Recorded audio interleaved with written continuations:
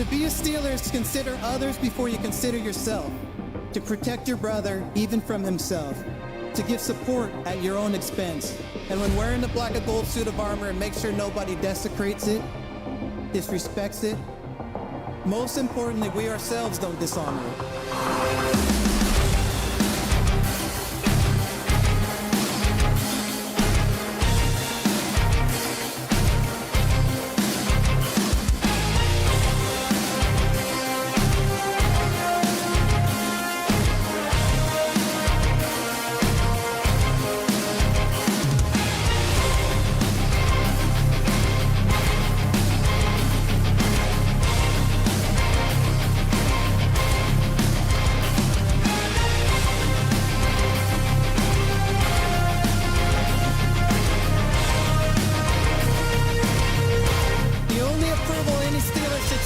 Is to earn the approval from previous legends who have donned the black and gold.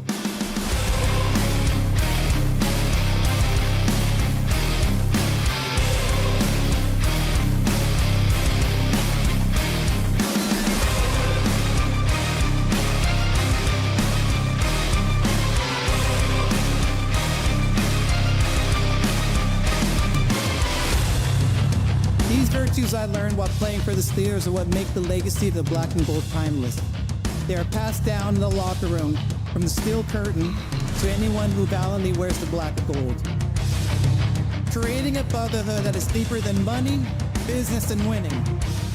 To be a Steelers, consider others before you consider yourself.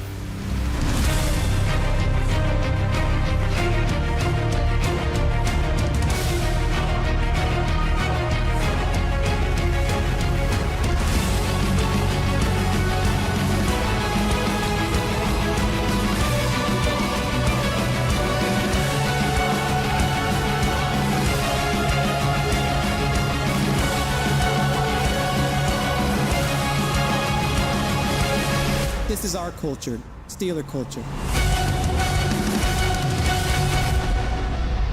Now, here are your hosts, Rob and Dan, the SteelTwins.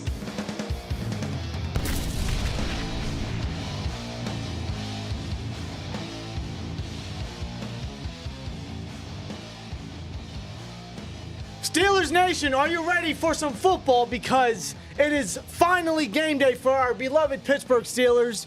This watch party is powered by BetUS Sportsbook and Casino, and we are live here for the Steelers and Broncos Week 2 matchup, and it is a revenge game, so to speak. Broncos country. Can I say it? No, he's not playing. I know he's not. But I wanted to say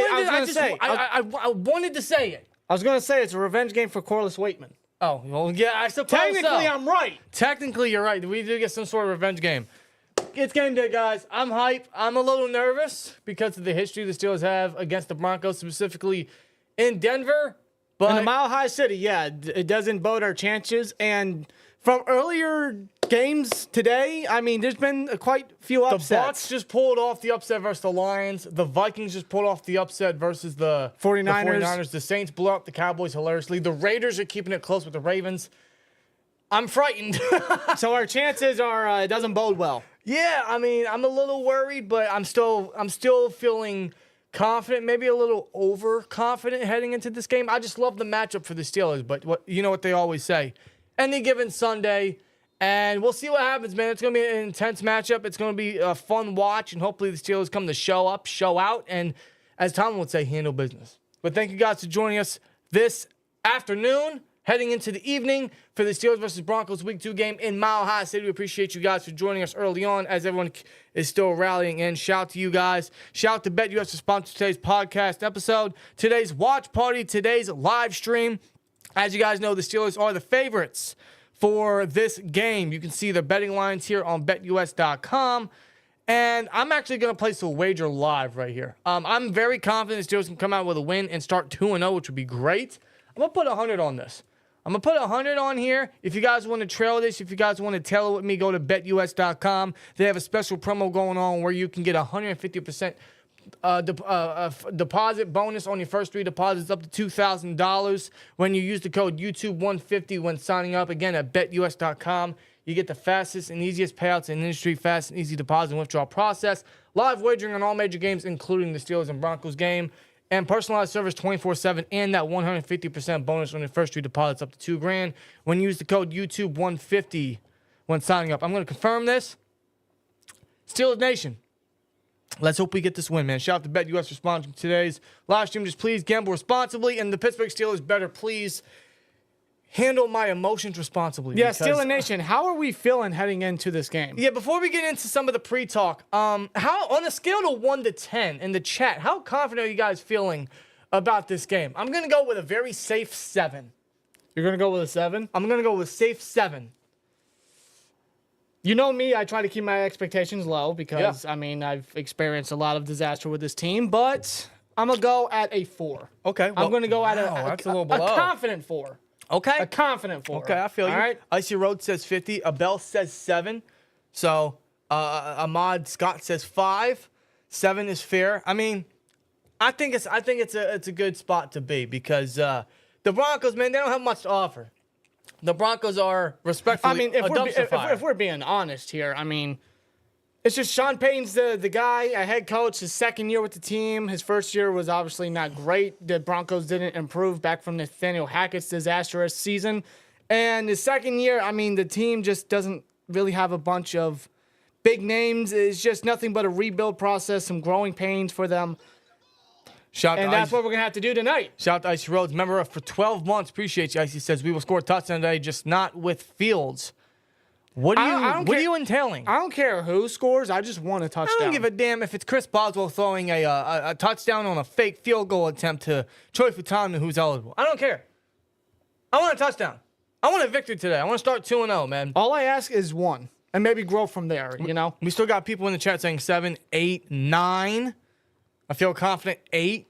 The only way we lose this game is that we beat ourselves. This should be a dominant win, says Electric Visuals. That's my thinking as well. I think this should be a very confident dub against the Broncos. It should be, but the Steelers always make it harder than it seems. Yes, this is Steelers football we're talking about. And it's something about, you know, being in Denver, the Mile High City, and Mike Tomlin going there. It's just his record recently hasn't been the best. I think the last 4 times the Steelers have played the Broncos in Denver, they have lost. Yeah. So that history it can't be on our side. That side of history can't be on our side. It can't be on the Broncos side. No, it can't. And I hope that's not the case. Because the Broncos, man, I mean, we're gonna look at some of the matchups right now. Obviously, you got the 1v1s, which is Pat Surtain versus George Pickens. Pickens is gonna have one of his toughest battles today against Surtain, who just got paid and was for a short amount of time the highest paid corner in the league. That's gonna be a tough matchup for Pickens. We'll see what he can do. He completely cooked AJ Terrell all last week. He should have had 100 yards, but Pickens, man, he's dominant. So it'll be interesting to see how they incorporate him or how he does against a corner like Pat Surtain. Joey Porter Jr. versus Cortland Sutton. Joey Porter Jr. is the definition of lockdown. 1 catch allowed for 7 yards to Drake London last week. Only 1 target. You hardly seen Drake London open. You hardly heard Drake London's name last week. And now he's got to go up against a guy like Cortland Sutton, who is really the only reliable receiver for Bo Nix. And he's not really a number 1 anymore at this stage of his career. So JPJ is going to have to lock him down and try to limit and avoid as many targets as possible for a Bo Nix. Bo Nix versus the Steelers defense. This is the matchup I am most favorable for. I mean, come on. Bo Nix, he doesn't throw the ball. In fact, when he does, it's not to any success when it's anywhere plus 10, 20 yards up in the air. He threw 2 interceptions last week. Should have thrown another 2 or 3. He turns the ball over. He makes bad mistakes. He's a rookie in a bad situation. It's a recipe for disaster today for Bo Nix against the Steelers defense that is coming off 3 turnovers last week. And could have had more. Should have had more. They could have had more. And it'll be interesting to see how they scheme against him, not only because he's more mobile. That'll be more of an asset that the defense is going to have to scheme against. But I anticipate maybe more blitz packages to try to trap him and slow him down, keep him in the pocket, and try to pressure him as much as possible. Just make him feel nervous out there, make him feel comfortable, especially the front 7 going up against the Broncos offensive line that they've invested a lot of money into.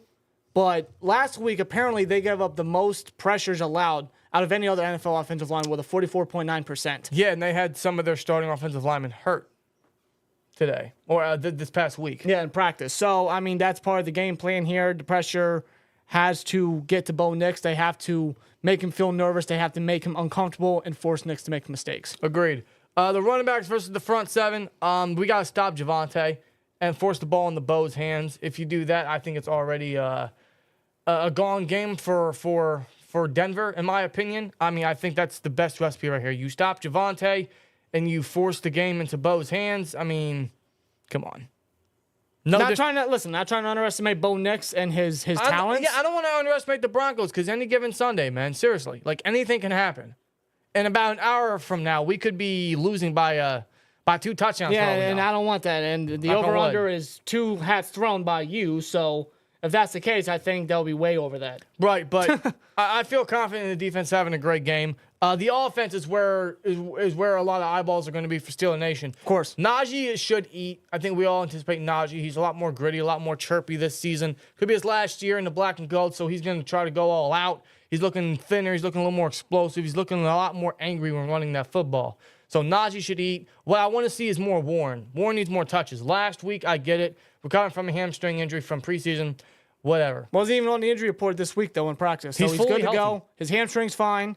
I get if you want to incorporate Patterson a little bit, the 3-headed monster at running back, that's fine. They're great talents. Just incorporate Warren a little bit more. Get Warren involved. Especially the Broncos' run defense wasn't so great last week against Seattle. They gave up 146 total rushing yards on the ground. Yes. So get Warren involved. Feed Najee. You know, Justin Fields, he's going to run the ball a lot today. He had 5 first downs with his legs last week. He's going to start again. Russell Wilson is downgraded again to the 3rd-string emergency quarterback, very similar to last week. Same role as last week. So Justin Fields will start again. I'm excited for that because last week he had himself a decent little game. He did what was necessary. 5 first downs with his legs. He made the throws that he had to. He hit Pickens 3 times in the deep area. 2 of them were actually completions. One of them was a completion that was taken back due to the refs. Yeah, so OPI apparently. But my question is, could we see more? Could we get more from the offense now? I would like to see that. What Fields did, stepping in, short notice, he did his job. He didn't force anything, didn't turn over the ball. He did very good. Now this week, they were preparing him to be the starting quarterback, so he's got a full week to prepare. Full first-team reps. And what he did last week was solid. I just want to see the same thing, just a little bit more. Yeah, so all I ask from Arthur Smith this week is cut the cuffs off. Let Fields cook. I get last week he admitted that he limited Justin Fields in where he threw the ball. He didn't scheme anything towards the middle of the field because of Jesse Bates. I get it. The Broncos, not as threatening. So let's start cooking. Let's start getting a little more aggressive. Let's start throwing the ball towards the middle of the field, get the tight ends involved. We know what Pickens can do, but he's going up against Surtain. So who can he get involved this week in order to build in the passing game where he can get guys involved? Maybe a Calvin Austin more. Maybe Van Jefferson. I thought Roman Wilson was going to play. He's not. He's inactive. No, he's inactive. Though he participated in practice, he was a full participant on Thursday, but Friday he was downgraded to limited. I don't know if he re-aggravated it. I didn't hear anything about that. I don't know if it's the Steelers being precautious with their stud rookie, who we have yet to see perform on the football field. Mm-hmm. It sucks not seeing Roman Wilson out there, but if they want to make sure that he's 100% when he finally is active, when he's finally out there, I can understand that. I can only hope that Van Jefferson steps up, Calvin Austin steps up, or they utilize more of the tight ends, middle of the field. More specifically, Freiermuth. Get Muth involved. Yeah. We got to feed the guys. We got to feed them. We paid them for a reason, right? Get him involved. I want to see what more we could bring to the offense because there were some of last year's funk still there last week. And by that, we mean specifically they couldn't get points off turnovers. They left points off the board. They couldn't finish drives. We got to clean those up. We got to get points on the board. We got to take advantage of what the defense gives you. And in that case, that's not just what the Steelers defense gives to the Steelers offense, but what the Broncos defense will give to the Steelers offense. Take advantage. Yeah, and whatever, last week may have been, whether it was Justin Fields just not prepped and fully prepared on short notice or it just being week 1, some players trying to get the rust off, whatever the excuse may be, it's whatever. That's last week. This week, I see no reason for them to not do what they need to do. I honestly think it was a lot more so getting him acclimated and confident in the system. Well, you got that. Mission accomplished. Now this week, I want to see more, man. Against the Broncos defense, it's a favorable matchup. I want to see more from the offense, man. Hopefully we get that, and hopefully we get a touchdown or two, dare I say. Okay? Can we give Boz a little bit of a reduced play time? The only time he should see time on the field is extra points, please. Yeah, that'd be great. That would be great. That'd be great. We all love Boz. We all know he's credible at kicking field goals, but I think 6 field goals is just enough for Boz for now. He got 2 weeks of work in one day last week. 3 hours. This man he overdid leg day because he also had to punt. Yeah, he did. Yes, he also did. had to punt. So, 3 keys to victory. I'll start with the offense, and I guess you'll take over the defense. That's fine. Go on ahead. So, with 3 keys to victory for the offense is clearly protect the football. They did that last week. That was a massive asset. Protect the football. Number 2 is run the ball, right? You know, I would say running the football is the key here because the Broncos' defense, their run defense is rough. You know, you still got Justin Fields as the starter. I'm not saying it's a bad starter. It's just one of those things like you still rely on Najee, still rely on Warren. That's what Arthur Smith relies on mostly. So feed them. Take advantage of what the offensive line did last week. They're going to build on that. Troy Fautanu might see some right tackle time. In fact, he might start. We'll talk about that a little bit later before we get on the kickoff. Yeah. But run the ball. That's gonna keep the defense off the field. That's going to continue to win time of possession. Another thing the offense did incredible last week. And take what the defense gives you. That's in relation to the Steelers defense and the Broncos defense. Without a doubt. Now, I would say obviously finish the drives just as much. Yes. They got to finish the drives. They got to get touchdowns on the board. You know, field goals is fine and dandy, but field goals can only win you games for so long. Right? It's not a winning formula. We gotta score. It's not. We gotta score. You got to Did the finish your Raiders drives win? with touchdowns. Did the Raiders win? I don't know if they won yet or not. The chat's going crazy about the Raiders. Did the Raiders win? They're up 26-23. Oh, with 27 seconds left. Oh, man. The Raiders may pull it off, guys. Hold on. Daniel Carlson's 4 for 4. Hold on. What? Did the Browns lose? I don't know. I don't know if they lost. Check ESPN.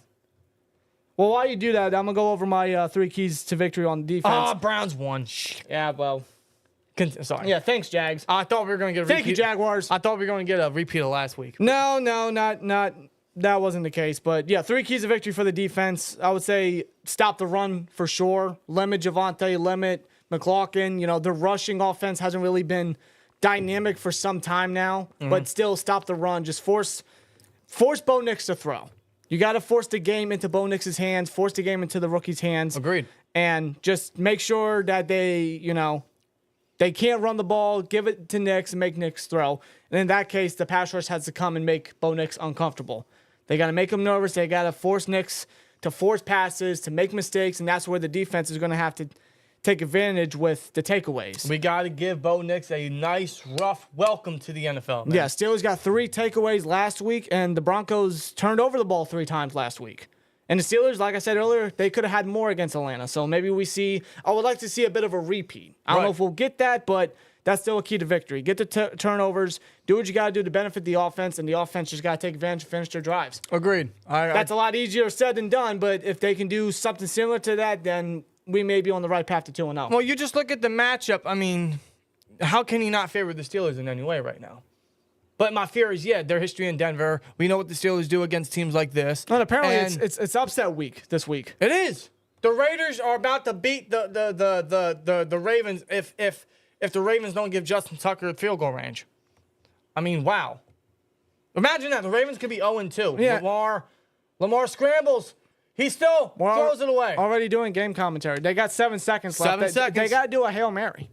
They have no choice. They have no choice. But Steelers Nation, what are you guys wearing today? What jersey are you guys sporting? Where are you guys hailing from? In fact, what's everyone's little good luck charm, their get up? Because last week I just kept replacing hats, hoping one would work.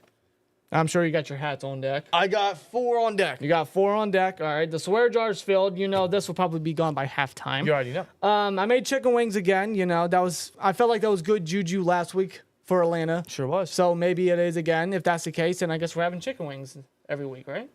I'm not saying no. Your chicken wings are fire. Yeah. I know how to cook. I know how to make chicken wings. I know you do. I know you do, man. Fire-ass chicken wings. I'm not swearing jarring that, by the way. No. But, people saying they got Big Ben on, a Bray Wyatt shirt. Respect that. 83 Heath Miller. Let's see. Minka, 75, Joe Green, George Pickens jersey. I love it. Your boy, absolutely. My custom jersey, Altoona, PA. You're all the way up Yo, in we got Val Altoona. Venus in the chat wearing a Big Ben. Val Venus. Yeah. Wow, that's awesome. Fields blew a 21-point lead last year against Denver wearing Fitzpatrick from Pittsburgh, PA. Now, Bewick, why you got to go say that? Come on, man. Why you got to go say that?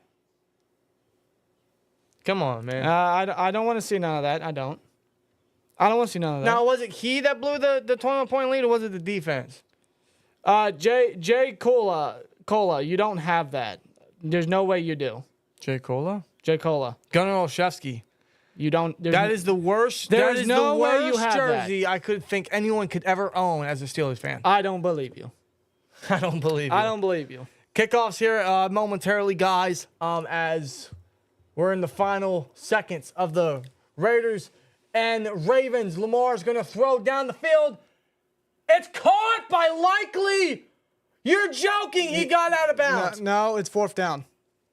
Or is it incomplete? It's fourth down. They ruled a fourth. Oh, now they got to go Hail Mary.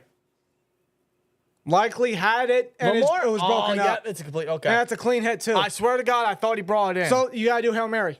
This is it. I'll give Lamar that. Lamar had a terrible passing game last week, but he put it on the money. It's just the defense made a great play. Well, he didn't put on the money with Andrews earlier in the game. He overthrew Andrews like hell. Listen, I know you're hurting about fantasy. Come on, listen, I don't want the Ravens to win, but like if a guy's wide open, how do you miss it? I'm hurting too. And did Baker Mayfield?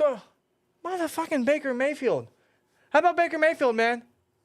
Unbelievable what Baker Mayfield did today. A lot of unbelievable stuff. And shout out to Abel, member for 16 months, says Roethlisberger back-to-back dubs. I wore my Justin Fields jersey last week. I'm wearing Watt today. I'm hoping Dante Moncrief. Come on. Visuals. Come on.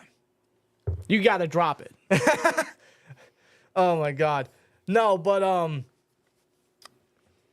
hoping Watt. I hope wearing the Watt jersey can bring some good energy. And seeing what Aiden Hutchinson did for the Lions today in a losing effort, I'm hoping Watt can kind of replicate that because he should have had three sacks last week. Maybe he'll get that same amount today. In fact, let me put a new poll in the chat. How many sacks does Watt get? Well, Aiden Hutchinson, I mean, he had, 5 last I checked? He had 5. 5 sacks, although they lost. Hutchinson was absolutely player of the game for Detroit. 5 sacks. Absolutely incredible. I mean, he's on path for Defensive Player of the Year for sure. Yeah, it's already week 2. Yeah. Where's the plus? I mean, Hutchinson's a beast. All right, start the poll. Oh, Lamar Jackson's just going to run it. No, they're going to do He's some tossing it back. Raiders won. Whoop! Raiders. It's not working.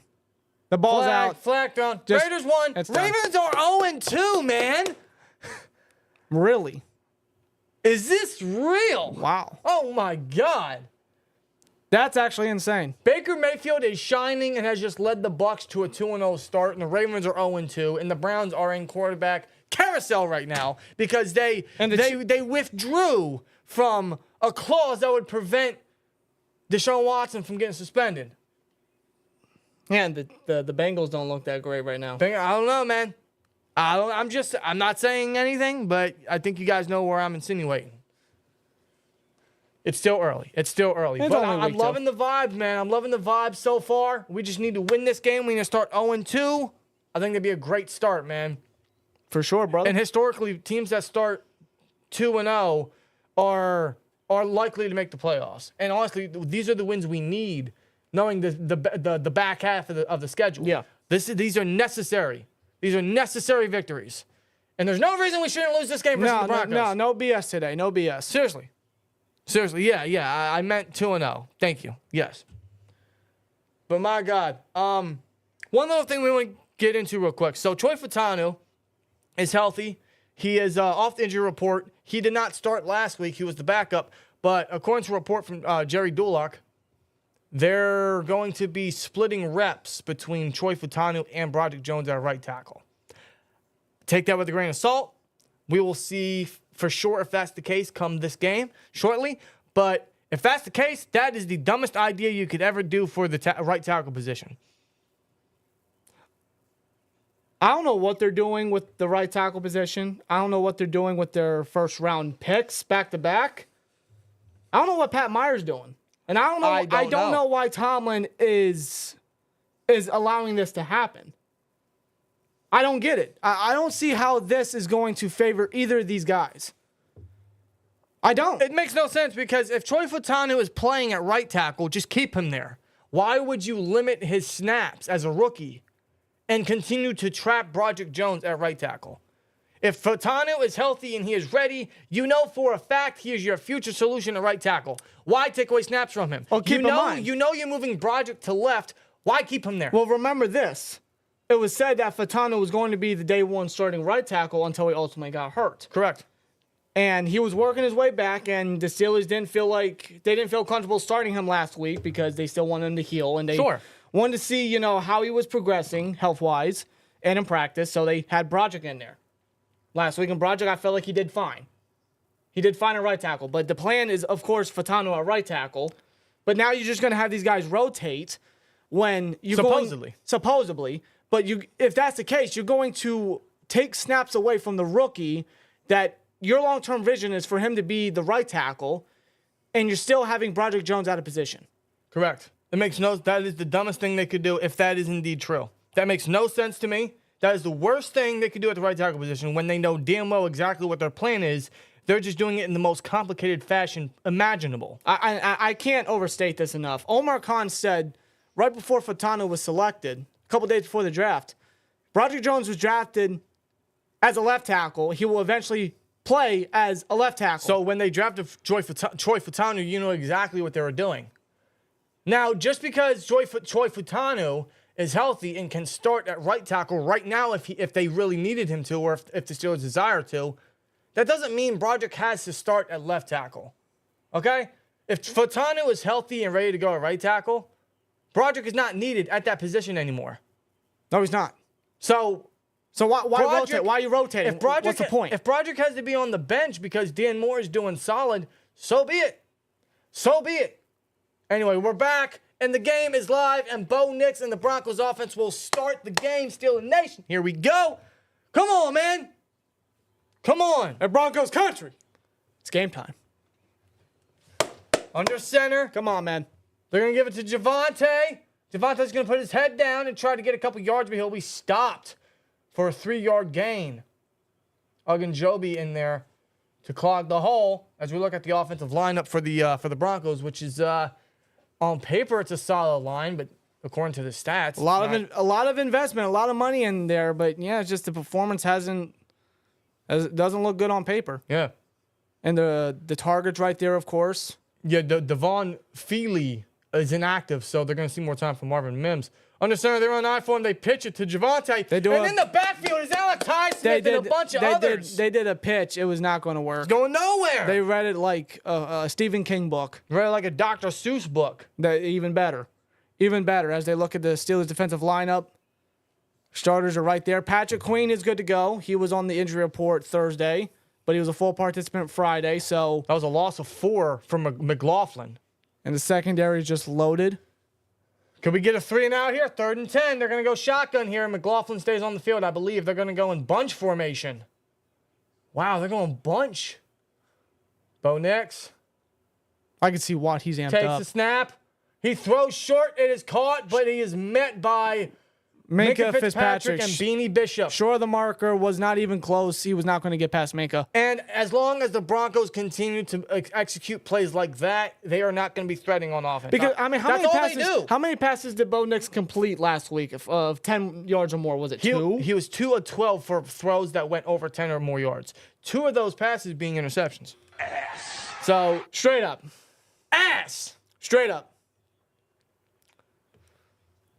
Yeah, it's not good. 3-and-out immediately, forced by the Steelers defense. You gotta love it. Here's the punt. And almost blocked. Yeah, it was close. But back to return. Down at the 10. He's got some room. No blockers, though. No. He'll get down at the 24-yard line. He was just by his lonesome back there. And here comes Justin Fields. That was very close to being blocked. Damn. Very close. That would have been a hell of a play. Yeah, Miles Killebrew was so close there, man. Like he's such a game changer at special teams. Yeah, Pro Bowler last year. Here comes Justin Fields, man. Steelers offense. Let's go. Come on, man. Yeah, 79.3 completion percentage, which is his third highest in his NFL career. That was last week. Wow. Can we see something similar? That's what happens when you throw the ball deep. That's his best asset, dude. Fields under They got center. a game plan with that. Yeah, Jefferson in motion. Yep. Najee in the backfield. They give it to Najee, and he goes nowhere. He just runs into a pile. Stops his line of scrimmage. Doesn't even get a yard there. No gain there. Not a single yard gain there. Look at the Steelers' offensive lineup. Spencer Anderson is still the starting left guard. He had a very good performance last week. And Troy Futanu is indeed the starting right tackle today. Yeah, Dan Moore's obviously starter at left tackle, but how about Zach Frazier, the starter at center? Dog. Absolute beast last week. Under center again. Motion from Michael Pruitt, who lines up as the fullback in I form. Oh, play fake. Yeah, they do Fields play action. checks it down to Najee. It was low pass. Low pass, and Najee turned around too slow. They read that play anyway. Randy Gregory breaks it up. 3rd and 10. Are we about to get another 3 and out? We only had one last week. I don't want to say. I'm so accustomed to saying another 3 and out when in reality they only had one last week, which is good. See, that's what the Steelers offense does you for years. Looking at the Broncos defensive lineup, Surtain's the only one that sticks out to me. And shotgun here. 8 of 17 on 3rd down conversions last week was the Steelers. Is that Warren in the backfield? That's a 3rd down back. That's Warren. Fields senses the pressure, steps up in the pocket. He's going to use his legs, and he'll be 2 yards shy. Yeah, he's short. He tried to run for it. It'll be a 4th and 2 situation. Saw no open targets down the field. It doesn't look like they're going to go for it initially. We'll see what happens here. But Futanu at right tackle. And who was that was getting past him? Is that Gregory? Number 0. Who's number 0? Call me a casual. Number 0 is Jonathan Cooper. Jonathan Cooper. Last week he did have 2 sacks. Well, guys, last week we had just 1 3 and out, and now we are already at a 3 and out. Well, the former Bronco, Corliss Waitman's getting ready to punt. He punts it. He's wearing number 8, by the way. Oh, God. That's a boomer. That's a boomer. That's a boomer. Down at the 12-yard line. We'll see where the ref spot it. Oh, he's going to spot it at the 15. It's inside. Yep. Inside the 20. That's a hell of a foot by Waitman. Still got it. We go to commercial as Bo Nix and the Broncos offense will come back onto the field. So 2 straight 3 and outs. This game is going to be incredibly defensive. I think we all anticipated that, at least early on into the game. Yeah, I still anticipated, throughout the game, but hopefully the offense can adjust. They can execute a bit better. I mean, well, what's the over-under? Isn't it like 36? You know more than me. Yes, 36. 36, okay. 36. Unbelievable. Let me see here. Yeah, Futanu right there, just letting Jonathan Cooper kind of get past him. Causing the pressure, causing Fields to get out the pocket there. Yeah. Futanu's first career start, it's going to be a bit of a bumpy road. He did get hurt. He didn't get as much playing time as I'm sure he would have liked, and the Steelers, of course, would have liked because, the Steelers, favor him a lot there. They see a lot of upside, as me and Dan do as well. Absolutely. It sucks he got hurt so early because those are necessary reps. Let me see. Let me get this up here. You working on something? Yeah. Checking the settings on the stream here, making sure everything's good to go. Everything's fine so far. Making sure the bit rate's good, good connection. We're all good to go, man.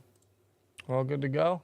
And we currently got over 500 users in here. Appreciate it. 76 likes. 500. Can we get 100 likes, man? Can we ask for 100 likes? I don't think that's too much to ask for. I don't like the play calling. I mean, I understand it. It's early. I'll give it that. It's early. I mean, I would appreciate a hot start, but I'm going to try to be as positive as I can today, okay? I think Marvin Harrison Jr. just got a 60-yard touchdown against L.A. Wow. Yeah. Just like his damn daddy. Swear to her. First one of the stream, guys. That was actually his second touchdown of the game. Huh? That was his second. He actually got one already? earlier. He actually got one earlier. I'm seeing that right now. Yep. Arizona's winning right now. Already? Yes, sir. Kyler got a new favorite target. It's not hard to see why. Yeah, too bad he missed them towards the end of the game last week. Well, that's, he's small. You know what I mean? Damian Lillard. Who?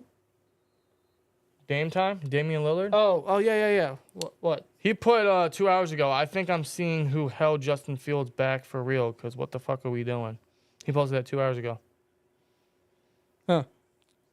Well, we're back from commercial anyway at the 15. Bo Nix in the shotgun. He's going to take the snap, throws, chucks it down. Highsmith is easily there to stop him for a gain of 6. Yep.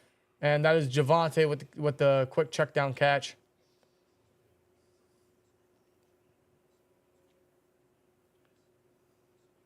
I don't know who those announcers are. Not familiar with them. 2nd and 4, though. Just wait till Brady calls a game for us.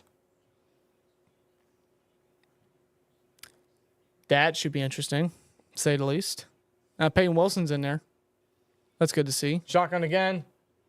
Javonte stays in the backfield. They hand it to him, and he stopped after a gain of 1, maybe 2. They wrap him up by the legs. I think Queen was in there late, but I think Elliott got into him earlier. Just stopping the run there, 3rd and 2. 3rd and 2 here. Now, I would imagine they may run it here, though McLaughlin's coming off the field. What are you guys watching the game? It's local. It's local here on CBS, thankfully. I mean, I have Sunday ticket in case it wasn't, but it's here locally. Broncos 3rd down conversions last week at Seattle. 3rd and short, they were 3 for 5. 3rd and mid was 0 and 4. 3rd and long was 2 and 9. Not good. Take advantage, man.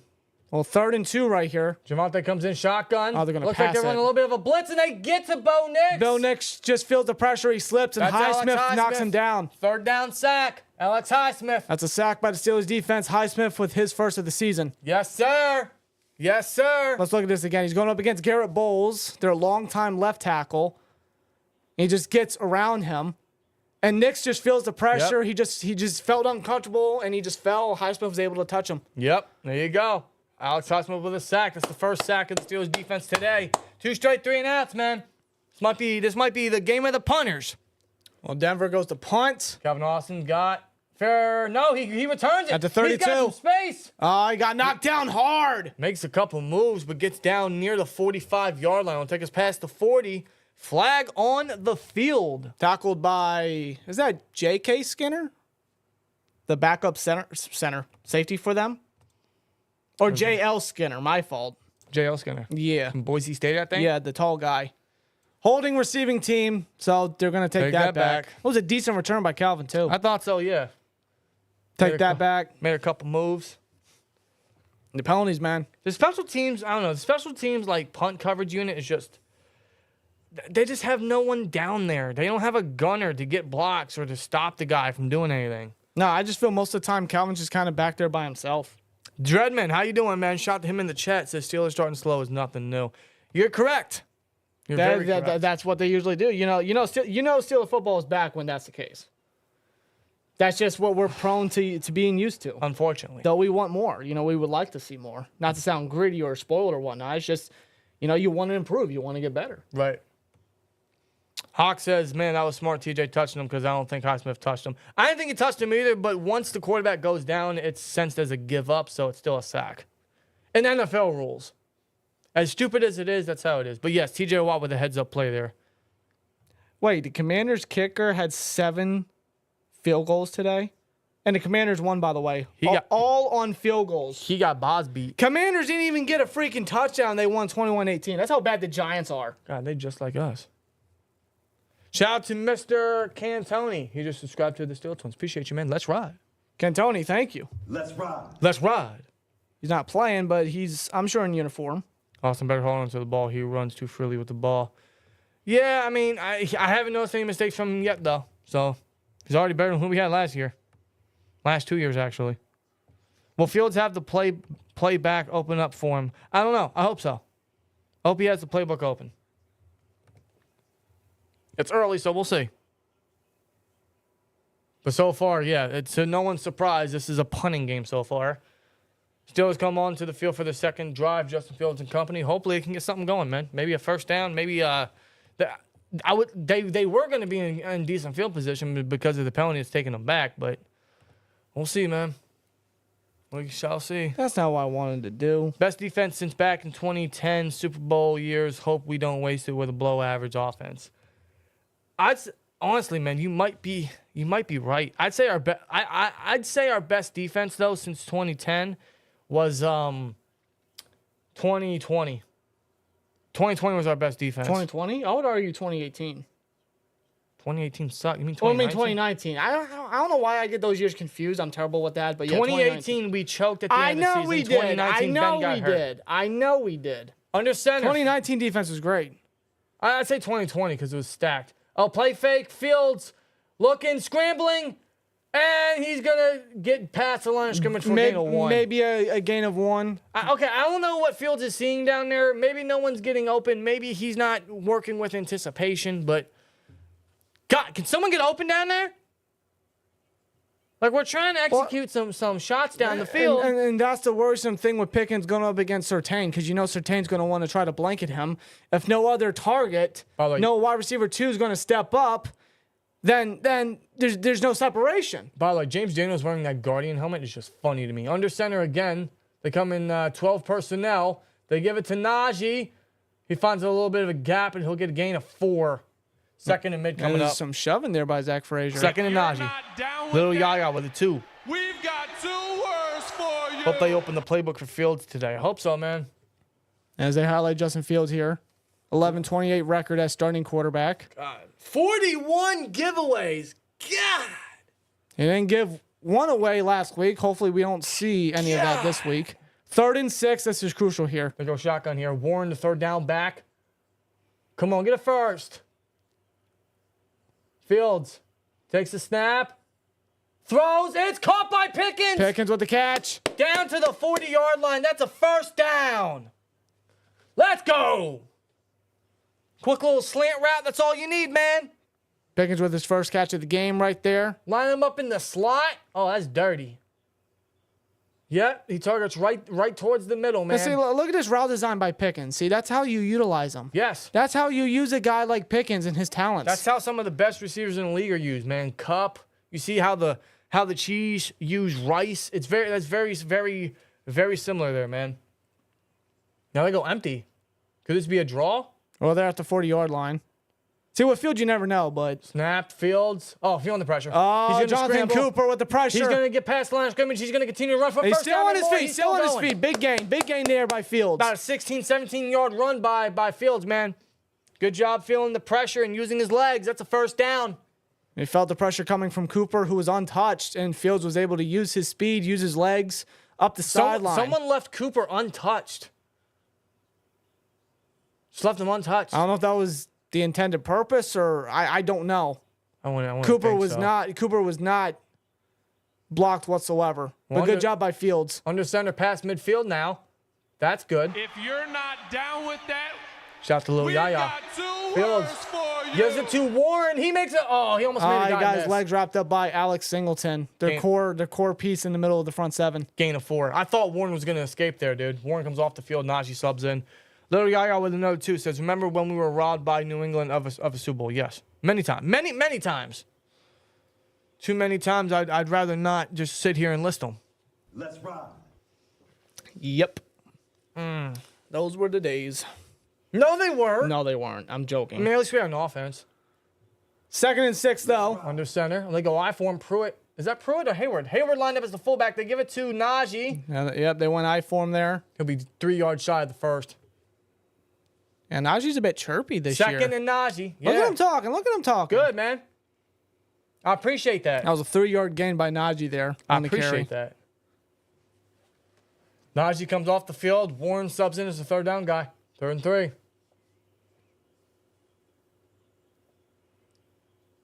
It's a solid little drive, man. I don't want it to end. No. They're in field goal range, but I think we saw enough of that. Shotgun. See if they can convert Oh, here. he That's jumps. offside. That's offside. Oh, that's neutral zone infraction. That's the Steelers' first down. Unless the Steelers jumped first. I didn't see anybody move. I seen Denver move. That might be neutral zone infraction. The refs are talking about it. Let me turn the volume up. I think they fell for the Hard count. Yeah. They're still discussing it. Alrighty.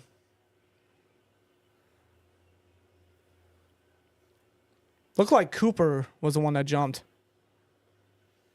Yep, first down. Neutral zone infraction. That's a first down. Easy first down, man. Yeah, that's something I want them to incorporate more often is those hard counts. Yeah, Cooper bit on that one. Like in situations like that, like where you can force a penalty and get an easy first down, it's just, it's so basic, it's so simple, but it's effective if you can get them to jump. First down, man. All right. Hey, this is a good drive. 1st and 10 now, of course. Under center, Najee in the backfield. I think it's Najee. Well, now they got Randy Gregory substituting for Cooper. But they're going to run So with that's Warren. They give it to Warren. Warren's wrapped up. Gonna gain a 3. Yo, you see Frazier, man? Yeah, Frazier. He's not playing around. No, he's not. Frazier, man, put 57 on the ground. He's putting a lot of these people on the ground. He's letting these people know. Highest rush percentage in the NFL last week, which was Pittsburgh, 62.1%. Say highlight Arthur Smith there.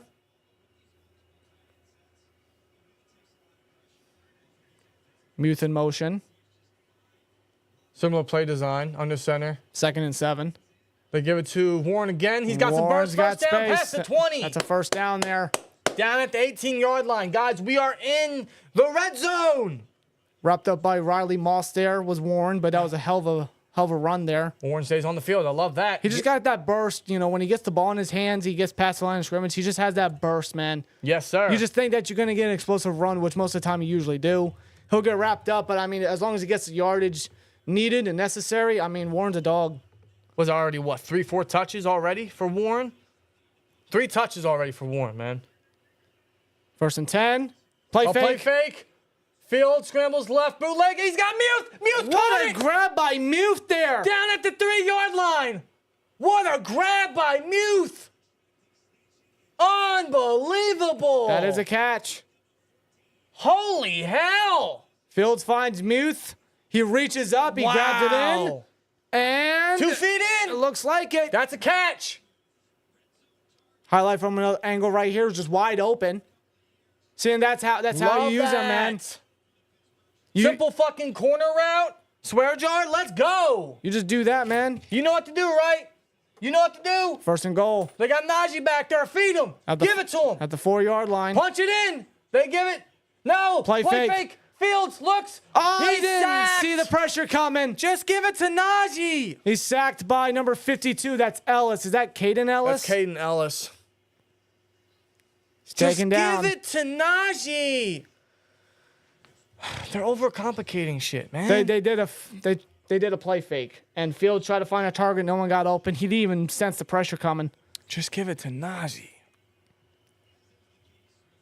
Who gave up that sack anyway? Dude, he didn't even see him coming.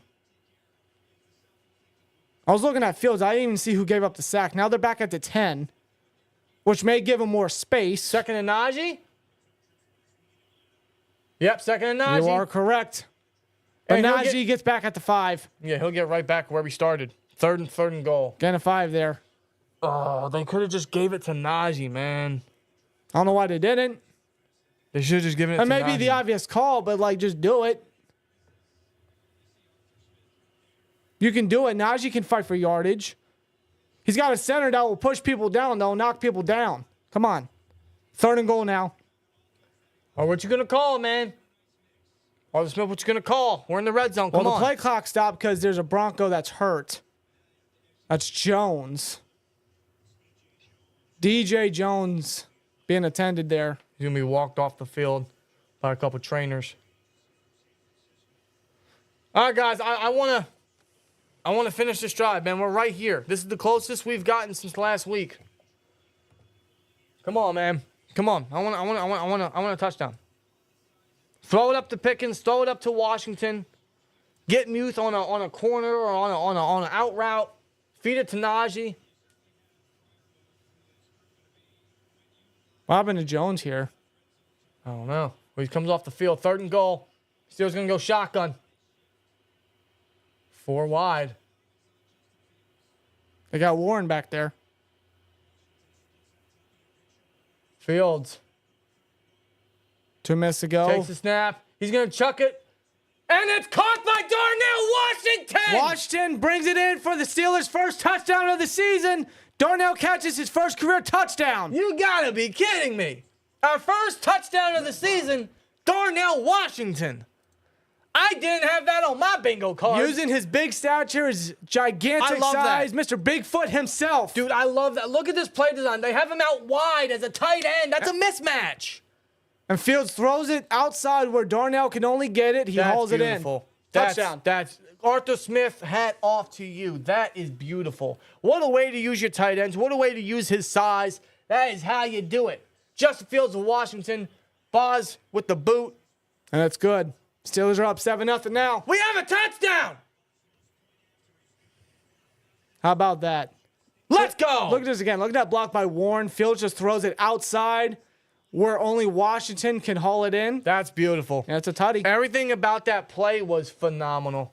I love that. That drive was very good, too. That was a very productive drive. They finished their drives. Good shit.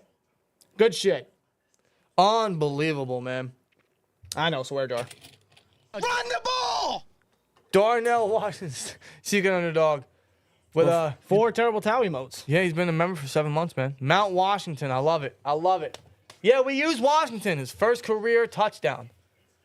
Icy Rhodes, how about that? We've got 2 words for you. Mount Washington, $4.99 from Icy Rhodes. Glad to be proven wrong. Thanks, Fields. I love it. Let's go. And that is also Justin Fields' first career passing touchdown as a Pittsburgh Steeler. That's unbelievable. Yeah, right. That's what a drive. Can we talk about that drive for a second? As we talk about as the commercials here, let's talk about that drive, man. They're able to get first downs. They moved the chains. How long did they have that ball? They had at least, 7 minutes? 7 minutes and 34 seconds. There we go. What a drive. Talk about time of possession, controlling the clock, controlling the game. Just a balanced offense there. Running effectively. Wow. And to end with a touchdown there, boom. And the way they executed that touchdown, man, I love that. They put Washington out wide. He uses his tight ends in the red zone. Is this real life? I mean, dude, like Washington is 6'8". I mean, why would you not utilize that? You absolutely utilize that, and that's what Smith did.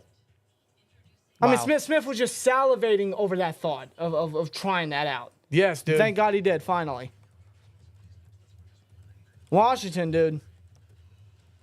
Underrated dog, underrated pass catcher. Who would have thought that Darnell Washington would have scored the first touchdown for the season? I didn't care who got it as long as we did. Hell yeah, brother. Excellent play design, man. Let's go. Let's go, man. I'm feeling good about that. And the defense, as long as they keep it up, that's how we want it, man. Oh, why you gotta highlight that? I'm not looking at the TV right now. Oh, I just did. Yeah, the Broncos suck so much, you gotta highlight that to make them feel better. Only for them to get blown out the next week. So the Steelers had a 3-and-out, and then they responded with a touchdown. 7 minutes and 34 seconds off the clock right there, bro. What a drive. First downs with Najee, first downs with Fields, first downs with Warren. You finish it off with Washington on 3rd and goal. Love it. That's excellent stuff right there. No complaints from me. So far, so good. Let's keep it up. Let's keep it up. He's still doing movies? Yes, he's still doing movies. Stallone. If you're not down with that, That's a beast. Wow, Shaq Harris for the 1999 says, finally, I still would rather Russ, but I'll take it. Offense looking good. Glad we got rid of Canada and Kenny Trash Pickens. Well, hold on real quick. Bo Nix. Feeling the pressure. He throws short, caught, 2 yards. Won't go nowhere. And so far, that's all Nix has done. That's all he does. He's Kenny Pickett 2.0. He checks it down, checks it down, checks it down. He doesn't throw it. Warren over Harris all day, 24-10. I'm calling it. Love the show. Keep it up. Down, change your hat. I ain't got to change my hat yet. No, Steelers ain't doing nothing bad yet. No. I ain't got to change my hat yet. We're doing good so far. Honestly, man, if Fields keeps doing this, I'm not going back to Russ. Shotgun, Nix. Chucks it down behind the line of scrimmage. And they had good blocking, and they a couple missed tackles, but he's still 2 yards shy. Number 84 with the grab. That would be... Not Antonio Brown. No. No, that's not Antonio Brown. That is, who is 84? Was that... Honestly, I couldn't tell you who. I'm sorry. Was that Lil Jordan Humphrey? I think it was. Is he still playing? Lil Jordan Humphrey. Lil Jordan? Yep. Anyway, 3rd and 3. Could we get another 3 and out here? They've already had 2 straight. Shotgun again. Not even a first down yet, but it's 3rd and 3. Motion from Javonte. I hope I didn't just jinx us. Nix, they rush 4. He throws. It's caught by Javonte, first down. I jinxed us. But tackled down by Patrick Queen. Good tackle there. 44-yard line. They are still on. Yeah, Javonte, you can point all you want. I mean, like, come on, shut up. All right, well, that's the first down for the Broncos all game. It took them until 40 seconds left in the first quarter to do it. How about Peyton Wilson seeing some 3rd down time alongside Queen? That's good to see. I mean, that's the vision. Danielle, appreciate you. And to the scammer in the chat. Get out! Under center. 1st and 10. Are they going to snap the ball before? No, they won't. That's the end of the first quarter, guys. What a first quarter! Steelers up 7-0. Very defensive heavy from the Steelers, and what a touchdown drive we just had, man. Yeah. So far, Fields is 3 of 4, 32 yards with the touchdown to Darnell. Yeah, buddy. And Highsmith does have the lone sack so far. Defense is stopping the run pretty well. Just got to get to Bo Nix still. Still got to stop the run. Maybe some turnovers this quarter. Right. Coming up. That'd be nice. Yes, Dan, I just seen the tweet. I prayed for this and it happened. Yes. Yes. I prayed for this and it happened. We got a touchdown. How about that, man? Yeah, brother. Where is Broderick Jones? He's on the bench. Troy Fautanu starting. There are reports that they're going to be flipping Fautanu and Broderick. They're going to be swapping reps at right tackle. I mean, I've seen a lot of Fautanu in there. I don't know if... I haven't seen Broderick yet. I may have missed him if he was in there. But, I mean, I just don't get the point of rotating them. I don't. No, like just keep one guy there, and that one guy is going to be Troy Fautanu because Broderick's supposed to move over to the left. If Broderick has to sit on the bench while Dan Moore does what he has to, fine. That just means that Broderick is going to be able to sit and learn the left tackle position because he's been stuck at right for a fucking year and a half. Which ultimately, you know, because of his development, and I find their development of Broderick to be poor. I'm not in favor of what they've been doing with Broderick Jones. They have to keep him and let him stay at left tackle. But right now, Dan Moore has been looking pretty solid. He hasn't really given anything up yet. He looked great last week. And if he continues that, then, yeah, you got to go with the better left tackle, which right now is Dan Moore. Yeah. Now, I don't know how long that's going to be because the thing about Dan Moore is his inconsistency issues. He'll have a good game here and there, but that's rarely a thing with Dan Moore. Right. He's very inconsistent with his game. Could he be more consistent this season? Maybe. Maybe, I don't know. His 4th year, but if he's playing good, why bench him? But that doesn't mean Broderick's a bust. That doesn't mean Broderick isn't going to be a long-term starter. That is still the vision. No. Dan Moore isn't going to be the long-term starter. No, and if Dan Moore eventually possibly stinks up the joint, then yeah, you put Broderick in there. You put your first-round tackle last year in there, and then your long-term vision is finally there. Yes. Right? So I don't know why you got to rotate with your first two, your first-round tackles in back-to-back years at the right side. Dude, it's as simple as this. If Fautanu is healthy and playing right tackle, keep him there. Then that means Broderick isn't needed there no more. So move Broderick over to the left. If he has to sit on the bench for a game or two, fine. And shout out to Norm Brown. He just joined the FCN. Appreciate you, Norm. Thanks, Norm. Trade Moore for a solid receiver? I would. I think the way he's playing, we could increase his draft capital. They give it to... That's Javonte. He's going to fight his way for a gain of 4 or 5 on the ground. And he's tackled down there by Keanu Benton. But yeah, I think, the way he's playing, we could improve his, it would improve his trade value. The only problem is the Steelers have no backup tackles. So and that's their fault. So it is. That's their fault because they're relying on Broderick to be the freaking backup. So I don't even think that Dan Moore being traded is an option because they have nobody. Again, that's the Steelers' fault. They didn't go out and find better tackle depth, which is why Broderick is still at right. We could have just avoided all this. But no, the Steelers tried to do stuff the hard way. 2nd and 6 from the shotgun. Bo, he throws deep. And it's too high. It's overthrown, intended for Greg Dolch. Yeah, their tight end. Their second or third year tight end. I'm pretty sure it's his third year tight end, but he overthrew Dolch on the sideline. 3rd and 6 coming up. And he tried to go for an aggressive pass there. And he was open to a degree for some time. He just overthrew it. Just not able to Bo Nix hit it on the marker. He can't throw the ball down the field, bro. He can't. Let's ride. Well, 3rd and 6 now. Steelers look to stop Nix here. Shotgun again. Javonte in the backfield. Snap. Bo Nix throws. And that's broken up there by JPJ. JPJ. Incomplete. I think intended for Josh Reynolds, number 11, I believe. Yeah, the number 2 receiver. And JPJ was just on him like glue. Yeah, it was right past the line of gain there. JPJ, man, just get that hand in there. The ball was low, but you got the hand in there. Incomplete. Lockdown. That's what JPJ is, man. Punt that ball. Can't get past him. Punt that ball. Punt that ball. Dixon with the punt. It's high. And it is a deep punt. And that's going to be oh my God. It's down at the 1 yard line. Unbelievable coverage. That was pretty good special teams coverage. That was great. You can't get any more perfect than that. Wow. Unbelievable coverage by the Broncos special teams, man. Steelers offense will be in quite a predicament there. They're going to have to go 99 yards if they want to get back-to-back scoring drives. That is damn good special teams coverage there. Damn. Unbelievable. You can ask for a better thing there. So now I know what the 2 best Broncos players are. Pat Surtain and their punter. There you go. There you go. There you go, yeah. Yeah, I want to look at this touchdown here by Darnell. Because they ran 4 wide. Bro, you like zooming in. Okay. Bro, don't you have contacts on? Yes.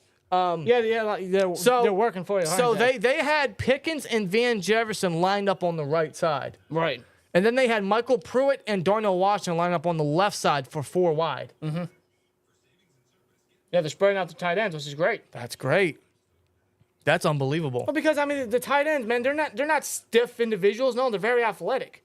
They're big body guys that move pretty quick and they're very athletic. And they use the tight ends in the red zone, man. You spread them out, you get them out there. I mean, they can work in that type of style. That is one hell of a concept. What a play design, man. I'm out of orange soda, and I love orange soda, so I'll be right back. Danielle, you're on point. All these spammers in the chat, man. Get them out, Danielle. Norm Brown says, all I can say is my day is going great because the Ratbirds are 0-2 and Cryball is in locker room sitting in his office figuring out how he can cheat, LOL. Yeah, he thought that he could just handle his brother's sloppy seconds. No, that's not how it works in the NFL, man. The Raiders won up. They beat the worst Harbaugh. Yep. Love to see it.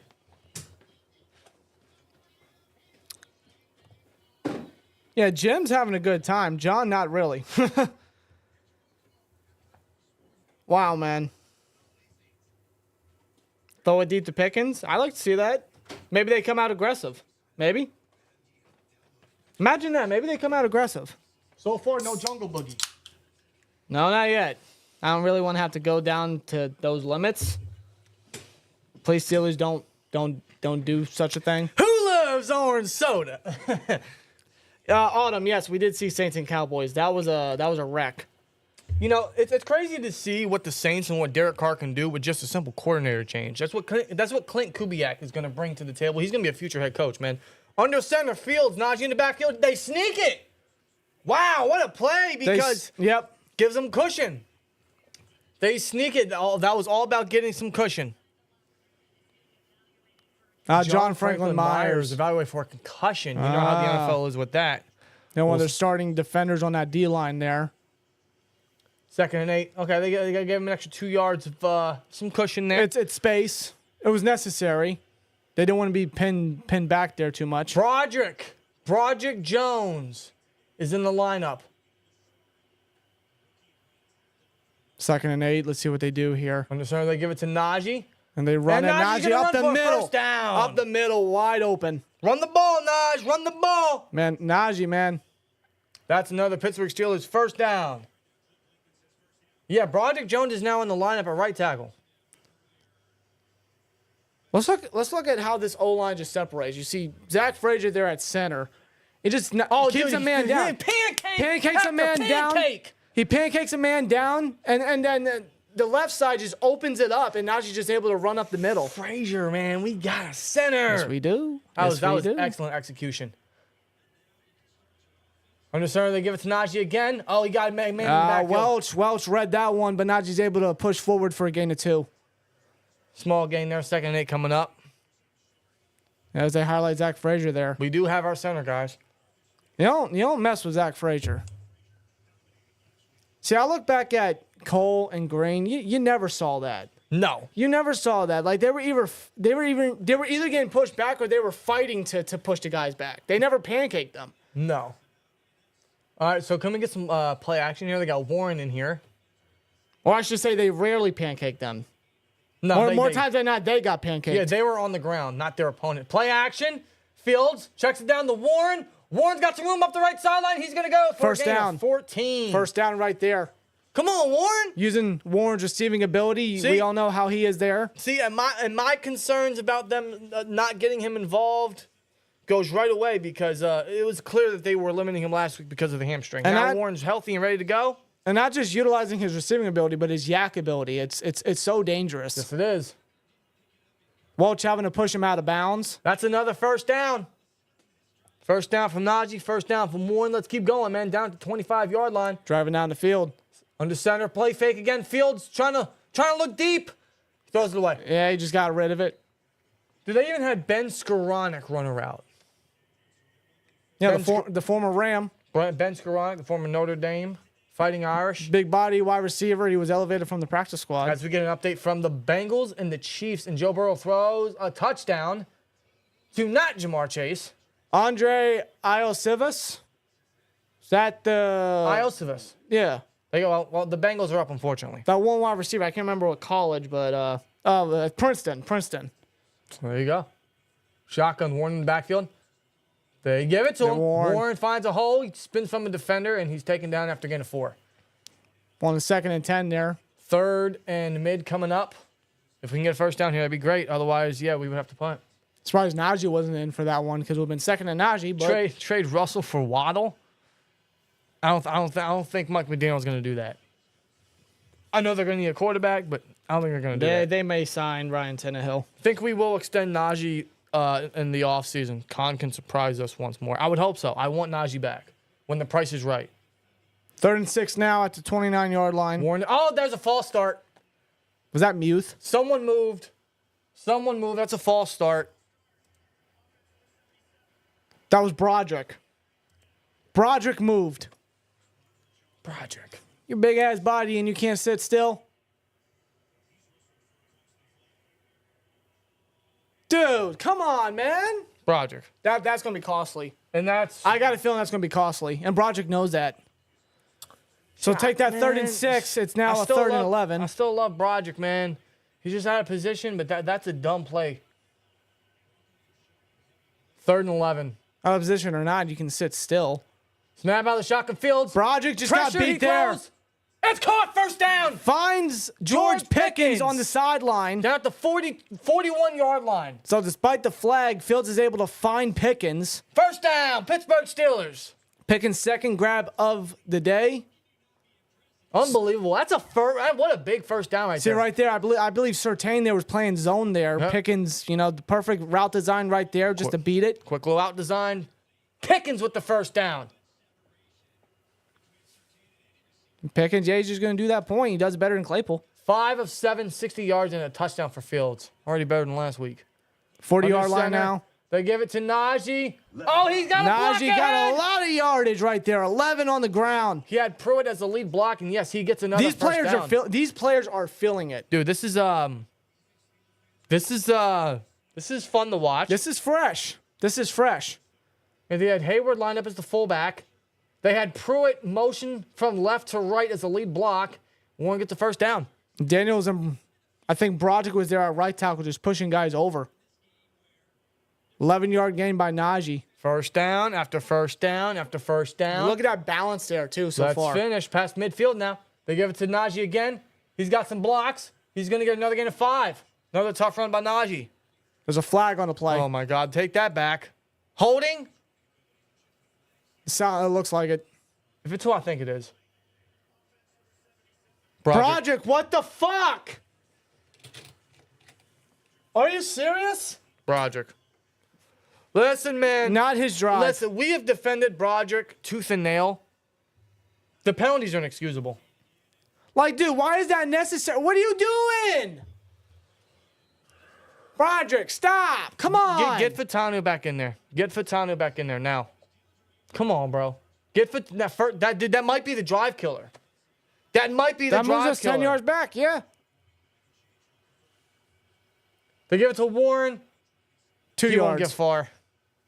That's going to be a 2nd and long. 2nd and 18 coming up. Jonah Ellis with the tackle. We said Caden Ellis earlier. It's Jonah Ellis. Oh, Jonah. Jonah. Sorry. Vance Joseph, the Broncos defensive coordinator. It's his 4th year as their defensive coordinator. He's been there for a while. Trying to scheme something up, but 2nd and 18. Fields goes. Oh, scrambles. Out of pocket. Jonah Cooper. For another flag. He goes deep. Oh, he got him. What a grab. He got Pickens. He got Pickens. What's the flag? Not again. Not again. What's the marker there? Pat Surtain was in coverage to Pickens. Pickens able to make a grab. What is it? Broderick Jones! Fuck! Broderick, no! There's one. All right, I'm serious. I'm serious. I'm sorry. What the fuck? He gets pushed back. Of course he's getting pushed back. You a big ass fucking bully. Went to fucking Georgia. And you getting pushed back. And takes away another great throw by Fields. A great grab by Pickens, which would have gotten his 1st and goal. It's now 2nd and 28. And now Broderick is on the sideline. That's 3 penalties on this drive. 3. Get Fatano in there. 2nd and 28. He has completely killed this drive. Single-handedly. We were down at the fucking 5. He didn't even have to do that. Fields can escape pressure. He checks it down to Najee. Dude, he didn't even have to do that. Fields can escape pressure. You gotta be kidding me. He didn't have to do that. That was so unavoided.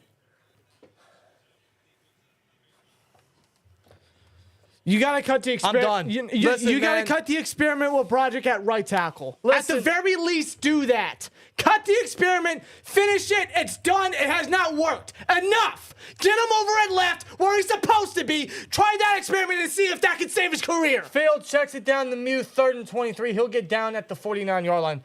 What a waste of a fucking drive thanks to Broderick Jones.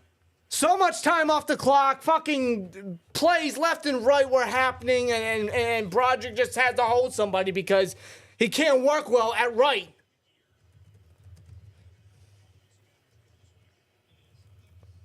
I don't want to see him for the rest of the game. I don't.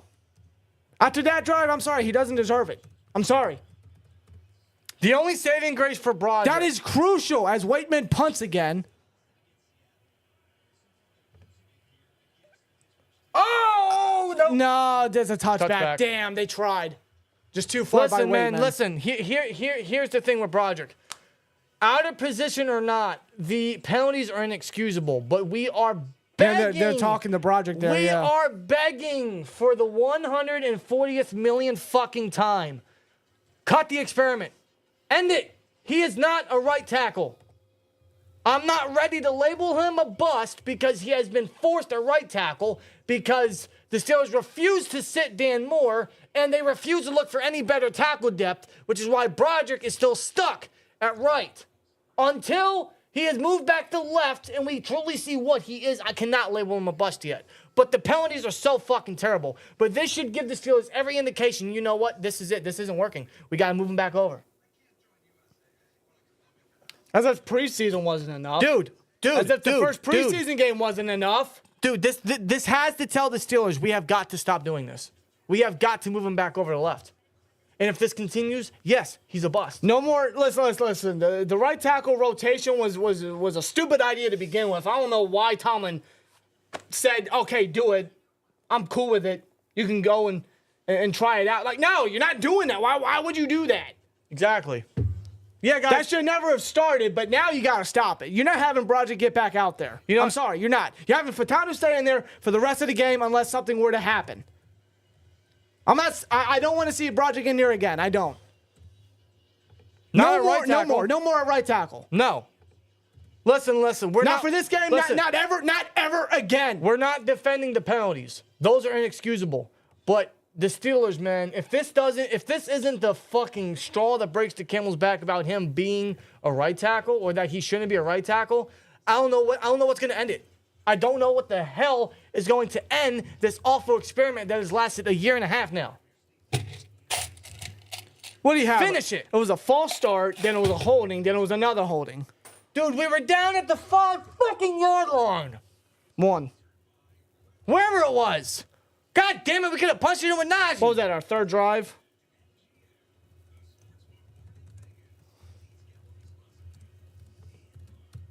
Dude, you took that play from him. You took that fucking play from him. From both Fields and Pickens. Listen, man. I blame coaching. I blame Tomlin for Broderick's poor management, for his misdeveloped tackle skills. But, dude, that hurts. How big of a gain was that anyway? What was that, like 40-some yards? Maybe more? That would put him down at the 5 exact. I'm rewatching the play right now. They go empty, does Bo Nix. Bo Nix throws short again because that's all he fucking does. Now Alex Highsmith wraps him up, swear jar. I'm going to put just 3 coins in here just for the hell of it. Broderick got me so fucking pissed. He got me so fucking heated. No, because the offense was hot. They were getting first downs. Bro, you seen Pickens pointing, you see Najee pointing like they were getting a groove on. They were feeling good. Well, Patrick Mahomes goes deep. Oh, of course he does. For Rashee Rice touchdown. The speedster he is.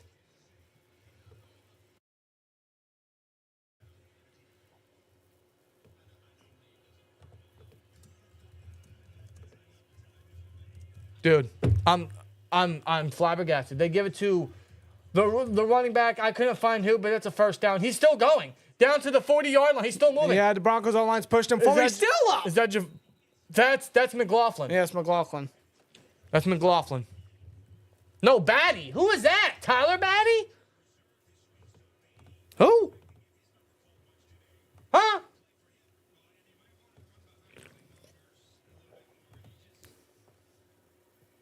Tyler Batty. Who? Tyler Batty. I never heard of him before. But okay, he got a big run there. Good for Denver, I guess. Not good for us. Empty. 40-yard line. The false start. Whistle blown. Another flag. What? Timeout? What? Let's ride. Neutral zone infraction. Alex on Highsmith. I thought I saw him move, but I thought he was switching his position. All right, don't start your shit now. Don't start. Danimal Sin, PGH, ILM for subscribing. Thank you. Danimal Sin. Shout out to Caustic Messiah, too. Appreciate you both. 1st and 5. See, now the penalties are starting to hurt us from both sides. Yeah, don't start. Don't start this shit. We had a hell of a start. 1st and 5. They're at the 45. They're almost midfield. Nix is empty. They go empty with Nix. He's scrambling. Pressure up the middle. He throws it away. Yes, he does. I think that pressure, it was up the middle. That was from Montravius Adams. Dude, he had a sack last week and continued pressure from him, man. Shout to him. He's a hard worker. He's been with the team since, I want to say 2019. I am so done with... Or was it 2020? Dude. What upsets me the most about Broderick is the penalties are just stupid. But that one specifically, like, you didn't have to do that. No. It's not like he was going to catch Fields. That play could have still existed. And now it'll just be in the abyss of what ifs. Timeout called by Denver. I'm not going to lie to you guys, man. That kind of drained me. 5:15 left in this quarter, this half. That really drained me, man. Run the ball! Shout out to Daniel Kurtz. Came an STM member. Appreciate you, Dan. Dan Moore's better than Jones. Right now, yes. Yes. No lies detected. Until Dan Moore starts playing bad, Dan Moore should still play. Broderick needs to be on the bench. End this right tackle experiment. Put him at left and keep him on the bench until he is ready, until Dan Moore is hurt, or Dan Moore is just doing Dan Moore things. Keep Broderick on the bench. Fatanu is healthy. Fatanu is ready. Don't limit rookie snaps when you know he is the future at that position specifically. And when you know why the fuck? When you know not only the rotation, but the experiment of Broderick got right is just failed. Just why? Why keep him there? You know Fatanu's healthy. You know he starts. You know he's there. Why limit the rookie snaps and why keep Broderick? It just makes no sense to me. It is the worst logic I could think of. Just move Broderick over and have him remain. I don't know how many times we have to say it. It doesn't. It's not It's not rocket science, dude. It's all right. It's not a bad thing for him to be benched. It's not.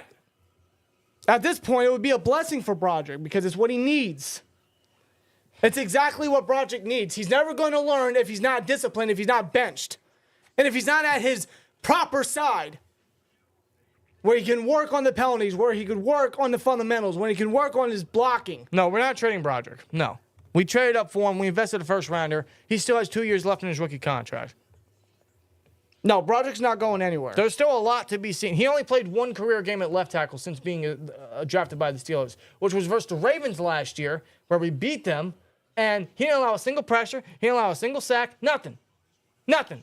The only reason he played that game is because Dan Moore was hurt. Yeah. I remember that game vividly. Broderick was fantastic.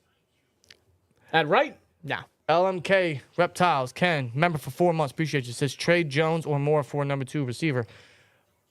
I would trade Moore. I think because of how good he's playing, it could increase his trade value. The problem is they have no other tackles. No, they don't. Who's your backup tackle? Spencer Anderson? He's starting at left guard.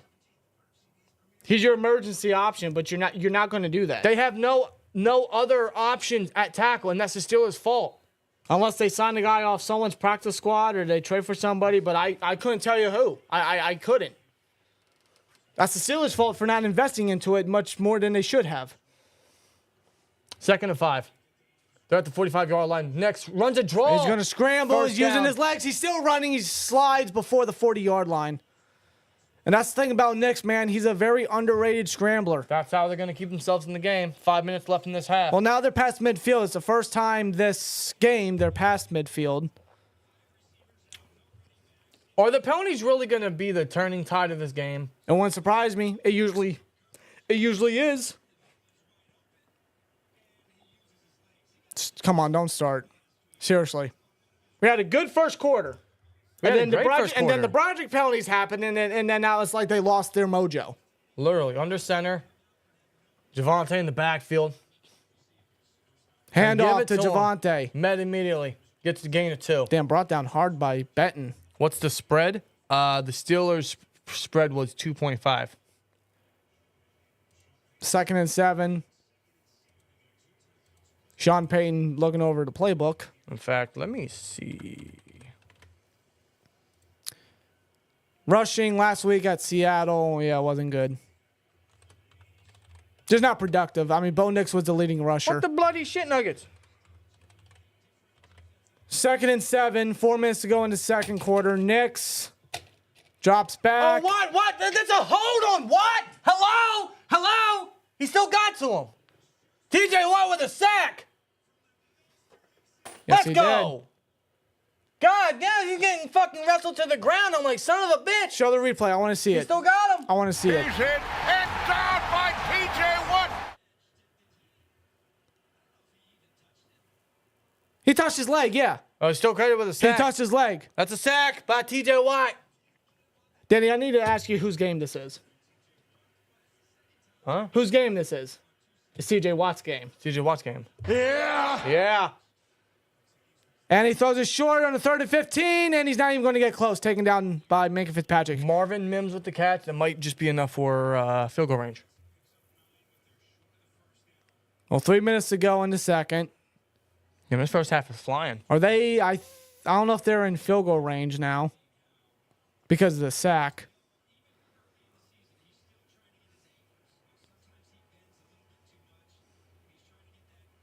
I mean, what with the sack there? I mean, was it McGlinchey at right tackle? He was pretty much hugging him. That's what I'm saying. McGlinchey's a big body guy. He's like 6'8" or something. And you just can't limit Watt. But he was practically hugging him Yeah, I from was behind. like, hold the phone. Like, But Watt's able to get a hand on his foot, and next man, he just falls.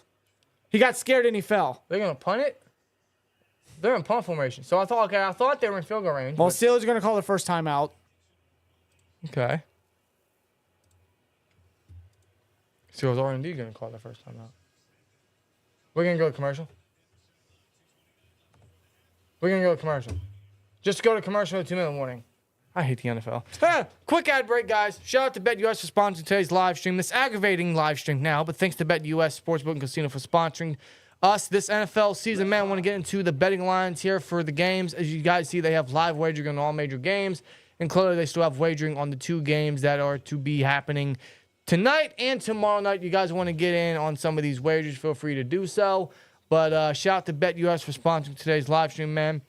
They got a special bonus for you guys. Go to betus.com and sign up. You have a chance to take advantage of the 150% sign-up bonus on your first 3 deposits up to $2,000 when you use the promo code YouTube150 when signing up at betus.com. Take advantage of the fastest payouts in the industry. Live wagering on all major games like these ones. Fast and easy deposit and withdrawal process and personalized service 24/7 every single day. Thanks to BetUS for sponsoring us this NFL season. Just please gamble responsibly. And I'm actually going to see some of the wagering here. So as you see, some of the Steelers and Broncos wagering is locked, but at least for the Bengals and Chiefs, you can still bet the over or the under, but they're still tied, aren't they? Cincinnati's winning 13-10. They got the ball. And Cardinals, Rams, they're at halftime, but Arizona's winning 24-3. God. Yeah, Rams, it's not the Rams' What night. the hell? They lose. They lose. Well, they lost Puka. Nakua, and yeah, their offense is just gone, though they have other playmakers. Wow. And none of my parlays are going good. The only one I got left to work is the Steelers. I put a decent amount on the money line. Cowboys did get destroyed. That was fun to see. Lots of upsets, and that worries me right now. Yeah, Dak's really worth that paycheck, right? No one but agreed. Jerry Jones thinks so. Jerry Jones was never going to let him walk. We knew that. He said, screw it. You can have whatever you want. Why? Because you're Dak Prescott. Because you have not won me anything ever since being drafted in 2016. But yeah, we'll give you $60 million. Not even an AFC, not even an NFC championship game. So I got to ask, what's Parsons going to get? What's he going to ask A for? lot. A lot, yeah. 40. Jerry Jones is going to have to open up his wallet again. Is he going to be alive by then? For the Broncos. Oh, for sure. Of Broncos. For the Cowboys' sake. For sure. And we're back from commercial 4th and 7. They're going to go for it. Oh, they're going to be aggressive here. Okay. Shotgun here.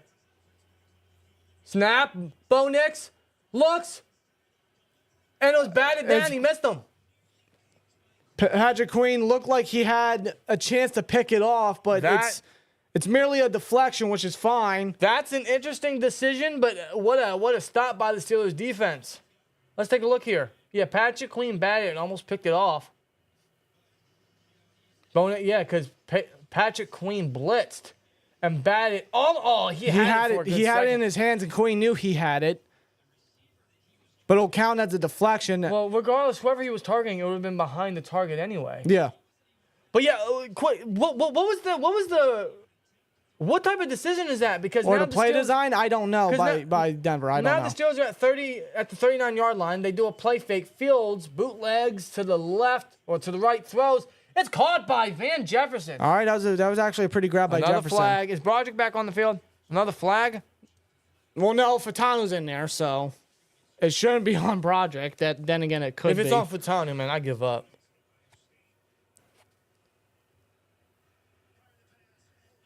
Defense. It's on Denver. Let's go. Yeah, so what I was getting at is That's on Pat Surtain. that was an interesting decision by the Broncos because 2:28 left at the time. The Steelers are at the 39-yard line with 2 timeouts plus the 2-minute warning to stop the clock. Dude, he can't slow down Pickens. Yeah, that is holding. Dude, Surtain can't slow down Pickens. What I'm getting from this is Pickens is a fucking dog. He's a number one. Oh, yeah. Man. Did you see the catch he made till Broderick took it back? I know. Bro, this man will catch like 99% of the passes thrown his way. Yeah. Well, the clock's going to continue to run. 1st and 5. But yeah, that was a dumb decision by Denver. Like, why didn't they just punt it and pin the Steelers deep? I sure hope that the Steelers take advantage, man. They better, for their sake. Getting some points before the end of the quarter or before the end of the half. Najee in the backfield. Not 2-minute warning. Nobody moves. Denver doesn't budge. 2 minutes.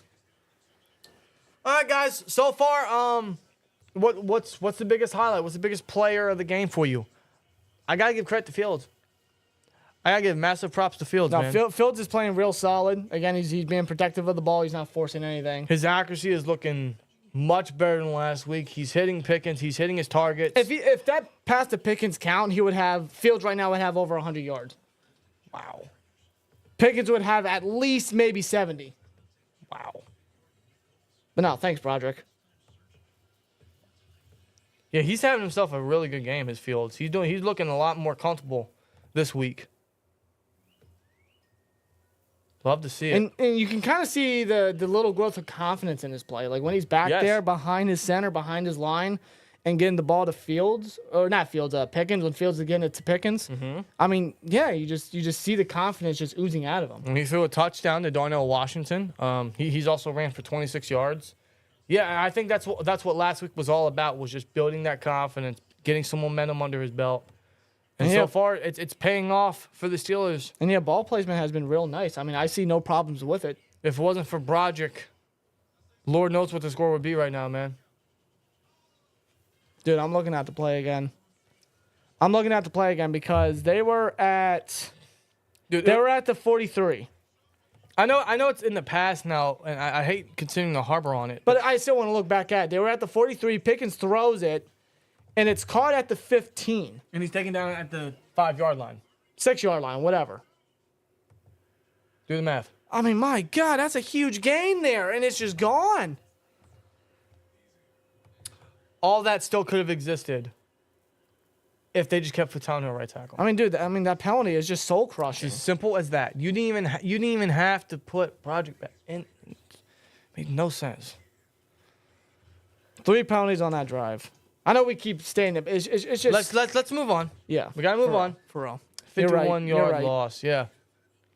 Yeah, we gotta move on. We'll move on. We'll let it go. Chris, we'll let it go. Yeah, because Fatano's in there, and I don't anticipate him to step out. Made Pro, I agree. More beer. I agree. Well, you did buy some. Yes, I bought some Sam Adams Oktoberfest. That's my shit. Samuel Adams. That's my shit when it comes to October. I might pop one up for halftime. Might need it. Yeah, we'll see. I hope not. All right, 2 minutes left. 2 timeouts for the Steelers. Fields with a play fake. Good protection. Dan Moore. How about that? Knocking He's got a man all day. down. He feels the pressure. That might count as a sack there. He's taken down there by number 99. That's Zach Allen. Down back at the line of scrimmage. The former Arizona Cardinal. Dude, he had all day in the pocket. That's a sack. And no one could get open. No one got open. No. Fields had all day. I mean, look at this pass pro by Dan Moore. Well, they're going to highlight Van Jefferson. Yeah, he just can't get open. No separation. We got Ben Skoranek going deep. He was one-on-one with Surtain, but, I mean, we're talking Ben Skoranek against Pat Surtain. Yeah, it's a little bit of a under center. Yeah, but Dan Moore had a good center. rep on that one. They give it to Najee. Second to Najee, second 11, but it's a tough run. He gets down to the 49-yard line. It's a tough run by Najee. Almost in midfield. Go tempo, go tempo. We're down to 1 minute and 7 seconds. Go tempo. Come on, 3rd and 4. Get a first down here. Come on. They're midfield. They're not rushing because they got 2 timeouts.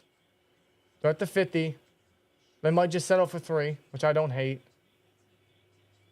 Fields throws sideline. Caught. Calvin Austin. First down. And it's a catch there. Yep, first down. He goes out of bounds. That stops the clock at 49 seconds. Russell Wilson right there on the sidelines to give Austin props. Dude, I'm liking this. This offense, man, I ain't got no complaints right now. I have 0 complaints. Oh, 2 of their linebackers. 2 of their starting players, yeah. John Franklin Myers out with a concussion, and Baron Browning questionable. But the Steelers offense trying to drive down the field as they give Warren, and he gets taken down there by Alex Singleton. Get a 4-yard gain. Yeah, Clock's winding down to 40. Steelers are going to take their time. They're going to be methodical about it. They have 2 timeouts. They're just going to. They're not in a rush. They pretty much have the game in their hands at this, or the half in their hands at this point, I should say. Yeah, they're going to keep the defense off the field. They're going to take the 3. Fields. Oh, he's going to go deep. No, he's going to go deep. He's got Pickens. Oh, no, it's Van Jefferson. He can't But hold there's a it. flag. There's a flag. Riley Moss in coverage. I think Moss understands what happened. Fields put it where it needed to be. Or is Moss hurt? Moss is hurt. Riley Moss is hurt. Fields put it where it needed to be. What's the flag? Defense Okay. on Riley Moss. Wow, that'll put him. I don't know where it'll put him, but Fields put it. Yeah, Fields put it on the money. And Riley Moss is down. Yeah, Jefferson 1-on-1 against Moss. Fields put it on the money. Yeah, he gripped his left arm, which is why Jefferson had to go one-handed. Yeah. He's not as Yeah, he's not like that. Jefferson beat him there, yeah. Jefferson beat him. Fields put it on the money. It's just Riley Moss had to grab his left arm. He pretty much held it. Van Jefferson just isn't like that. Well, they go to commercial. But- There's 21 seconds left in the half, and they're pretty much, I believe, in first and goal range. But here's the positives of that. They went aggressive. They would have had him if it wasn't for the penalty. And Fields put it on the money. Oh, it's not the 13, okay. Still. Fields put it on the money. It was a dime to Jefferson. If Jefferson had that extra hand free, he probably could have caught it. More than likely, he would have caught it. It would have been a major gain there. A big grab by Jefferson. But we'll take the penalty, right? We'll take it. Yeah, Riley Moss is hurt. Steelers Nation, you know what that means, right?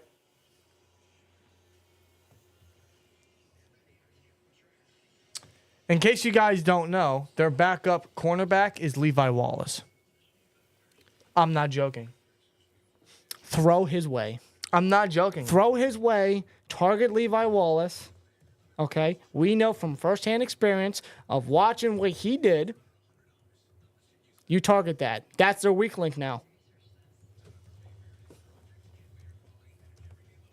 Just saying. I'm just throwing it out there.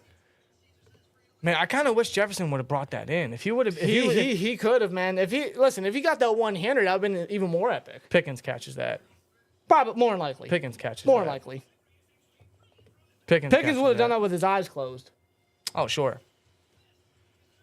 But if Jefferson would have brought that in, Robert, don't speak that into existence because I won't.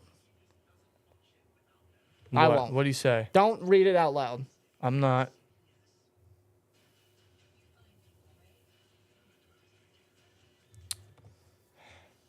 I'm not reading that. Yeah, don't speak into existence. Levi Wallace on Pickens equals 200 yards receiving. Dude, I don't care if they're running the ball. If you see them one-on-one, audible. Yeah. Pickens would have pulled that off. Come on. Washington versus Wallace. But dude, like Fields in his deep ball, man. Like it's just That's his best asset outside his legs. And it's just a pretty ball every time. It is. That is absolutely his best asset. No, because he had 3 bombs to Pickens last week. He had a bomb to Pickens today that was brought back. He had a bomb to Jefferson that was avoided due to a defensive pass interference. They go shotgun here, man. If we get a touchdown, Riley Moss is able to walk off. Checks it down to Warren. Get out of bounds. Now they have 2 timeouts. I feel they're going to use one. They're going to use one.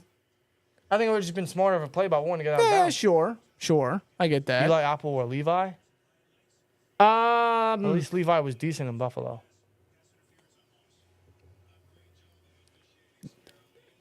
Neither's a good option, okay? Bro, he's holding his hand. Yeah, he's like, we're gonna hold hands. Grab my little hand. No, give me your other hand.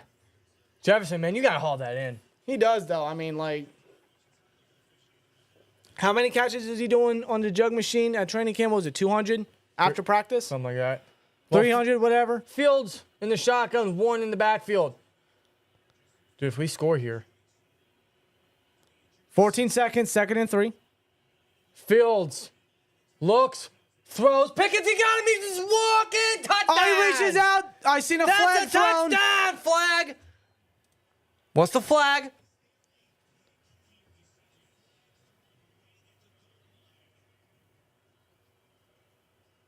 What's the flag?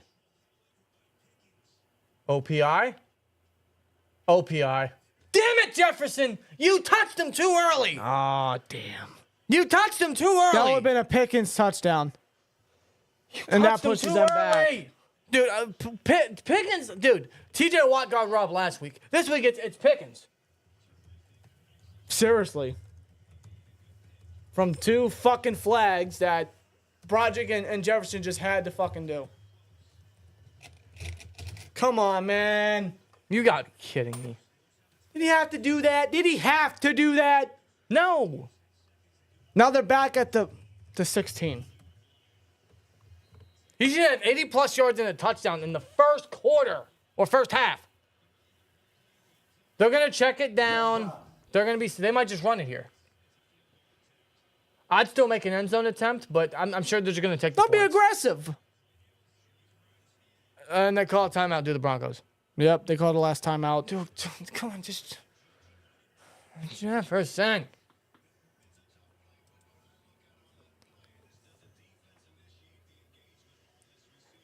Looking at the replay here. It's contact.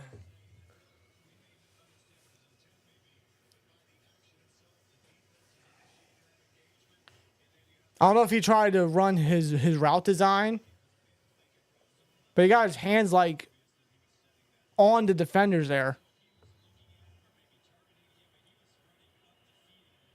Second and 13. They're talking about if the defense engaged, which it looked like they did.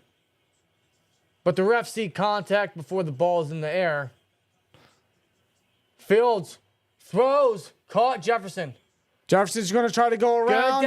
Get down, He's get down. He's down. Timeout. They're gonna have to settle for a field goal, unless they want to be aggressive. They very well could be, but you could just take the points here. It would be the smart decision. I'm all for being aggressive, but there's times where you just take the points. You know Boswell can make a chip shot. But you trust your defense. You do. They can run another. Jefferson really tried to get around. He was just taken down. They can run another heavy tight end set. Now they're gonna bring out Bos. Okay. Take the points. Most field goals made in game Steelers history. It's all tied at 6. Boswell is up there twice. He's done it 3 times, including our last playoff win. Yep. If you count that. I do count that. That's history. We get the ball after halftime. Yeah. So they're going to settle for the field goal. Now, new punter in here, Corliss Waitman. Tomlin talked about him holding it, and he holds it well. Boz is perfect. All right, 10-0. good. 10-0. It is halftime, ladies and gentlemen. We should definitely have more points on the board. That's none of the that's nothing in terms of the receivers or the quarterback. It's all just ridiculous avoidable penalties by Broderick and by Jefferson. But I'd argue the defense did engage on the Jefferson one, but there should be more points, but I got no negatives. I have 0 negatives coming from this game. I got 0 negatives going into halftime. None. The offense is doing everything right. Everything. They've only had 1 3-and-out all game, which was the first drive, but then they responded with a great drive that ended in a Darnell Washington touchdown for the first and only touchdown of the game so far. Yeah. Outside of Broderick's penalties and that OPI by Jefferson in the end zone, the offense has been very well on the field. The offense they're executing well with the plays. They're very balanced when it comes to the passing game and especially running the football. I think they got 95 so far in the first half. They're definitely getting aggressive throwing the ball down the field. There were some shots to Pickens. There was a shot to Jefferson. So it's just those 2 penalties right there. The Broderick one holding that took away Pickens' big grab and the Pickens touchdown that was taken back from Van Jefferson's. You take those 2 away, imagine where the Steelers would be, right? Yeah. Those could be, the Steelers could be up 21. They could be up 21-0. But I can't really harper on that too much because despite those penalties, which the Steelers have to clean up, the players have to clean up, no doubt about it, because those penalties can absolutely bite the team in the ass. They can hurt, and they do hurt. But overall, what the offense has done, yeah, I have to agree. I have no complaints. No negatives. I see no issue. Just keep doing what you're doing in the second half. They're running the ball efficiently. They're moving down the field. They're getting first downs. They're clearly winning time of possession. And Justin Fields is having an awesome first half. There's He's been excellent. There's nothing wrong in his game. He's been excellent. What he has done since stepping in, there's nothing wrong with his game. Nothing. And especially in this one, his accuracy's on point. He's making smart decisions. He's not forcing anything. They have 189. He's scrambling when it's necessary. They have 189 total yards of offense. The Broncos only have 62. Remember when that was reversed and we were suffering that this time last year? Bo Nix has 39 passing yards, but with the 2 sacks where he was taken back by Highsmith and Watt, he technically only has 24. 13 first downs by the offense. To the Broncos 3. Beautiful. I love it. It's because we were in the Broncos' shoes this time last year. Yeah. Where we were getting out yardage. We were getting minimal first downs, right? And now the script has changed. And yes, I know it's the Broncos, and I know everyone's going to say, oh, it's the Broncos. It's Bo Nix, you know. Whatever. Fuck it. You know, we don't make the schedule. We don't make the schedule, but this is what you want to do against teams like this. Like, if they played poorly, because let's be honest, the Broncos are not a good team, okay? They're not. They're not going to be this year. I'm saying that right now with it being week 2, they are not a good football team. If the Steelers played poorly against this team, then yeah, we have a problem. But what they're doing right now is exactly what you want to see. This is progression. This is progression from last week. They're not making the same little mistakes they made last year and last week. They're actually starting to finish drives. They should have finished that drive if it wasn't for a penalty. They're getting down the field constantly. If they fix up They're the penalties, executing. If they fix up the penalties, then absolutely this offense is flawless. And the biggest positive so far, no turnovers. The Steelers haven't turned the ball over on offense one time. Not one yet, and that's a great sight to see. Especially from a guy like Justin Fields. Keep that up. Fields, keep that up going into the second half. Keep that up. Whatever you're doing, whatever you've been doing, keep that up. And that's the thing about Justin Fields and his play in Chicago was his inconsistency and his turnovers. Him turning over the ball. So far, he's been very good. He has to keep that up. Yes. That is crucial, especially if he wants to remain the starter, which he was very passionate about since he entered Pittsburgh, since he was traded to Pittsburgh. He came here to compete. Right. He didn't come in here to hold a clipboard. If you're not down, He came in here to compete. Shout out to Ray Martinez, and I agree. Ray Martinez, man, with a, let me see. A $9.99. $9.99 says, amazing what a competent OC can do. Hopefully we keep it up.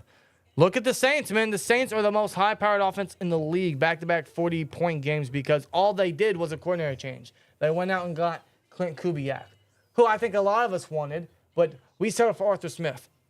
And so far, it's absolutely an increase. It's absolutely an improvement. So far, what Smith has done, I'm liking what I'm seeing. He's utilizing the tight ends. He's getting them out wide. He's very balanced with the offense. He's getting the running backs involved. His usage of Justin Fields too is fresh to see for the Steelers. They do. They're running the ball down the throat. Najee has 40 yards in the first half. I mean, and that's splitting carries with Warren and of course Fields. Like, dude, the offense is looking really, really good. Really good. The only negatives are the penalties.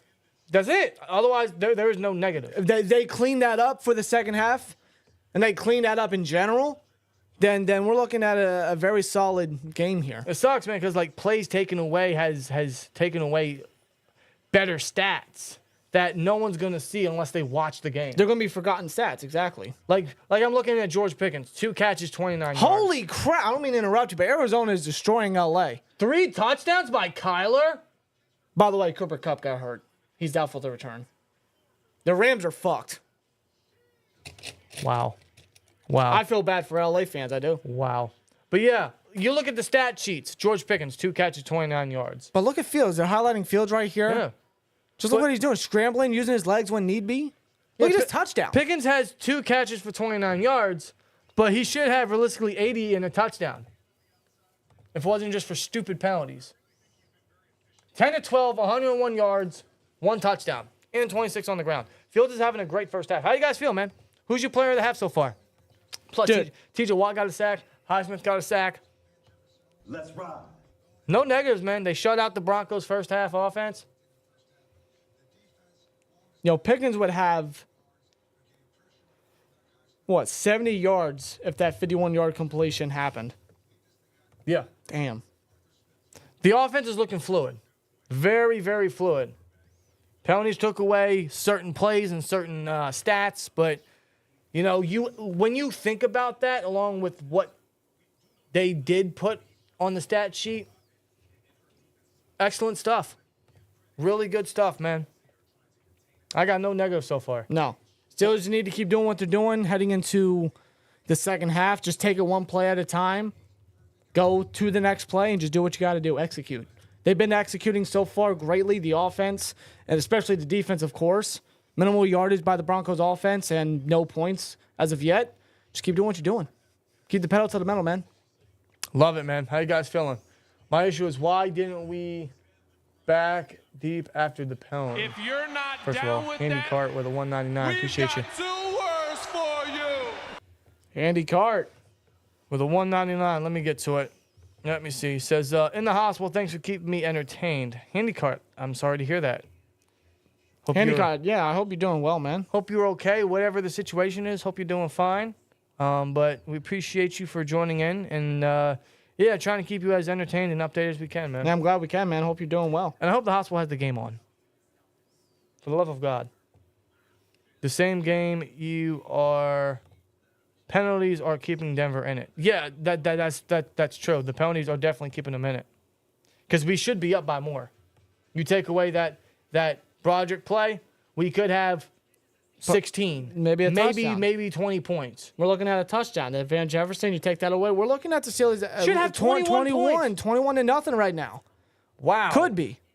I don't want to harper on that too much, but yeah, those penalties like that take away points. Those are crucial points.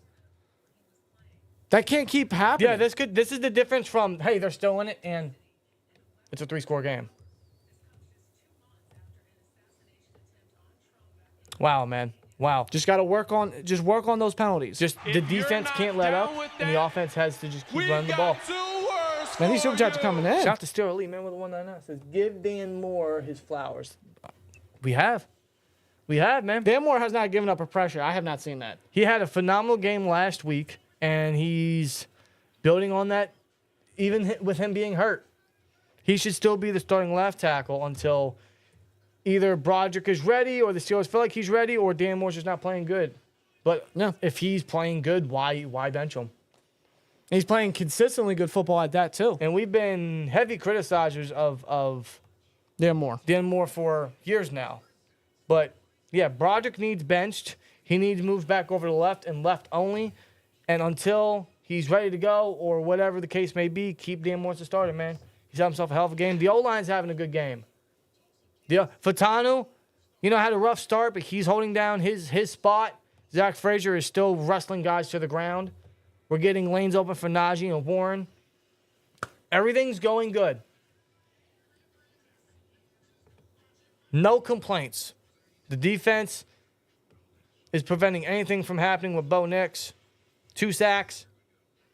I'm loving it, man. Wow. Just wow.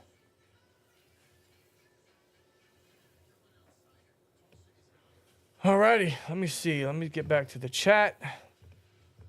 Because I put a poll in the chat. Is Broderick a bust? 36% say yes, 64% say no. It's too early to judge him as a bust or label him as a bust. It's too early. I need to see how he is at left tackle and solely at left tackle before I can come to a conclusion on what he really is. Yes. We all know that he is a better left tackle. How much better? That's what we need to see. Agreed. It's only going to take time because the way Broderick has been at right tackle, the way he's performed, he needs discipline. He needs discipline. He still needs to work on what he needs to do, the penalties, the fundamentals, his blocking ability. And he needs to work on all that. And I agree with visuals. We need a new O-line coach. I'm going to use the bathroom quick. Yeah, Pat Meyer is not the guy to go. Pat Meyer is not the guy to go. I don't know, I don't even know who came up with the right tackle rotation option. I don't know if it was him or Mike Tomlin or why it was authorized. It was given the go-ahead. Like that was a stupid idea to begin with. It was a stupid thought to begin with. Should never have done that. You know what you want to do. You know what the future is. He had the idea that Fatano was going to be the starting right tackle, so just have him there. Don't take reps away from the rookie. He already had reps taken away because he got hurt. But you already see the potential that he's showcasing. You see what he could possibly bring to the table based off in practice. Get him in there. Don't limit the guy. Just, again, cut it with Broderick at right tackle, move him over at left, and just see if you can salvage his career right over there. Fingers crossed we can. But it's going to take time. It's going to take time. It's just that part where we're going to have to be patient with it. That's just how it's going to be.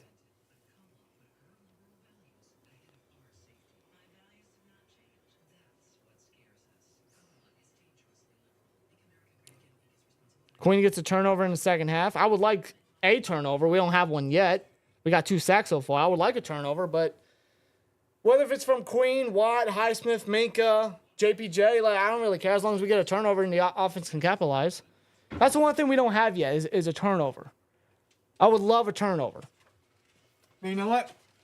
I think that'd be nice to see. If they force a shutout and get no turnovers, I'm still happy. All right. Time to run the ball. Where's the sound? Right there. Run the ball! There you go. You're leading. You start the game. You start the second half with the ball. All right, we're back from halftime. And, yeah, just run it effectively. Denver has not been able to stop it. You got 95 total rushing yards. Wow. Just keep the pedal to the metal. Keep doing it. All right, there's kickoff. Touchback. It is indeed a touchback. Yes, sir. Shout out to the Alvaro Bakery. Yeah, they make great food. I got a massive And sweet they're cookies, rainbow cookies, pistachio cookies. Yeah. Real good. I heard the tiramisu is real good, too. Mm-hmm.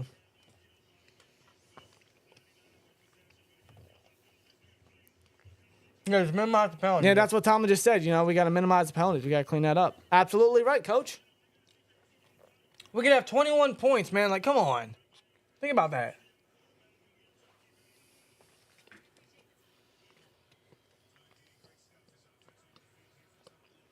Fields gives it to Najee. They hand it off. Najee goes around, cuts inside. He gets a gain of about 3 on the ground, maybe 4, as he reached out toward the end of the run there.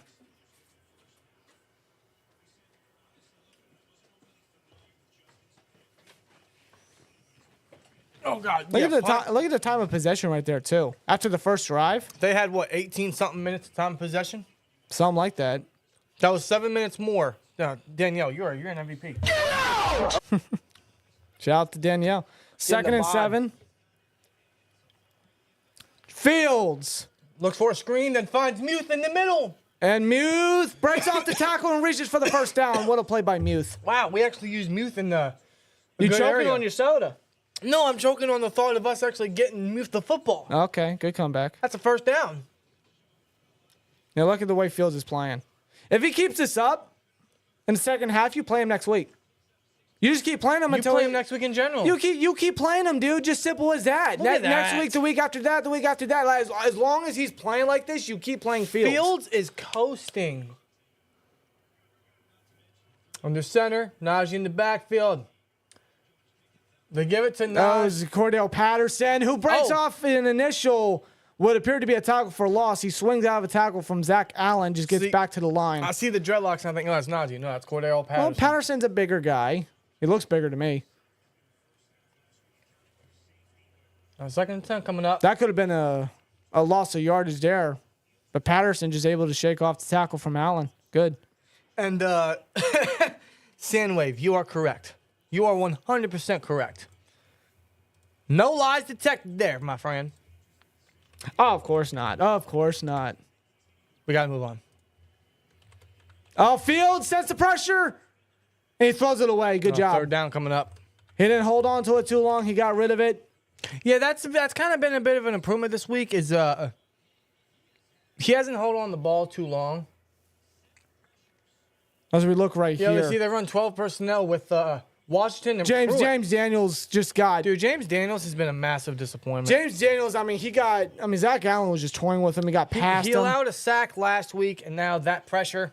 Yeah, Daniels just can't be able to block Zach Allen on that one. If he's able to, Fields has time. That's why he hasn't gotten extended. Third down, Warren to back. Oh, Fields throws deep. Oh, too far. It's too far for Pickens. Pickens wants a flag. He's not going to get it. That was overthrown anyway. Pressure coming from his blind side. Fatana doing well. Yeah, and that was, Moore right there did allow, I think it was Singleton to come down there Yeah. on the blind side there. There's the punt. Whiteman with another punt. Oh, down at the. Oh no! They didn't track the ball right. No gunner, man. They can't track it. If they got down, that was Darius Rush who didn't track it right. If they got down there, they would have had it down at maybe the 2. Now it's a touchback. Damn. All right, we go to a commercial. All right, well, first drive. See, and in this case, yeah, Denver is still kind of in it. It's only a 2-score game, and all it takes is one crazy play to change everything. Yo, can these mods get out? Seriously. Danielle, you're the MVP, man. Good God almighty. They just keep coming. Yeah, great punt. Just, terrible coverage. We just don't have good punt coverage. We have no gunner. We have no one to go down there for No, we don't. blocking abilities or just there's no one to make a play. I don't know who we got to bring back. I don't know who we got to sign. I don't know who needs to be healthy. Just no one there. Good God, another one. More? I like the aggressive style see, I lost it. I like the aggressive style and the game. Don't let a team stick around. Agreed. And I appreciated that towards the end of the second half, end of the first half. Tomlin and company never did that in years past. They would it didn't matter how much time they had, it didn't matter how many timeouts they had. They would just run it and go into the half. That's it. They actually tried towards the end of the first half, man. They put points on the board. They actually tried to get for 6. And in a way they did, but it was taken back. Yeah. So I'm loving the aggressive nature. I'm loving the aggressive style. I agree. So keep it coming. Wish we could get Devontae Adams. Speak it into existence. Speak it into existence, man. I really hope so. That would be great. Come on now. We've literally been killing with run game, and now they want to pass a lot. I don't know. Maybe they want to see more from Fields. But why stop what's working? You know, what's broke, don't fix it is what they say, right? Kathy Bates is still doing television? She lost weight, too. Good for her. I guess. Good for her. Good for Kathy Bates. She's still Annie Wilkes to me. She's a legend. She's a legend. She's Annie Wilkes. She's Molly Brown. I love Mama. Yeah, she's Mama. She's football the devil. Don't forget that, guys. That's what Mama Boucher always taught us. All right, we're back in commercial, guys. All right, man, let's see. Let's get a quick chat update. Over 800 of you guys in here. Can we get 300 likes, man? We need 22 more for 300. That's incredible. We appreciate you guys for joining us, man. Well, Denver runs the ball. Gets a medium gain there with Javonte Williams, yeah. Punt. Loss of downs. Not one drive has been 5 minutes or more. Unbelievable defense. Not one turnover yet, but I'm not complaining. I think Sean Payne needs to give up play calling duties. I think he needs to retire. Go back into the CBS or Fox, whatever you're doing. It was Fox. Whatever you're doing. Well, Denver came knocking on his door and offered him a big bag of money. You going to say no? No. All right, then. But it just ain't working for Denver. I mean, it's a bad investment. Oh, there's a flag. Bo Nix throws. Middle of the field. Caught. Short. It wasn't towards the line of game. No. But what's the flag here? He's short of the first down marker anyway. It's Cortland Sutton with the grab. Yeah, Peyton Wilson on the tackle. They threw that flag early. False start. Oh, so take that back. That play doesn't even count. Illegal formation. Well, whatever. Doesn't count regardless. False start, illegal formation, whatever it may be. Yeah, man. Take it back. Garrett Bowles. 12:02 left in the third quarter. 2nd and 10. I want a turnover, man. I ain't gonna lie. I'm gonna start getting greedy. I want a turnover. I talked about that when you went to the bathroom. I don't mind punts. I don't mind 3 and outs. I don't mind, all that. Just A turnover would just be nice to see, at least one. Bo Nix is just afraid to throw it after last week. He's afraid to make a mistake. That's what we got to do. It's caught by And Benny Bishop can get him, and that's a hard hit there by Deshaun Elliott. Josh Reynolds takes it for a 9-yard gain. Again, they go short here, but his yak ability takes him. Well, Benny Bishop had to play catch up there before Elliott had to knock him down. They're a yard shy of the first down. It's 3rd and 1. Is Queen okay? Queen looks good. Get him off the field. Queen looks gassed. I don't know if he looks gassed or if he just looks hurt. He was on the injury report with a groin injury. He looks gassed. Unless he was just communicating. He's the green dot. He's still in there. Under center. They're probably going to run it here. They're stacking the box. They do run. Oh, look at that step by Deshaun Elliott. In the backfield. See, and that's why we signed him. That's why we signed Deshaun Elliott. He's a pure strong safety that is just a thumper in the run game and then just can freaking knock a man down. He's stuffed. Line him up in the box. Get between Barrett and Powers. Elliott, man, untouched. He's just a fantastic run defender. What a hell of a Once play. he hits you, you're probably not going to get away from Elliott. An interception last week and now a great 3rd down tackle for loss. Elliott's having a great debut, a great start to his Steeler career. Oh, Austin sheds off a tackle. It should have been a fair catch. Why didn't he call it fair catch? Because he was pushed back. He tries too much. The punt duties outside of the punter is just not efficient. Yeah, but look at that hit by Elliott, though. Hitting him and wrapping his legs around, stopping Javonte Williams for a loss there. Let's go, man. What a great addition. Let's what go. a great addition. Now the Steelers offense comes back onto the field, hopefully to get some points. I'm going to use the bathroom. I'll be back. You do that. While you do that, while you do that, man, shout out to the chat. Shout out to you guys. We did hit 300 likes. Thank you guys so much. Can we get 350? 350, we need 28 to get 350. We would appreciate that. While you guys get that in, quick ad break. Huge shout, huge thank you to BetUS for sponsoring today's live stream. Shout out to BetUS, man. Going to show you the guys their betting lines right here because they do offer live wagering on all major games, including the Steelers and Broncos game. So here it is on BetUS. You guys can take advantage of a great offer that they have right now, a nice promo. 150% bonus on your first 3 deposits up to $2,000 when you use the promo code YouTube150 when signing up at BetUS.com. Take advantage of that and get live wagering on all major games like this one here. Fast and easy deposit withdrawal process. Fastest payouts in the industry. Personalized service 24/7. Now, they do have live wagering, but they also have the games tonight. And I'm starting to think, could the Bears, I don't know, the Bears didn't show much last week, but the Texans are looking hot. You see the money line here. They're very, very well favored. The over-under is kind of where I'm leaning, man, tonight. I mean, it could be a little more defensive than you think.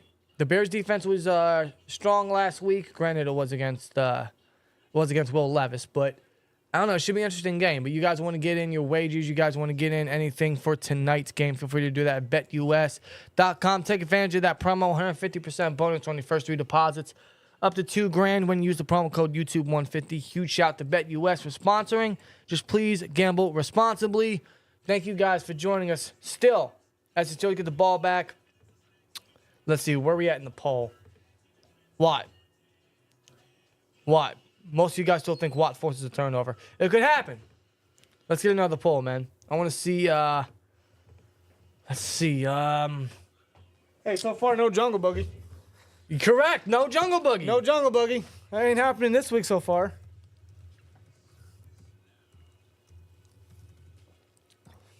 Maybe one about Project?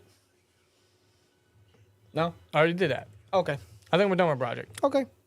We'll talk about him in the postgame. Yeah, we'll move on. Yeah, we got Fatano in there. He's looking good in his first game starting.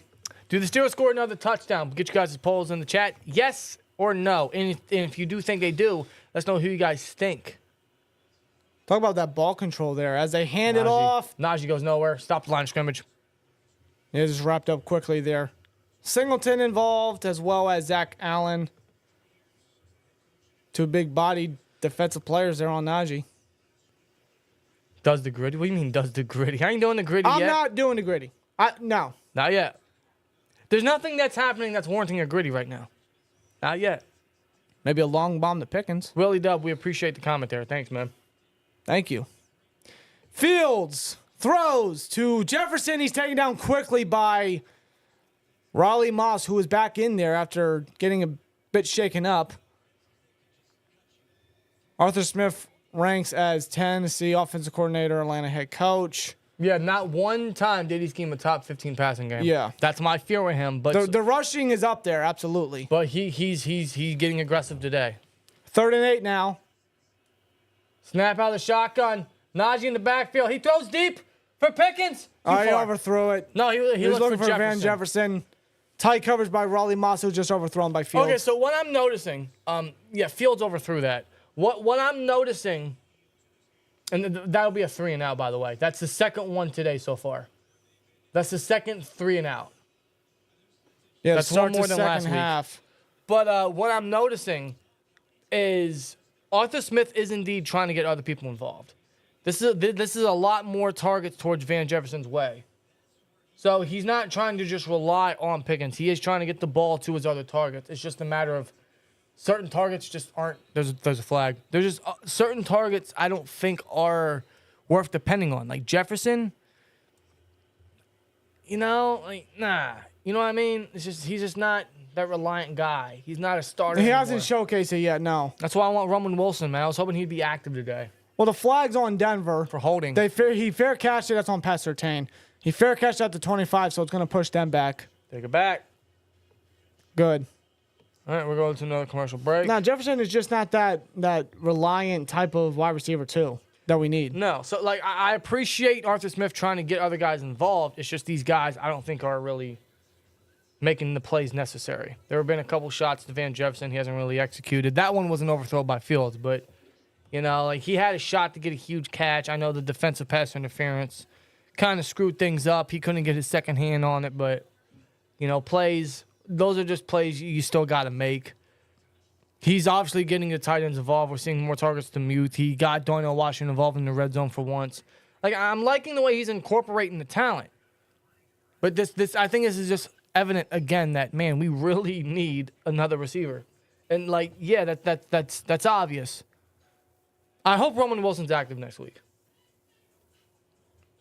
It's necessary, man. We need someone else to make plays. Maybe get the ball thrown more to Calvin Austin, scheme him up deep, use his speed in more ways possible.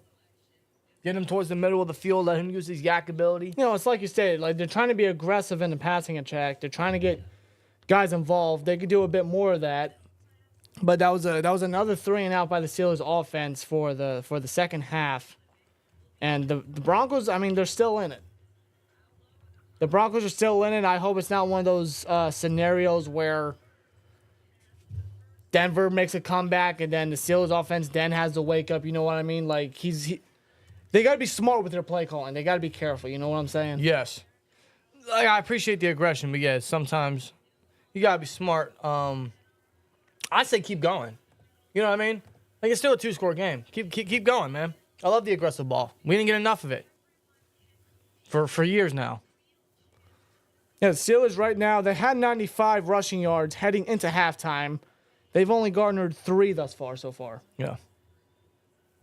So maybe that's just Denver being anticipating the run more. They're being more prepared for that. Yeah, they've adjusted. They made second half adjustments. They're trying to stack the box. They're trying to force Fields to really win it for the Steelers.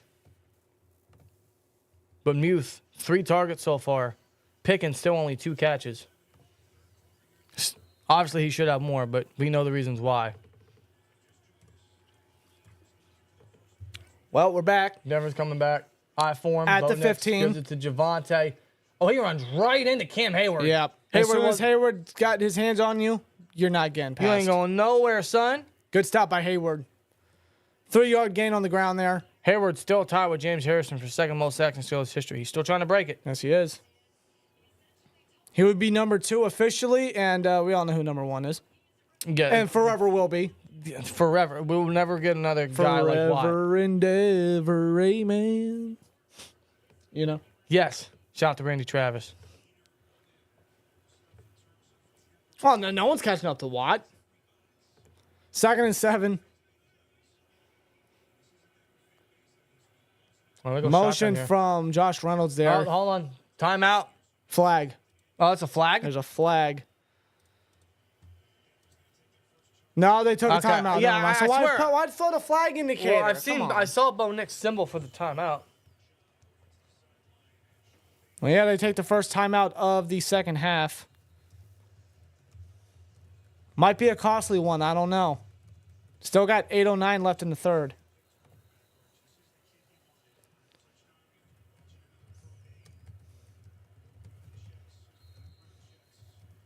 Then they get back in the huddle.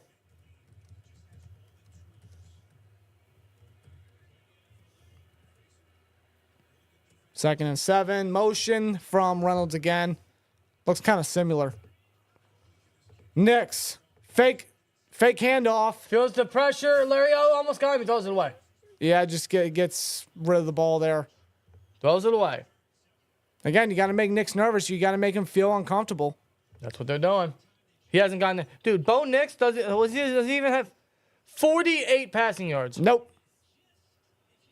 He's not the future. Well, there's JPJ on Sutton. Sutton was kind of open there. I'm going to tell you guys right now. Sutton was open, but Nix just felt the pressure. The pressure came at the right time. 3rd and 7, though.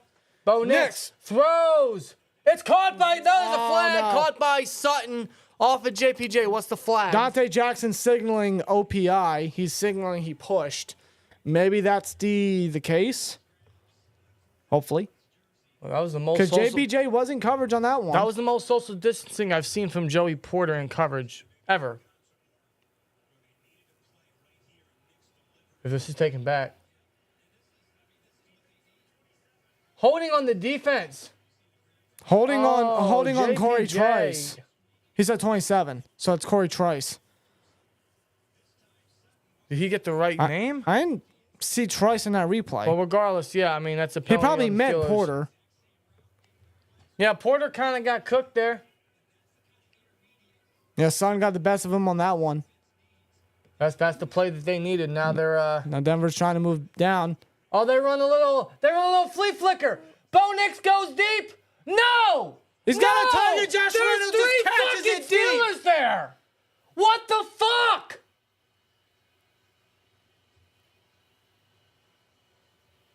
They pulled an interesting looking flea flicker there. Son was in motion. You gotta be. And the ball was- No. Ball was handed to Sutton. It was underthrown, and no Steelers defender could have tracked it. No. He hits Josh Reynolds so deep, they're at the fucking 7-yard line. This is the best field position the Broncos have seen probably all season. Look at this. They're on a little fucking... Nix is outside. Nix is outside toward the right side of the sideline. While Sutton is on the other side. He's on the opposite side. He's doing motion. Yeah, because they're going to fake out Minka. Then they snap it faked to the out running Minka. back. He handed it to Sutton. He flicked it to Nix, and Nix throws it deep to Reynolds, which was underthrown. But Reynolds is just able to track it and able to moss 2 Steelers defenders there. That was Casey. And Dante Jackson's walking off. Yeah. Dante Jackson's walking off. He looks fine. They do. The Broncos executed that perfectly. They faked Minka out so they could go deep, and it worked. First 25 plays by Denver was 75 yards. The last 2 plays were 75 yards. And the tide has. I won't say the tide's turned. First and goal, Javante gets wrapped up immediately by Landon Roberts. Good stop. Got to make a hold. Good stop by the veteran. Wow, they finally start throwing it deep with Bo Nix.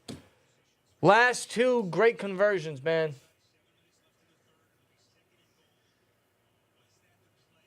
How long is Dante going to be out? I guess Trice comes in. But yeah, Trice will come in. We need to make a hold, man. Jackson looked fine walking off the field. I don't know if he's back in there or not. We need to make a hold. Watch Bo Nix's mobility.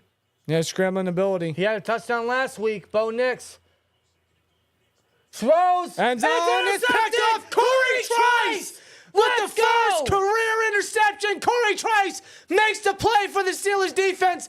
Picks off the rookie quarterback. Let's go. Stepping in for an injured Dante Jackson and picks it off. Let's go. Holy shit, what a play. Look for sign. Trice right there, right place, right time, picks it off. Man, that's got to feel good for Trice. That's got to feel good for Trice. Let's go. Let's fucking go.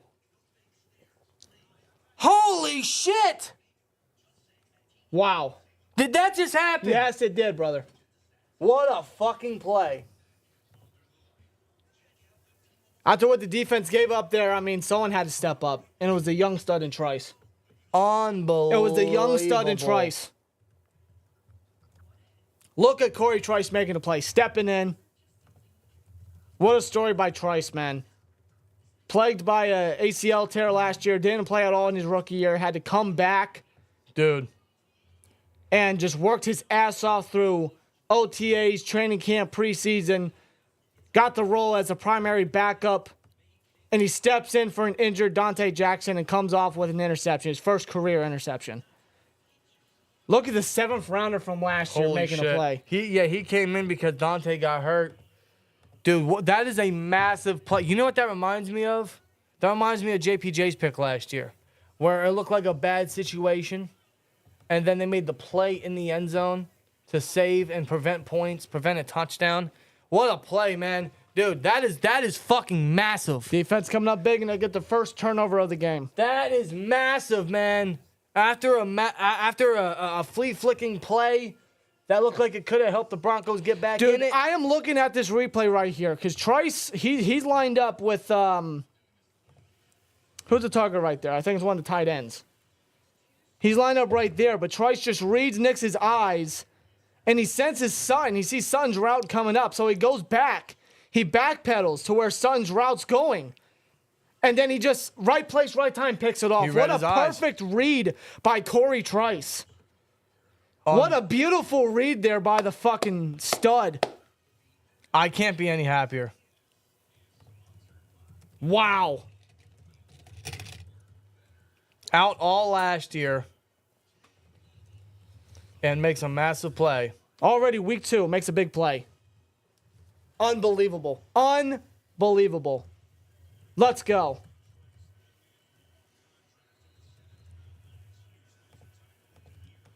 Let's go, man. Good for him. What a find, man.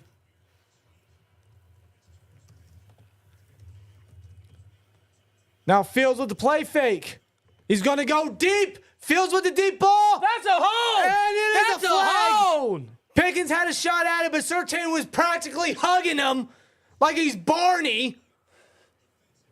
I love you. I'm a big fan. I love you. You love me. Surtain can't cover George Pickens. Defensive pass interference on Pat Surtain. Bro, he's fucking hugging him. Oh, my God. Oh, dude, I'm trying to process everything that's going on right now. Dude, this game's gotten wild. This game has gotten wild, bro.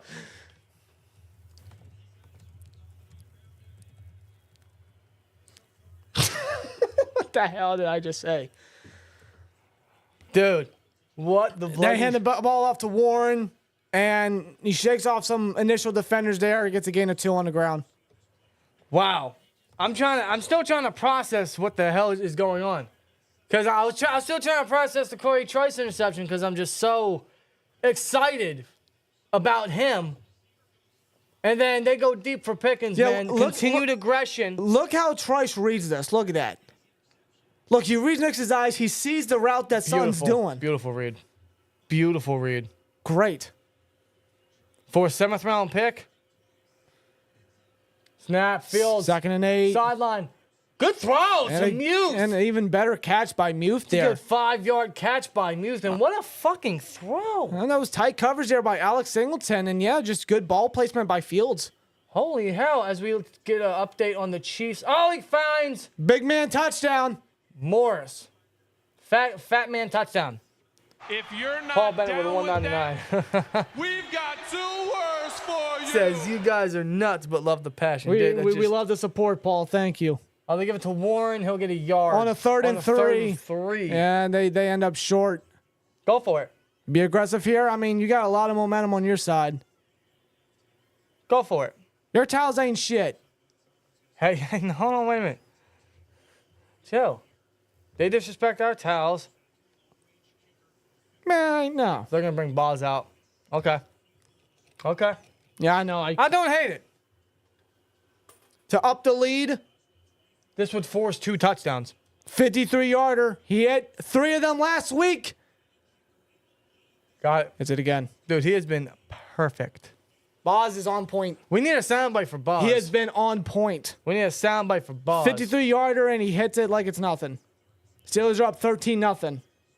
They get a field goal. They capitalize on the turnover with a field goal. Big thanks to Surtain hugging George Pickens on that one. Wow.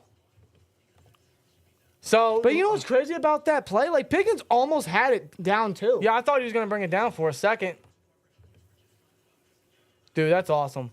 That's awesome, man. For Corey Trice, he makes the pick that ends what could have been a potential Broncos touchdown drive, which would have put them back in it. And then they go deep to Pickens immediately, which forces the penalty and gives the Steelers field position to make it now a 2-touchdown forced deficit for the Broncos. Man, what a time. What a time. What a game. What a sequence. The last 5 minutes. The last 5-10 minutes has been it's been, I don't know, I can't come to terms of words, but unbelievable stuff. All I know is I'm excited. I'm excited, and more of this, please. More of this, please. Yeah, Boz, I don't know, maybe. Why does this game have to be stressful? Because of penalties? Because of the Steelers. If it wasn't for offensive penalties, man, we're up 21-0.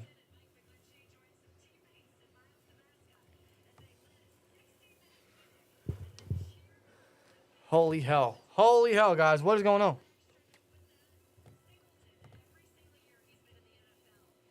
Yeah, this game got wild. This game got wild. This chat got wild. This stream got a little wild. Wow. All right, well, we got 4:16 left in the third quarter. Next with the handoff to Javonte. Hold, well, what? Hello? Oh, that's a hell of a tackle there by Dante Jackson, who's back in. They throw the flag. I wonder if they will call that. That's a hold on what? Good God. But yeah, good play by Dante coming back in. That was a big hit, too. Yo, we need to, I know Dante made a good play there. We need to get Corey Trice on the field more. Put him in the slot, put him in the dime, get him going. Yeah, they call it holding. They declined a holding penalty because of the stop by Jackson. Good. Give him his tackle for loss. Javonte tried to go out wide. It just didn't work. Dante for Deontay was a good trade. So, I mean, so far, yeah. I mean, he hasn't given up anything bad. He had a pick last week. Made a good stop there. We just don't have another receiver. Maybe that's Roman Wilson? Maybe. Snap out of the shotgun.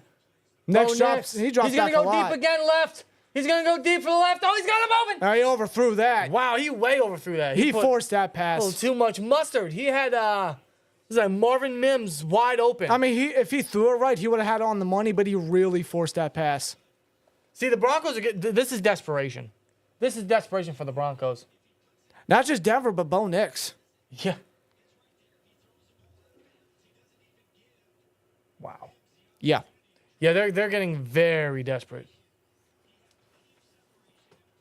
Either the head, so someone put it in his head like, "Hey, you gotta start throwing this thing," or Bo Nix is like, "You know what? Like we're losing by a bad amount right now." Snap, Bo Nix. Highsmith with some pressure. Bo Nix is going to use his legs. He's going to use his scrambling ability, but taken Good down there by tackle. Benny Bishop. Hell of a tackle by Beanie. That'll be a 3-and-out by Denver.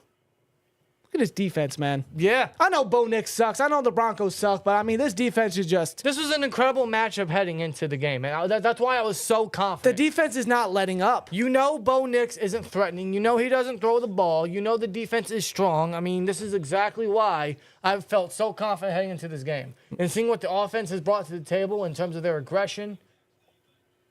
That's their 4th 3 and out. And what a tackle, again, by Beanie Bishop. Calvin Austin's got room down at the 7. He's going to take this down to past the 20. Careful, protect that ball, dude. It would have been at the 20, but He just gets swarmed. He just gets swarmed by a sea of white jerseys. There's no one down. He has no blockers. No, he doesn't. There's nothing Austin can do by himself. Nothing. Not a single thing. Unbelievable, dude. How you guys feeling? How's the chat feeling? You guys feeling good? You guys feeling confident? We got 3 minutes left. 3 minutes left in the third quarter. Let me see. 82% against think the Steelers do score another touchdown. Okay, well let's get another poll in here, huh?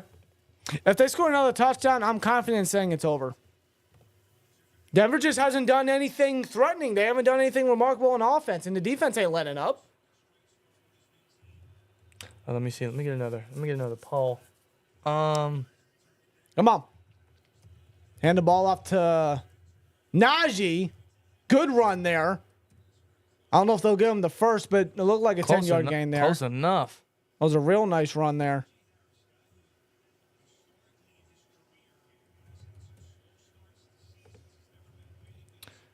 Let me see. 9-yard gain there, yep. Najee Harris, career rushing regular season. Yeah, toward December and January, Najee just ups. He eats. They just feed Najee there. But Najee's having himself a nice little game. Yeah, 11 rush for 53 yards. Real good by Najee here. They give it to him again. Blocked by Connor Hayward. Gives him a... Oh, there's a flag. He's tripped up by Alex Singleton. There's 2 flags. Yeah, he got tripped up. I thought like if he could... He got the first, but I'm worried that this is going to be taken back. It looks like it is. It looked like Najee was going to burst away. Oh, holding on Connor Hayward. Ah, jeez. Reginald McClendon. No relation to Steve McClendon with a 5 says, let's go Steelers. Let's go. Yes, sir, bro. Here we go, Steelers. Appreciate it, bro. By the way, shout out to Steve McClendon. The 90 before Watt. Yeah. He's a forgotten Steeler. I thought he was a stud. Yeah, him with that OGD line, there was a Hayward, young Hayward, and Stephon Tuitt. And McClendon. Yeah. That was before we got the Gravedigger. Yes, sir. Mr. Gravedigger. I'm fine with betting. I think we're good there. Oh, what the hell? That's a little trick. Interesting play design there, and Fields loses 2 yards and knocks there goes down the sign guy. Is he good? Because he fell hard. Oh, Fields ran right into the dude that holds the down marker. Yeah, I mean, he fell down hard. Is he all right? He's putting his hat on. He's fine. He's fine. I want to make a... that was a unique play design. They got too pretty. They got way too pretty. They got... No. I don't know why they did that. You could have just passed the ball. You could have done up a pass play there. You could have ran it at the very least. Dumbest play. Not with Fields. Dumbest play all game. They got too cute. Shotgun here, 3rd and 12. Come on, let's get a first. Come on, man, let's get a fucking first. Why is there an 80-year-old working? Because retirement is not an option in this generation. Granted, he's not the generation. He's a boomer. But Fields throws, middle of the field. Oh, he almost had Calvin Austin.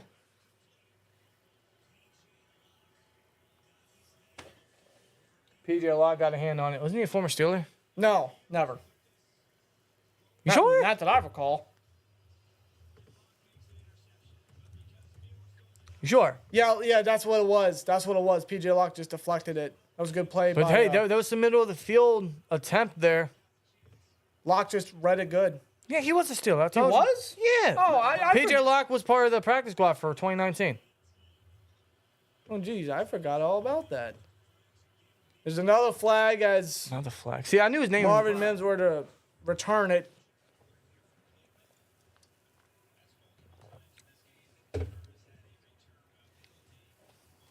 Yeah, Just that run design by Fields. I don't get that. I don't get that either. That was a drive killer. If it wasn't a flag. Holding on the receiving team. On Denver, yeah, so take that back. Alrighty. God, the amount of holding penalties we're seeing. And Broderick's not even on the field no more. Nope. Unbelievable. Not seen him since that drive. Good. Wow, man. Corey Choice with the pick. I'm looking at the play again. Yeah, right? What a stud. Yeah, he just read the receiver going towards the back of the end zone. Such an intelligent play. He needs more playing time, man.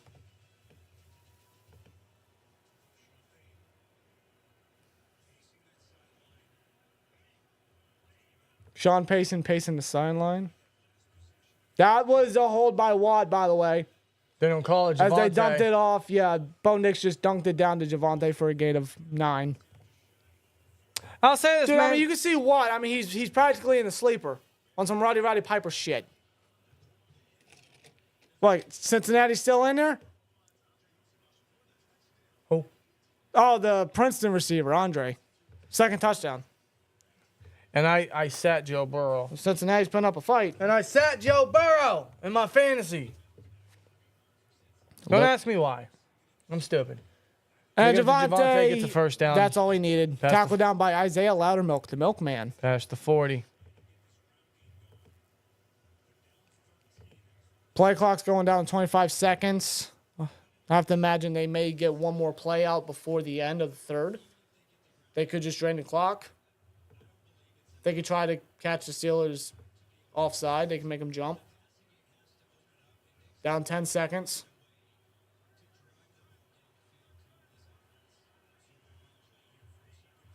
Now they snap it. Next with a play fake. Motions out, throws. Oh, he had a target. He Off missed the him. hands of number 45. That is Atkins. Just too high of a pass by Nix. Just overthrew it. And that'll be the end of the third He quarter. overthrew it. 1 quarter to go, guys. Bo Nix overthrew it.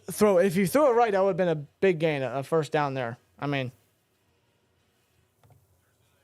Nix, man, he just can't throw it down the field accurately. He just can't. No. And the Steelers have nothing to fear against that. They don't.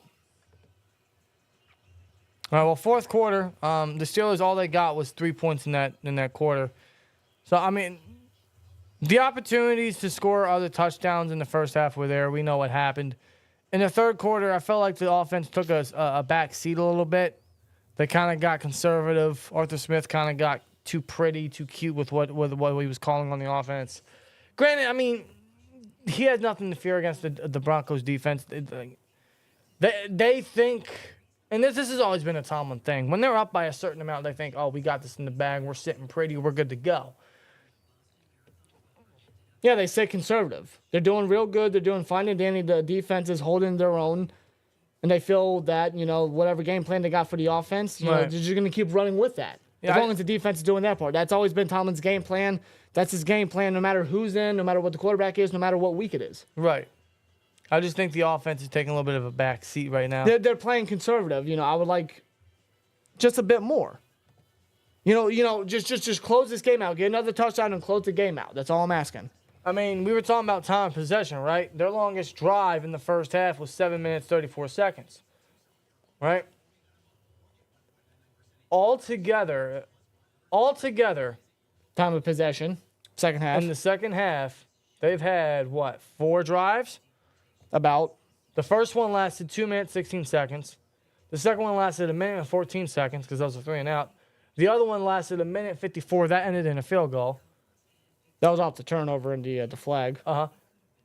And their last one was 1 minute 44. So I feel like the offense is taking a little bit of a back seat, but clearly they're still up in the lead, so they're thinking everything's cool and dandy. We'll see what happens in the fourth quarter. I just don't want them to drag that mentality into tougher competition. Right. Because if they do that, I mean, we know what's going to happen. That's my fear. That's what I worry. Well, but they also, I think they feel like they're sitting pretty because they know the defense can hold them for the rest of the game. That might be the case. They know, like, they're still taking shots down the field offensively, so they're trying, just not executing. Bo Nix play fake, another flag. Bo Nix throws middle of the field. Looks short for Sutton. Incomplete. Too low for Sutton. He can't get it. What's the flag here? Might be offside on Pittsburgh. That was Sean Elliott. Elliott. Yeah, it jumped a little too early. I hate to change it. We have 412 likes. I appreciate that. Can we get 450? Almost 1,000 yens in here. We appreciate every last one. Yens. Almost 1,000. Wow. Yeah. Yeah. Can we get 450? And Victor, I agree. We need another receiver. This game is proven evidence of that. Because Arthur Smith, man, to give him credit, he's trying to get the ball to other targets. You know, And it's not like Fields is not looking their direction either. yeah, clearly he's throwing it to Jefferson 3-4 times. He's hitting Muth a couple times. He tried to hit Calvin Austin in the middle of the field Well, there. let me look at the targets here. I mean, Jefferson's got 3 targets. Austin's got 2. They're getting to the he's getting guys halfback. in there. That's McLaughlin. McLaughlin, and he gets the first down. Down to 45 on the Steelers side of the field. But it's not like they're not trying to get guys involved. They are. It's just there's nothing happening from anyone that's being thrown the football. Nothing whatsoever. Shout out to Ron Romero. Shout out to Silky Johnson. Shout out to Barley342 for subscribing, man. Appreciate y'all. Appreciate it. Thank you. Cut Austin? I mean, Calvin Austin? I wouldn't cut him. Who's your punt returner? Why would they cut Calvin Austin? Who's your punt returner? I don't think they're using him right on the offense. But play fake. Oh, The pressure coming from Bo Nix. That's a hold. I said Bo Nix. The pressure coming toward Bo Nix was Nick Herbig. Yeah, that's a hold. Yeah, the left tackle, man. Yeah, that was a hold. Garrett Bowles. Garrett Bowles is like 6'5", 310, and he can't hold down 6'2" Nick Herbig. 6'2", 240. Yeah, Garrett Bowles a hold. You can't like.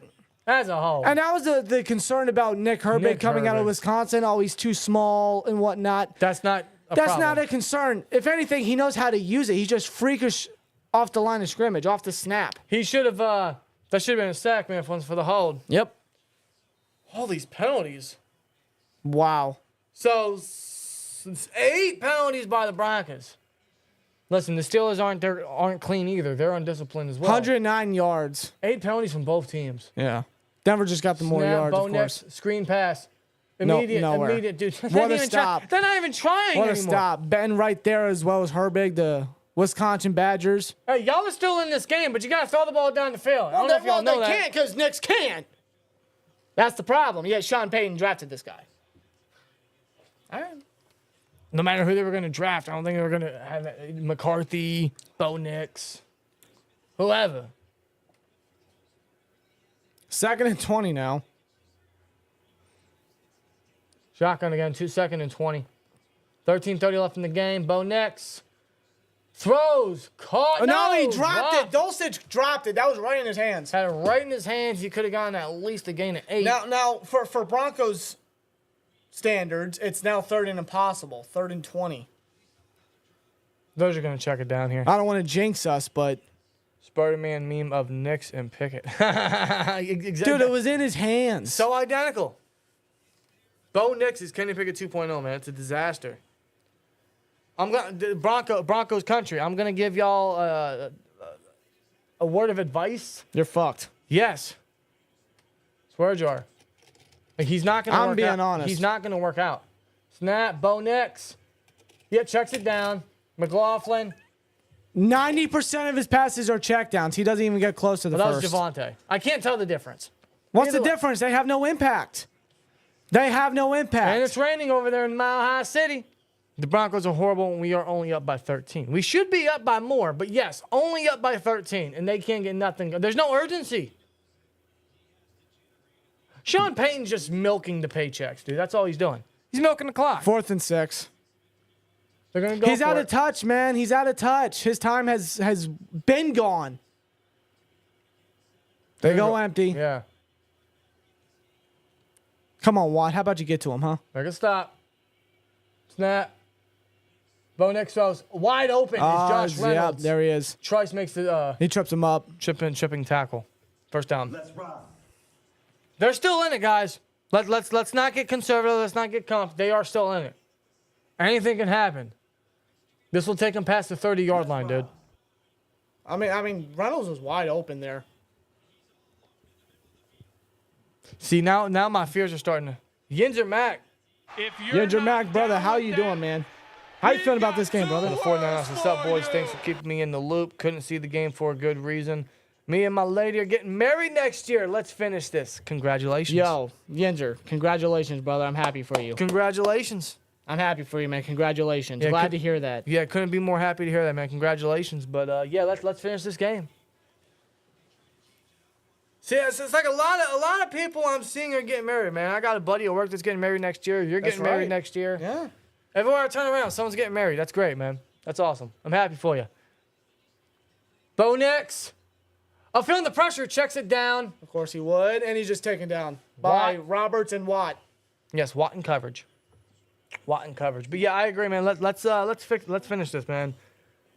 Because I feel like the offense did start to get a little conservative in the second half, and now the Broncos in some weird universe still have a chance here. 11 minutes left. 3rd and 6.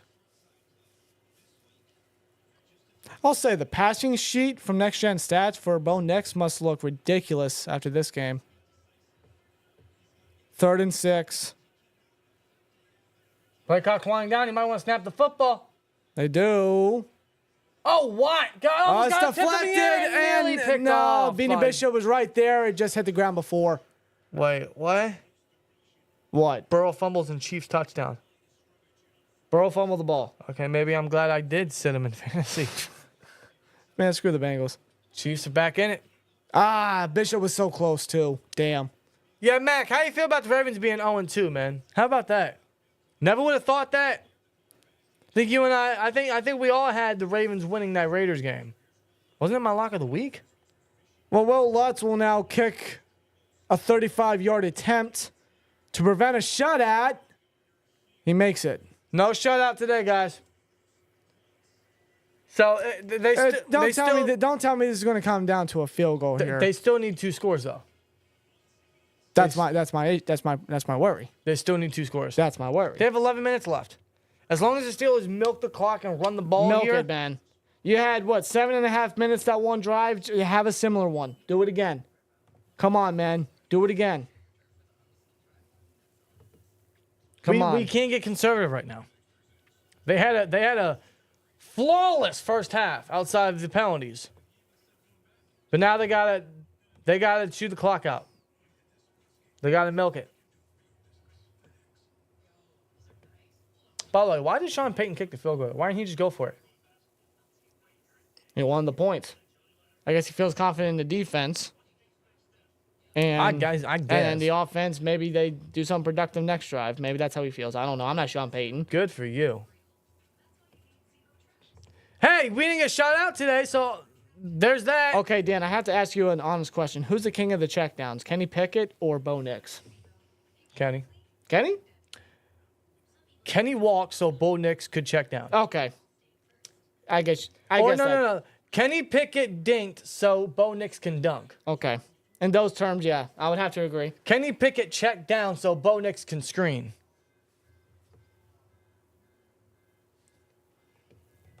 What's this? How's the saying go? Imitation is the best form of flattery or something like that.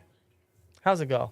Did Cam Taylor Britt come off a one-handed interception off Burrow and tight coverage?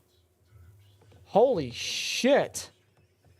Do you see this? No. Look. 1-on-1. Oh. Wow. To end the third quarter, too. Oh. That's a hell of a play, I got to admit. Damn. Okay. All right. Kenny Pickett going to the Fins? What happened? Nah, that's just what Mark said. Okay. Hey, they need a quarterback. Tua's career may be in jeopardy. I wouldn't wish that on anybody. I don't know. I'm telling you, I would not wish that on anybody. I don't know, man. All right, offense, seriously, okay? Like, all joking aside, no bullshit. Stop being conservative. Let's finish this. Yeah, they just scored. They're only down by 10, but still. Damn it, I want more points. They're technically still in it. Finish it off, man. Come on. We should absolutely have had extra touchdowns in this game. Oh, he muffed it. He muffed the kickoff. And he's not going to go anywhere. That was Jalen Warren there, and he gets hit. Oh, God. And that's the first time Steelers do a kickoff return of the season. I don't know how often we'll see those.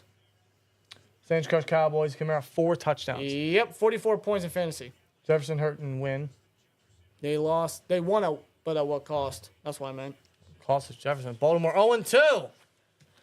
That's a beautiful sight to see, man. Yeah, A-Rod, whatever. And When was the last time we had a comfortable win? When we blew out the Bengals last year?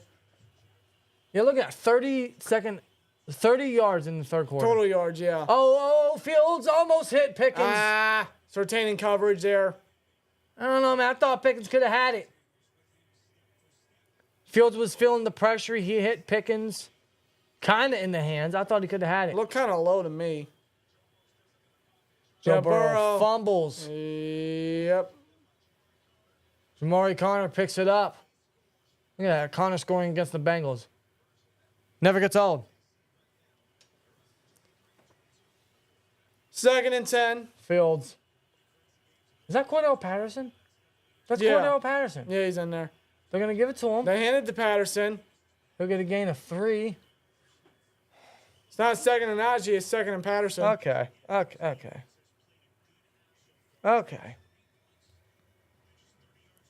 don't want a 3 and out. Come on, we don't need that. Come on. Seriously, enough of the conservativeness. Enough. It's either in the first half or the second half with the Steelers. That's always their game plan. That's always my worry every year. End the game sometimes.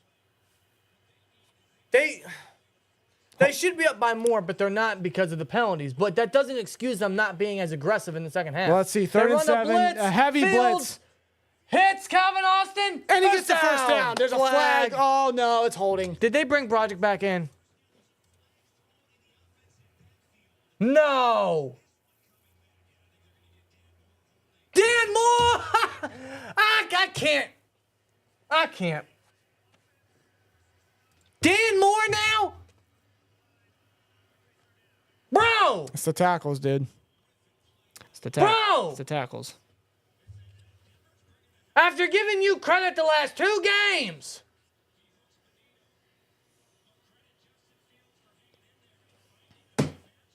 Who's better? I don't know anymore.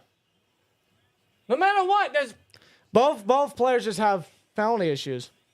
And it bites us so hard. That's our 9th penalty. It's still a 2-score game. 6 penalties on the offense. That's inexcusable. They're going to give it to Warren. On a 3rd and 15. Hold on to that football. They just wanted to run the ball. They wanted to run the ball. They wanted to drain the clock. They're just going to rely on the defense to do their job. The flags are the only thing keeping the Broncos still in this game. And that was my worry. 9:15 left. That was my worry, dude. The flags are the Broncos' best Not just the friend right flags, now. but the conservativeness. This will be Waitman's 6th punt. He's averaging 52.6 yards average per punt, which is damn good.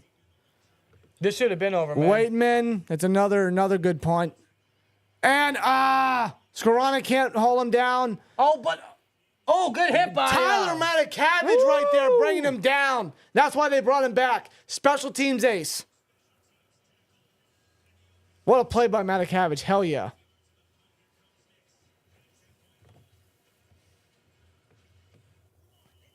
These penalties, man, dude. This team is just so undisciplined. This game should have been over. Come on, And dude. some of these plays that are being taken away by penalties is taken away from Fields' stat sheet. Like, these are things that aren't going to be seen by casuals.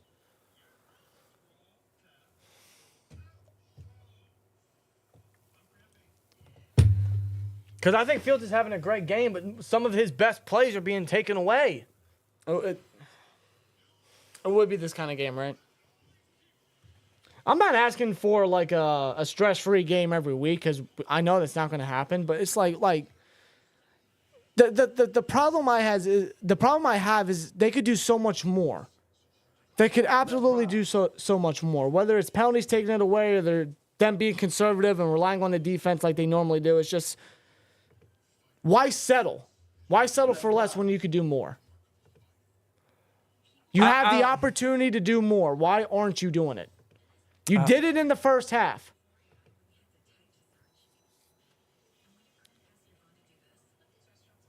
Come on, dude. Now defense is going to have to hold their end of the bargain again. Again. They got to make sure Bo Nix doesn't do checkdowns left and right and players get open and get the yards, the yak ability, whatever.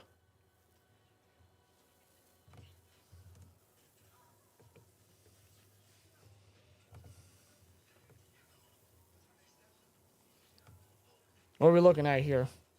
Listen, it's still a 2-score game, so, like, I'm not worried, but it's just one of those things, like, this should have been over. Maybe it's just a thought of Denver making the comeback. I don't know. Then again, other teams have attempted to do it against the Steelers. Sometimes they've been successful.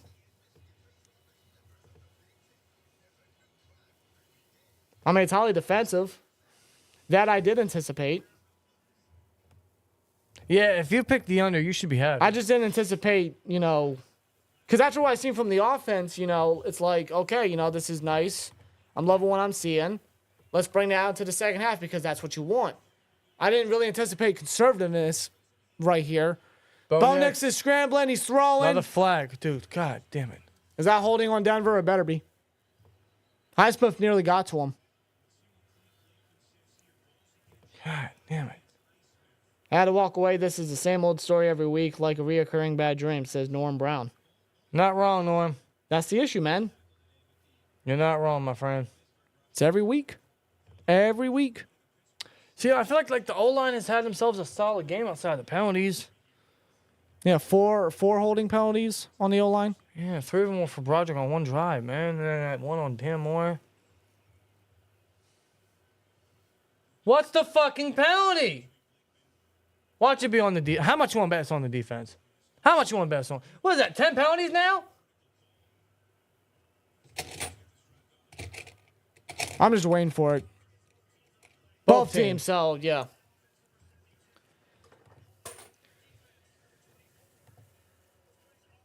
Same story with Tomlin. You're not wrong, man. It's like, why? Like, we just can't end it. We just can't end it, dude. Like, oh, there's JPJ on Sutton, another holding. And that's the thing about JPJ, he's got to be careful with them penalties too. No illegal blocking. They call it illegal block in the back. Yeah. And Garrett Bowles not having himself a good game. No, Garrett Bowles is getting... He's getting cooked. 8:35 left in the game. Bo Nix takes a snap, checks it down, and Dulcich's got no hands. No hands. Greg Dulcich's got no freaking hands. No hands. He just drops it. That could have been a first. And he dropped it. I mean, it's right there, dude. Just catch the football, bro. I mean, I'm glad you're not, but... Peyton Wilson was right there to meet him immediately, too, if he did catch it. 8:32, 2nd and 10, guys. Oh, Watt tried to go inside with the pressure. Next, Another flag. gets rid of it. I mean, I'm just gonna keep this. I'm just gonna Leave keep it. I feel like we need to get a flag. Dude, I'm gonna keep it on for the rest. We need to get a flag. I'm not throwing the towel. I'm keeping it on for the rest. For the rest of the stream, it's staying on there. There's legitimately no point in taking it off. Every 2 plays, flag, flag, flag, flag. It's saying that for the post game. Both teams?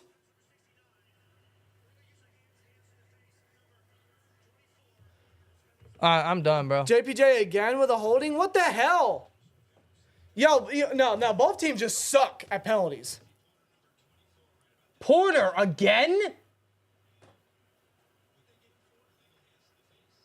That looked clean to me. Where are they getting Porter on? That was a hold on Ogunjobi by McGlinchey. What would they get JPJ on? I mean, both teams suck with penalties. JPJ looked clean. I didn't say anything. Oh my God, what now? Timeout? Another flag. I'm done. I'm about to walk away. This game's never going to end. Neutral zone infraction on the defense. You got to be... I'm mad we just did that at the same time. We did that at the same time. Look it up.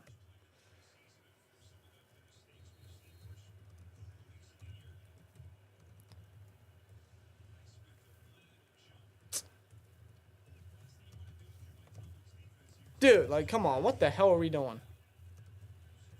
I'm going to steal a quote from Seamus. Flag after flag after flag after flag. They hand off to the halfback. He goes nowhere. In fact, he loses yards. Good tackle by... Third and mid coming up. Good tackle by Watt and Elliott. 3rd and 7 coming up.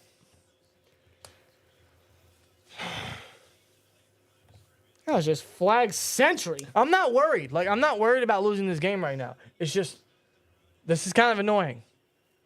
Bo Nix feels the pressure. Watt in his face. Misses his target. Yeah, the pressure got to him. Nix tried to get rid of it. No flags. Watt all over him. Yeah, no flags. Good. See, I was waiting. Punt it. Game over. Run this fucking clock out. Watt being disruptive like he usually is. You can't slow him down, man. No. Even if they're trying to hold him, which is almost every damn You down. never can. Swear. The cussing is intensified because of the flag. Every time there's a flag, there's a... It's the game of the punters right here. Both punters have punted 6 times. Calvin Austin, what are you doing? He just stopped. He just stopped. We got to try someone new out there. We got to try someone new out there, bro. Calvin Austin ain't doing it back there. I don't know what it is. Chargers, Steelers, yeah. Oh, God. Which would be the Steelers home opener. Oh, God. We got the Chargers next week. We got the first hardball. Oh, my God. You see what JK's doing? Yes, I do. Yeah. Wow. They blew out the Panthers. Chargers are 2-0. This is their first 2-0 start since, I think, what was it? What was it, 2016? I don't know. I have no idea. All right. 19-yard line. 7:48 left in the game. They hand it off to Najee. He pushes forward for a gain of 3. Quentin Johnson had 2 touchdowns today. Ladd McConkey didn't do nothing. I started him in There's fantasy. some shoving on the O-line there. I don't know who was shoving. I just seen something. 2nd and 8. Dude, if we get a 3 and out here, I'm gonna be a pissed off Steelers fan.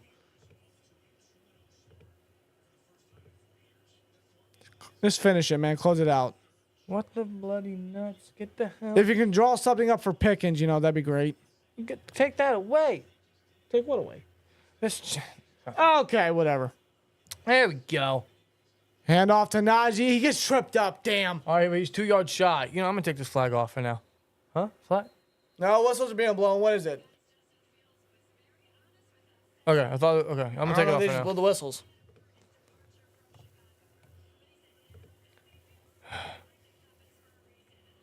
Can we use?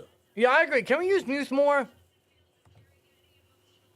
He's only had 3 targets. What are we paying this guy for? I'm gonna tell you right now, this game's just dragging at this point. Yeah, the first half flew, and now the second half is just dragging. Might be because of the flags. I don't know. Muth has 4 targets. 4 and 11 on 3rd down conversions. That's not good.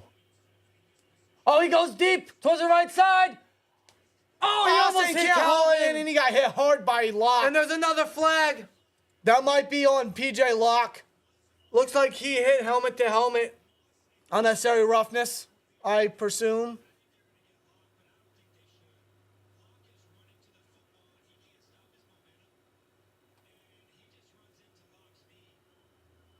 He went deep for Austin. Throwing a 50-50 ball for Calvin.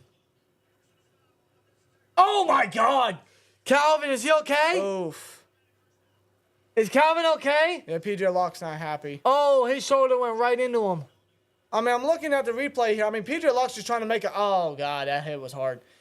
Locke was just trying to make a play to break up the pass. Is he okay? I mean, I don't know what you expect PJ Locke to do. He's just playing defense there. Yeah, like that, listen, that's not. And he hit him with his shoulder. He didn't hit him with the helmet. He led shoulder first. Is Calvin okay? I hope so.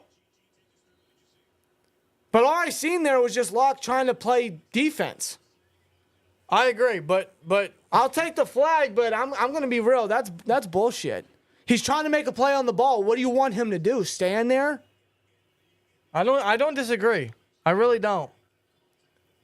Hope Calvin's okay. They give it to Najee. He'll get 2. That's kind of been the story all half. Nothing really explosive in the ground game right now.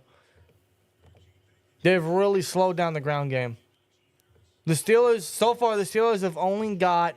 Yo, look at Sean Payton to PJ Locke. Yeah.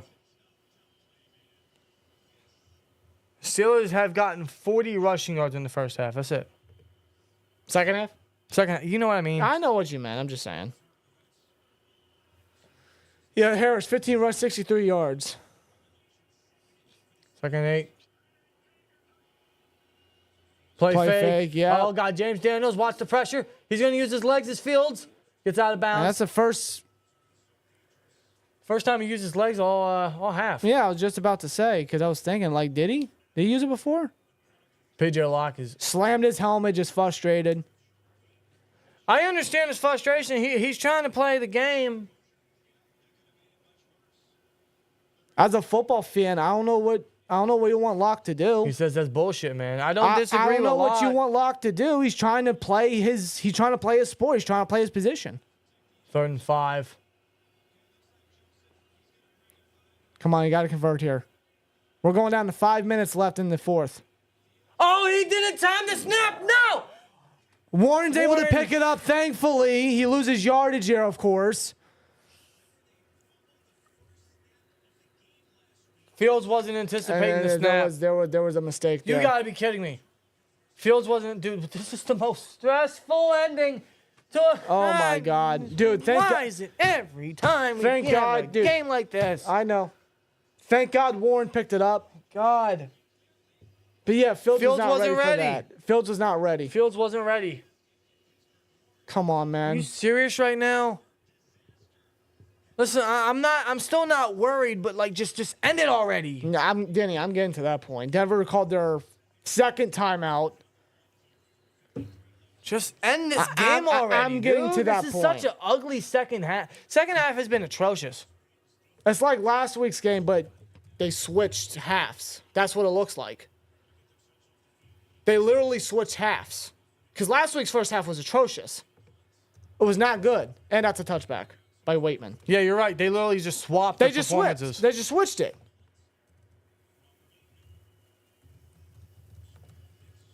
Just end it already, dude. So sloppy. Yeah, you're kind of guaranteed one field fumble a week, aren't you? All right, dude, we He had didn't turn it over. zero negatives coming out of the first half from the offense, and now it's just. What is this? What is going on right now? Polar opposites. Dr. Jekyll and Mr. Hyde, dude.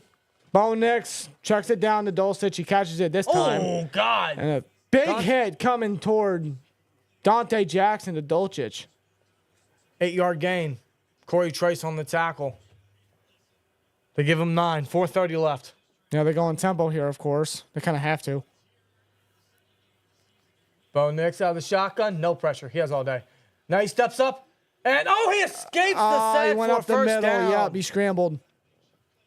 He got the first. Using his legs. We need another turnover, guys. Bo Nix trying to get the offense to rally up. We need another turnover, guys. They're going tempo here again.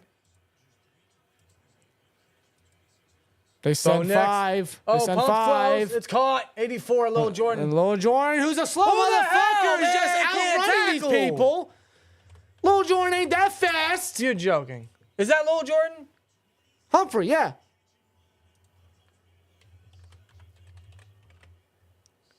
Can someone please? Bro, this man ran, what, a 4.8 40? Dude, Beanie sucks. I'm sorry. Beanie Bishop's fucking trash. No, that was not good coverage by Beanie there. He can't cover. I mean, let's be real. That's a mismatch there. Beanie can't cover. That's a mismatch there. I mean, dude, Lil Jordan's like 6'2", 6'3", maybe taller. Beanie Bishop is Arthur Millette. He can't cover, but he can make plays in the blitz and in the ground game. And we got, I think that's Dante Jackson hurt again. Not again. I mean, we all trust Trice, but we don't need starters out right now. No, we don't. It also don't help the defense is constantly getting on the field again. Dude, yeah, because it's just... That's something that was a positive about the offense last week. They maintained time of possession. They gave the defense a break to catch their breath. Yeah, let me so think. that they weren't on the field consistently after 2 minutes. And now this second half, I mean, it's like last year. That's what I mean when I say it's like last year. What's the difference? Was it 2 3-and-outs in the second half? I think. Maybe. Pretty sure it was 2 3-and-outs in the second half. The time of possession, the longest drive they had all half was their last one. Well, 3 Bo minutes. Nix, check down. Make a tackle! Why are you not going forward? Who is this little Jordan? DeMonte Casey, what were you doing there? Yeah, listen, guys. The longest drive the Steelers have had the second half offensively has lasted. It was their last one, 3 minutes and 3 seconds. That's not good enough. They Screen dump it pass. down behind the Bang with line. some hustle. Javonte Williams. That's another first down. I'm done. But they needed DeMarvin. They needed DeMarvin Dude, Leal to come up and take him down. I'm done. I'm fucking done, man. Now I'm getting worried. Now this is disastrous. Why can't y'all just end it? Because their game plan doesn't call for that. That's the problem. So conservative. Their game plan is conservative. This is the most Broncos Steelers game ever. They go empty. 2:33 left. Bo Nix, snap. He's going to run a draw. He's going to scramble. 5 yards. He's going to slide. He's at the 10-yard line. They may take it down to the 2-minute, though.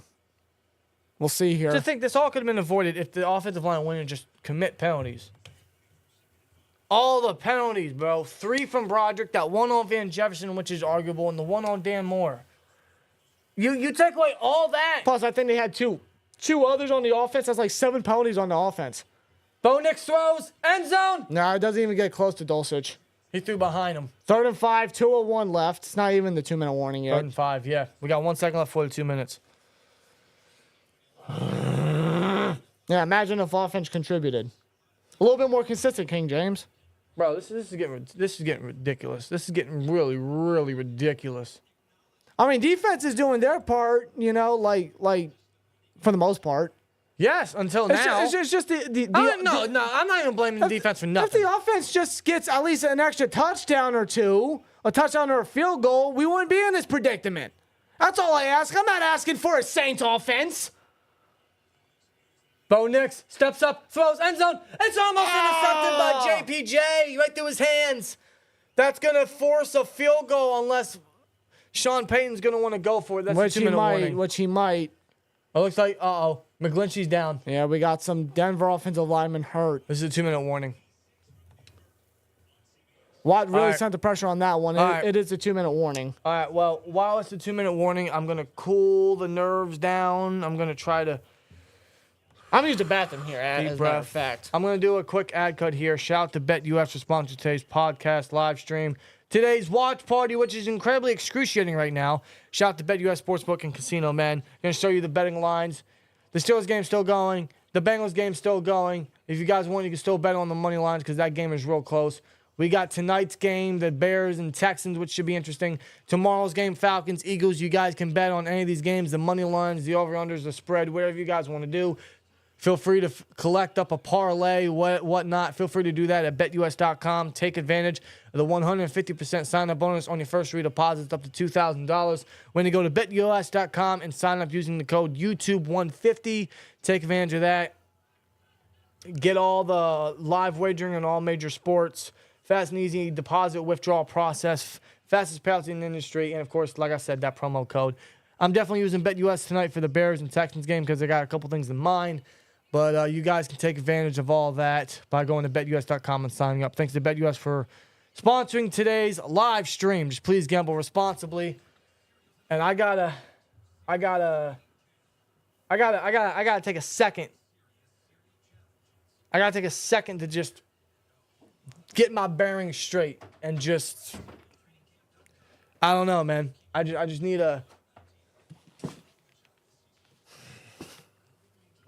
I need to understand the situation right now. God give us strength. Shout out to J. Cole, 199.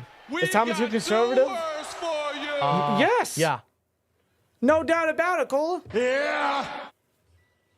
Yeah. Dude, this fucking offense. Straight up. This second half. Arthur Smith's play calling. Broderick Jones.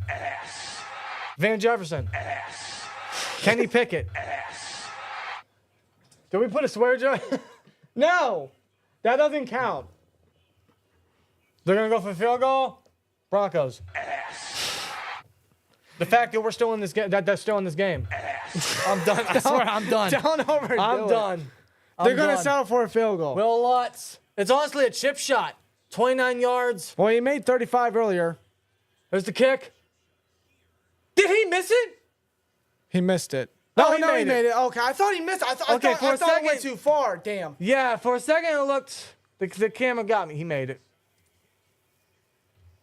Yeah, he got it. Okay, yeah, I thought it went too far to the I mean, right. it really drifted. It really drifted. No, the 3 yards He back, made it. he would have missed it. All right, well, they're going to go for an onside kick because they only got one timeout. Come on, man. Oh, God. All right, we need to retrieve. They need to retrieve the football, and they don't need no bullshit right now. So no. Come on.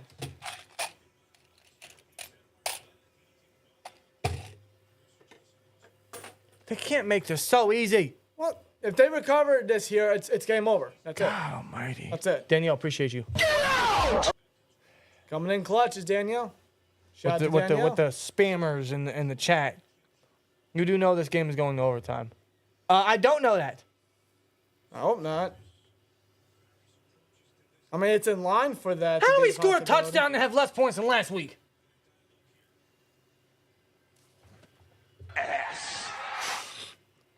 I know we could have had more if it wasn't for penalties, but my God.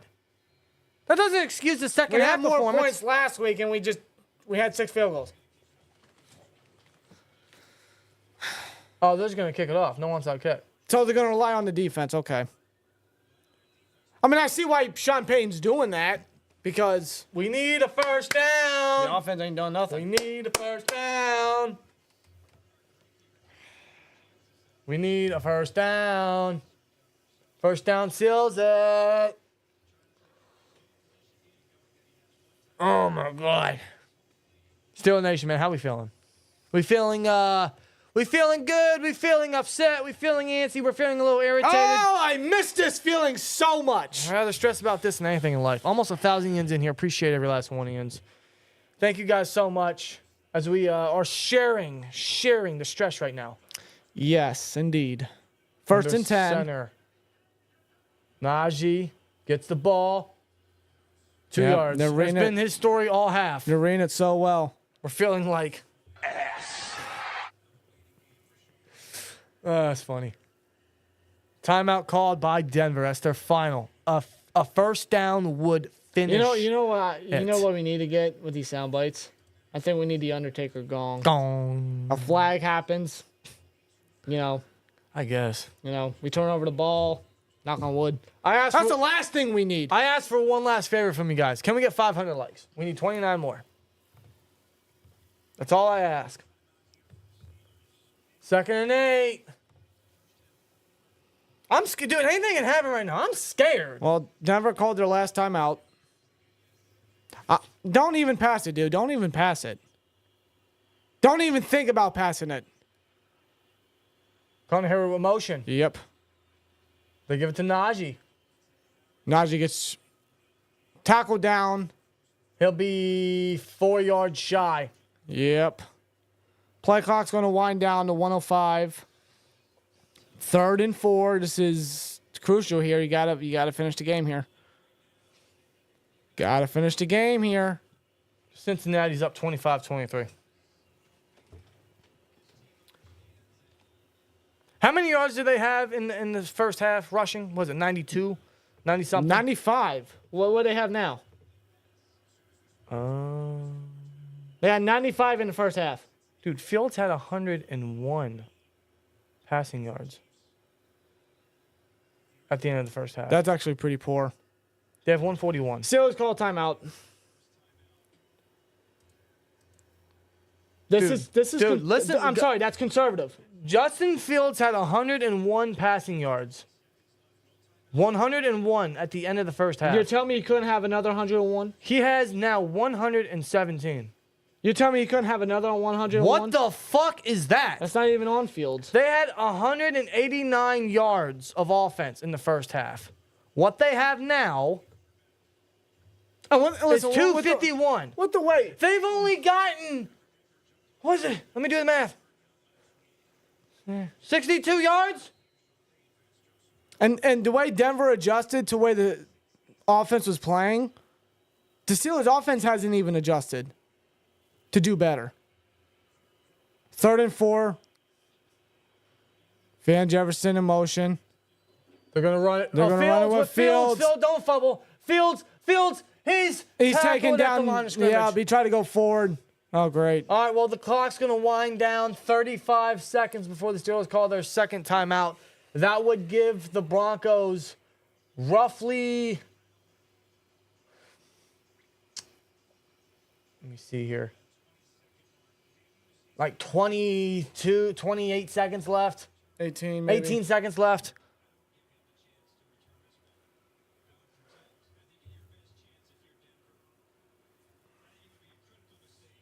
Anything can happen, guys.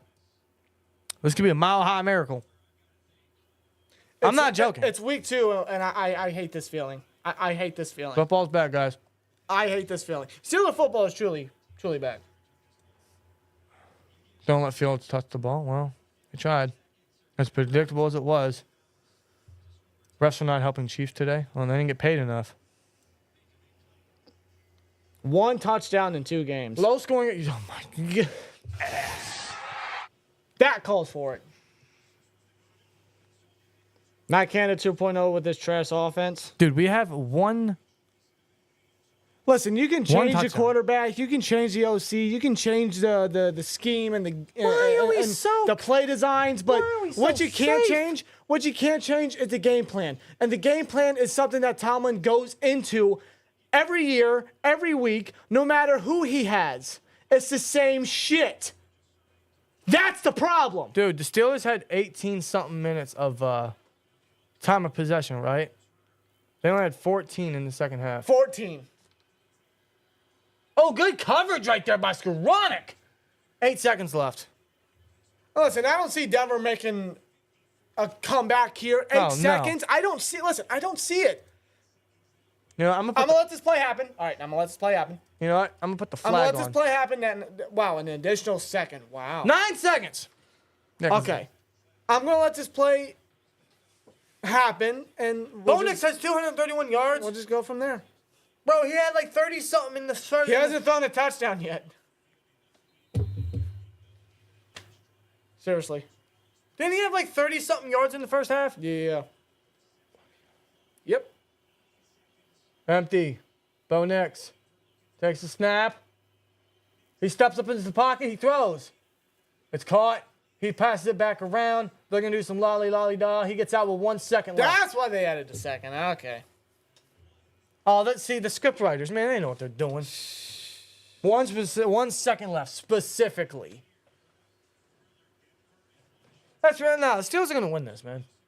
It's just why. Bo Nix ain't throwing it all the way down there. Why is it this stressful? Man, after the Trice pick, I thought, you know, end this thing. No, we just get 3 more points.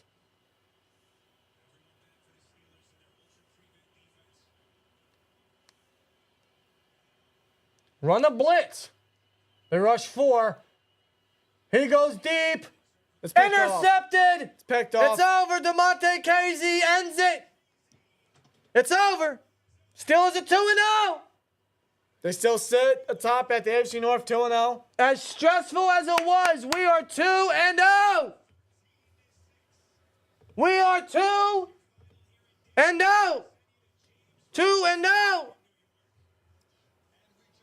I'll take it. And see, that's always the case. Well, before we get into the post game, we got the Chiefs and the Bengals. Mahomes is going to scramble and throw it away. 32 seconds You gave left. Mahomes 32 seconds with 3 timeouts. Well, they're in field goal range. They're in field goal range. All 3 teams have timeouts, I think. Those more penalties than anything else. How many penalties did the Steelers leave with? How many penalties? I wish I knew the first half stats. Team stats? They had 10. Bro, load up. Thank you. Yeah, they had 10. 10 penalties? Jesus. The Steelers only had 62 yards of offense in the second half. That's it. They only had 3 first downs in the second half. That's conservative. What? That is conservative. Justin Fields only had 16 passing yards in the second half. How many first downs did they have in the first half? 13. They finished with 16. The Broncos had 62 yards of offense. They finished with 295. They out-yardaged us. They had, 2 or 3 first downs? They finished with 13. Hey, but Steelers won time of possession. They did by almost 5 minutes. Fine. They had 18 minutes. That's fine. They had 18 minutes in the first half, and they finished with 32-19. Which, if you, by the way, if you switch around to 32, it's 23. Yes! I just had to say it. Yes, we know. Come on, Mahomes, just end this fucking thing. Swear jar. Play calling, no receivers can get open. No, absolutely not. Pickens was making plays. The stats don't show it, but he was making plays. Absolutely. Yeah, Pickens finished the game 2 catches, 29 yards, all 4 targets. You take away the Broderick holding, he would have had at least 70. At least. God. Frymuth finished the game. We have a lot to talk about in the postgame, man. Frymuth finished the game 4 catches, 39 yards. He led the team in receiving today. Frymuth, yeah. He didn't get enough targets. Steelers rush offense, they finished 141 rushing yards total. I'll take it. They had, 92, 90-something in the first half? 95. Yeah, 95, and they finished with what? Butler kick, it's good! And the Chiefs won. I am not surprised. Bengals are 0-2. Ravens are 0-2. Steelers are 2-0. Browns are 1-1. Shout out to Unger to the Max. Shout out to Loose Cannon. We're at the top of the AFC North, guys. We're at the top of the AFC North.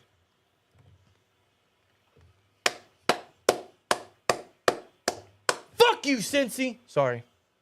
Actually, I'm not, man. I mean that with every goddamn fiber of my being. All right, let's get into this post game. So you said we had 95. 95 in the first half rushing. And then we finished with 141. Yes. So do the math. 46. That's not even half. 46 rushing yards. That's not even half of what they got. And we had what? I said 16 passing yards? Second half? Yeah. That's 62 yards of offense. 62 yards of offense and this. That's ass. All right, well, we're going to get into the post game, guys. So we're going to hit record here. We're going to do the post game. Bobby, hey, we won, right? It's all fine and dandy, huh? All right, here we go. Just sweep everything under the rug, right? I'm going to keep the flag on because, I mean, holy hell. Steel Nation, we sit at the top of the AFC North 2-0. A sloppy 2-0. An ugly 2-0. A very ugly 2-0, man. The Steelers exit the Mile High City with a victory of 13-6. But they win 2-0. This is our first 2-0 start, and I couldn't tell you how long. It's been a couple years. I'd have to research to find out, but we are 2-0, which is good. We did need these early wins. We know the back half of the schedule. These wins really do matter. So in that regard, yes, the Steelers came out with a victory.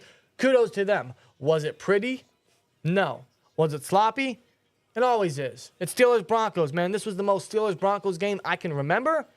It was just sloppy. The Broncos are in it a lot more than they should have been.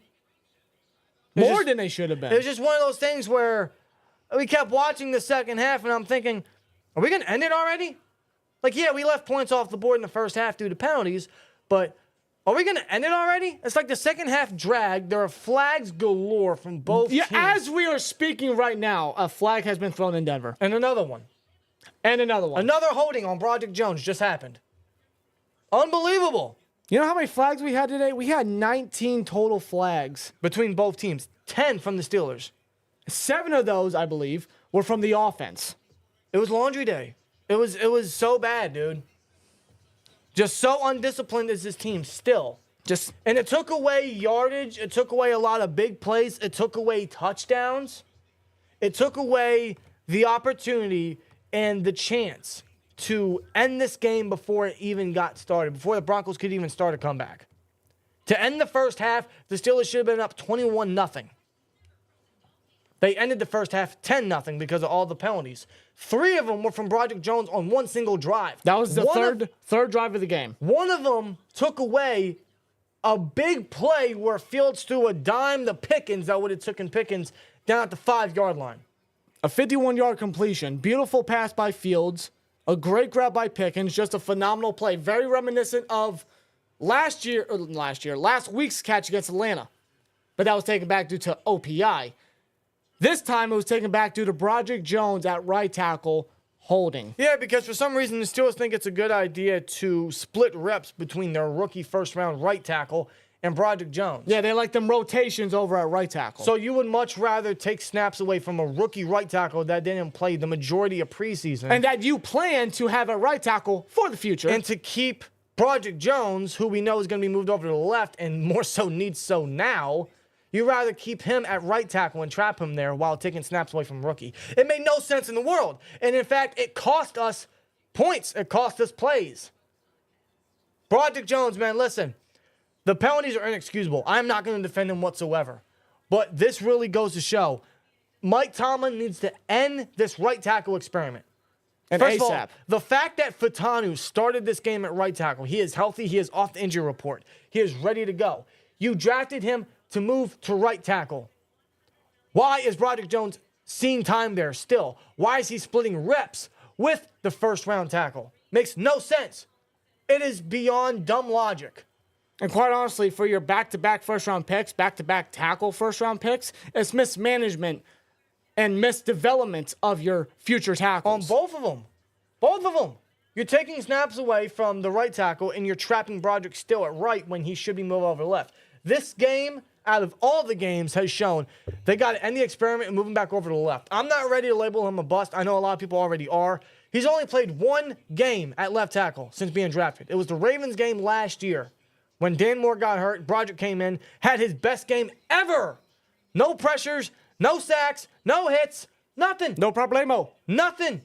He's only played 1 game at left tackle. Move him back over. For the love of God. This game needs to be the straw that breaks the camel's back on the right tackle experiment. Yeah, just end it. Just finish it off. It has now worked. You drafted Fatano for a reason.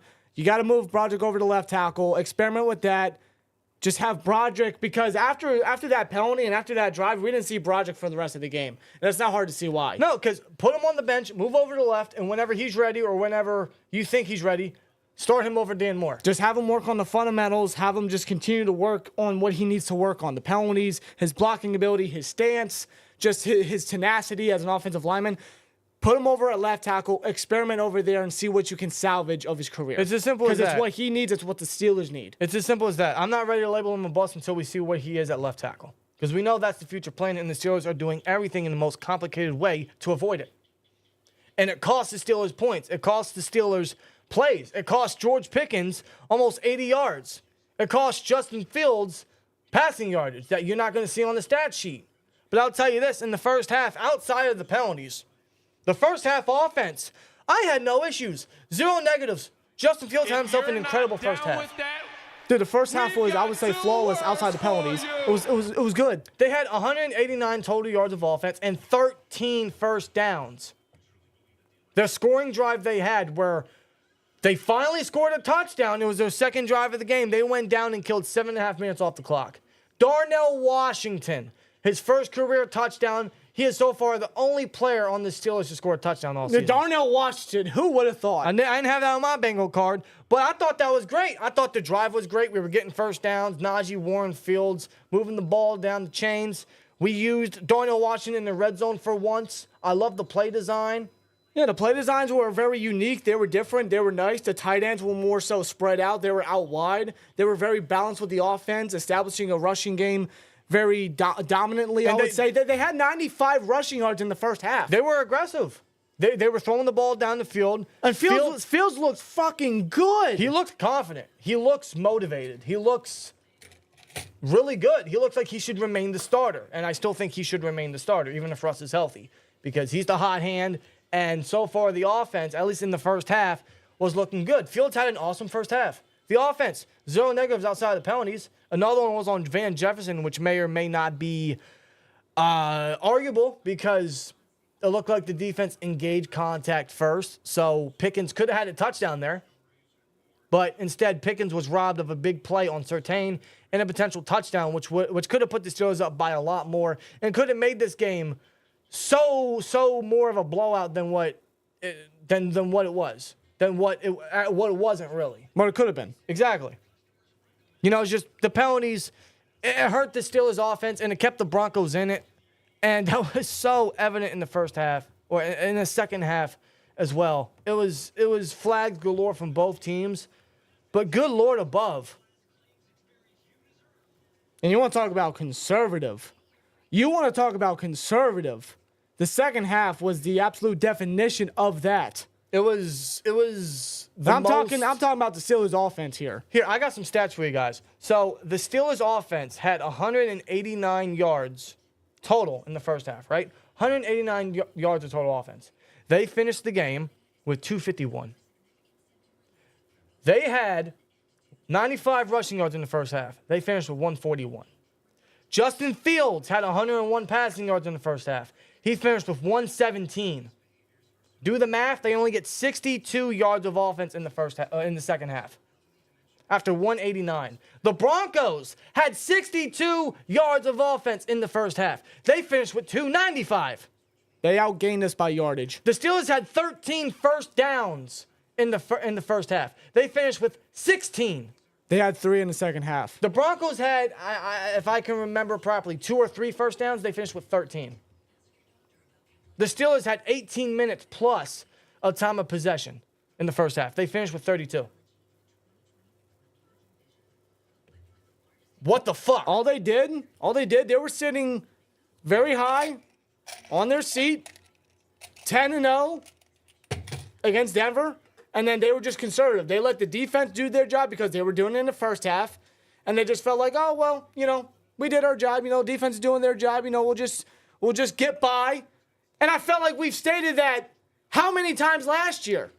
Almost every week. The offense just gets conservative. They get lazy. They get too comfortable. And I feel like we stated that 2 years ago. This is a constant thing. Here's the problem. It's week 2, and I don't care. I'm saying this right now because this has been a reoccurring thing for years, and it will continue to be. Okay? It doesn't matter who the quarterback is. It doesn't matter who the OC is. It doesn't matter what different plays they draw up. It doesn't matter what different formations they draw up. The game plan will forever and always be the same as long as Mike Tomlin is here. That's the problem. They just play too safe. In the first half, I had no issues. I love the aggression. I love the creativity. I love the balance. I love what Fields was doing. I think Fields in general had a very good game. Much better than last week. He looked very good. I'd keep him as a starter. But the offense in general in the second half, too last year. Too conservative, too safe. And I get, they're going up against Bo Nix. They're going up against the Broncos. They're going up against an offense that literally offers nothing. They barely threw the ball down the field. Barely. They have an incredible defense they can rely on. TJ Watt had a sack. Highsmith had a sack. Casey entered the game with an interception. Corey Trice came up big with a crucial interception in the end zone. Corey Trice came up with arguably the biggest play of the game because the Broncos got fancy. They got way too cute, and they capitalized. Shout out to Secret Underdog with it too, man. Thank you. They got way too pretty, and the Broncos, they were able to hit, I think it was Josh Reynolds deep on a flea flicker. And that took him down to, what, the 6-yard line? And then Bo Nix throws the ball into the end zone. Dante Jackson gets hurt on the play prior. Corey Trice comes in, subs in for him, reads the offensive lineup, reads the receiver's route perfectly, reads the quarterback's eyes, makes the first career interception in the back of the end zone, and prevents a touchdown. It was a wonderful play by Corey Trice. Which, looking at the game now, if they would have scored there, this could have been tied. This could have gone on overtime. Who knows? Corey Trice with an incredible play. The biggest play of his career. The biggest play of this game, in my opinion. He really saved that. The 7th rounder coming in, substituting for Jackson, and making a big play like that after what he's been through, injuries and whatnot, having to work his way back, work his ass off, and to make a play like that in week 2 on the road. And a big-time moment like that, that's got to feel good for Trice. Yeah, man, I think we all feel happy for him. What a play. He needs more playing time, whether that's in the slot, whether that's in the dime, getting him involved. He deserves it. He's making plays. He's healthy.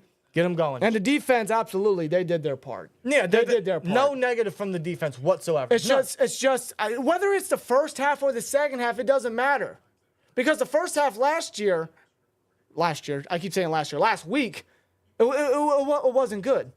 It wasn't good. I felt like it was conservative, just like this week's second half. Yeah, so it's like they just swap halves every week, which is kind of familiar from years prior. So yeah, they literally swapped. First half offense this week was great. Last week's first half offense was atrocious, and then the second half last week they stepped up. Second half they got way too conservative. I just felt like after that Corey Trice interception, I thought, okay, we're gonna end it here. You know, we're going to capitalize on the momentum. Put the dagger. He threw it deep to Pickens. It was defensive PI on Pat Surtain. Pat Surtain had a rough day against Pickens, man. Pickens, the stats don't show it because the penalties took away plays from him. But Pickens is showing you he can be a true number one, bro. He is wrecking whatever corner's going up against him. He is cooking. He cooked A.J. Terrell last week. Pat Surtain had a rough game today against Pickens, man. Pickens is a dog. Rough. A dog. But I thought, hey, we're going to end it here. And I'll give them this. They tried to get certain guys involved. They threw the ball to Muth 4 times. Should have been more. They threw the ball to Jefferson 3 times. One of them was a deep shot. But it's just poor execution in that regard. They just have no one else. They have Warren. They have Najee. They have Pickens. They got Muth, maybe. I think they could use him a little more. That's it. No other receiver can make a play. No. So the offense got way too safe, way too conservative. They just sat back, relaxed, and did the bare minimum in the second half. And it was evident because no one could make plays. The Broncos adjusted. They stopped the ground game by a large amount that we couldn't get nothing going and the Steelers offense, they never adjusted when Denver did. And Fields only got 16 second half passing yards, dude. Shout out to Anzen with it, too. Appreciate you, man. It's just the offense got way too safe. And that makes us fear that, yeah, this is last year's funk all over again. And that's what we said last week. That's last year's funk. It's just like last year. That's what we mean. And our fear is that it's going to continue into next week and the week after that and after the bye week and toward the end of the season and into the playoffs because it happens every year. That's why we say it's just like last year. Because it's not that much. The game plan is never different. You can change up the cast. That's fine. Right. But the game plan is never different. That's the issue. And if they don't change anything, if they don't get better at that, if they don't adapt and conquer and progress, then it's just going to bite the Steelers in the ass. It's only going to cause blowouts to happen, and we've seen that too many times. Well, I also think it wasn't exactly lack of aggression. It was mostly the penalties. The penalties was really bad. That's what they got to clean up. The penalties were just ridiculous. 10 penalties from the team. I don't understand how this line is still so undisciplined. I think 5 of them were from the offensive line, 7 in total by the offense. Right. That's inexcusable. You have to clean that up. Yes. I think I think we need to start getting youth involved more. Pickens is a dog. We know that. Fields, I think he cooked today. I think Fields had a great game. The stats won't show it, but the plays he made that the penalties brought back were great. He looked comfortable. He looked well protected in the pocket. He used his legs when necessary. He didn't overdo it. Like, I thought he looked very comfortable. I thought he looked like he has that confidence. Like, he can lead this team. It's just unfortunate that certain plays got called back to penalties. But even in the second half, I just sensed, there was a setback from the offense. Just conservative play calling, conservative execution, and the penalties didn't help. No. And if they don't clean that up, if they don't change that up at all, then They really need another receiver. Obviously. yeah. Everyone knows that. But good Lord above. They need another receiver, man. Pickens can't do it all. Pickens can't keep making elite talent look funny. We need someone else. And we need to execute a little better on the offense. The penalties need cleaned up massively. I know in training camp, the Steelers established this new drill where if there was a penalty, if there was a holding, if there was a false start, if there was whatever, the guys did laps. I don't know what Tomlin's going to incorporate, but I know Tomlin cannot be happy about these he penalties. stated after the halftime show, as they came out for the third quarter, he said we got to clean up the penalties. This is ridiculous. Flag central for the offense today. Because this game was too close for comfort, but it shouldn't have been this close. It should not have been. The flags took away points.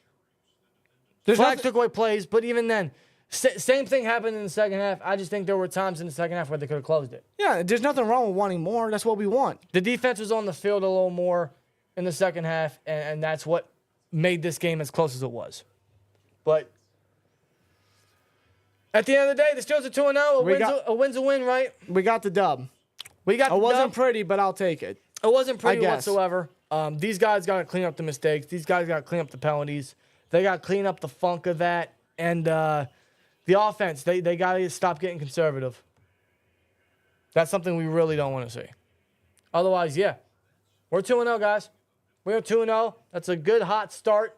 That's a momentum boost. And we'll see what the Steelers do to improve some of these mistakes because we need it. We know we can rely on the defense. 1 touchdown in 2 games doesn't sound great. It doesn't. Now, Steelers scored a touchdown this week, but they have less points than last week. Yes. Jeez. And for that, I blame the penalties. I really do. Because Pickens could have had a touchdown. That was taken back. Pickens had a big catch on Surtain. That was taken back. Like, They got to clean those up. like there was a great chance this game could have been well over in the first half. If they clean those up, yeah, maybe we could have had more. I'm sure we could have had more. They just Yeah. got to work on that. They But they don't. also got to work on the conservativeness. Like, we can't have that. I'm Yeah, sorry. they can't just sit back in the second half. They can't kick their feet up and think, oh, we're fine and dandy. That's not going to work in the long run. That's my worry. Yeah, because listen. You can get away with it against the Broncos. I don't know if you can get away with it against the Chargers next week or against superior competition. Or about the second half of the season. If you're not You down seen the with schedule? that, Shout out to Ansel with another we've 2. got 2 words for you. Just work on getting better. I hope so, man. I really hope so. Get in- I just don't want to get a sense of this shit again. I don't. No, that's not what we want. Get in the film room, work on your craft, work on the penalties, work on the execution. Just go into next week Agreed. for the home opener against the Los Angeles Chargers. Otherwise, yeah, sloppy win, but I'll take it. And I thought the first half was good. I thought the first half was excellent. Flawless first half. No problem with the first half. It's just it got too close in the second half, and I blame penalties. But yeah, we're right. Execution needs to be there, and hopefully for the Chargers, they got their game up a little higher because the Chargers, man, they're gonna be bringing the heat. They're gonna be bringing the heat. They're gonna be bringing Yeah, because JK. they're off to a hot start. They're off to a hot start, 2-0 for the first time in a while, and JK's cooking it, man. So you can get away with it. You can get away with that against the Broncos. You're not gonna get away with that against the Chargers. Or Jim Harbaugh at that. Telling you right now. Steelers need to clean up these mistakes. Otherwise, yeah, we're 2-0, guys. We sit at top of the AFC North. May not be the prettiest fashion, but it never is when it comes to the Pittsburgh Steelers. We're kind of just used to this. I But guess. the record says what it says, so we are indeed 2-0. The Ravens, the Bengals are 0-2, and the Browns are 1-1.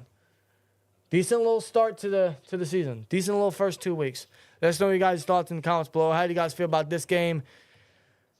We're 2-0. See you guys in the next one. Here we go, Steelers. And as always, like, comment, subscribe, and we'll see you later. Peace. That's the post game, guys. That is that. Justin under 150. He wouldn't have been if it wasn't for the penalties.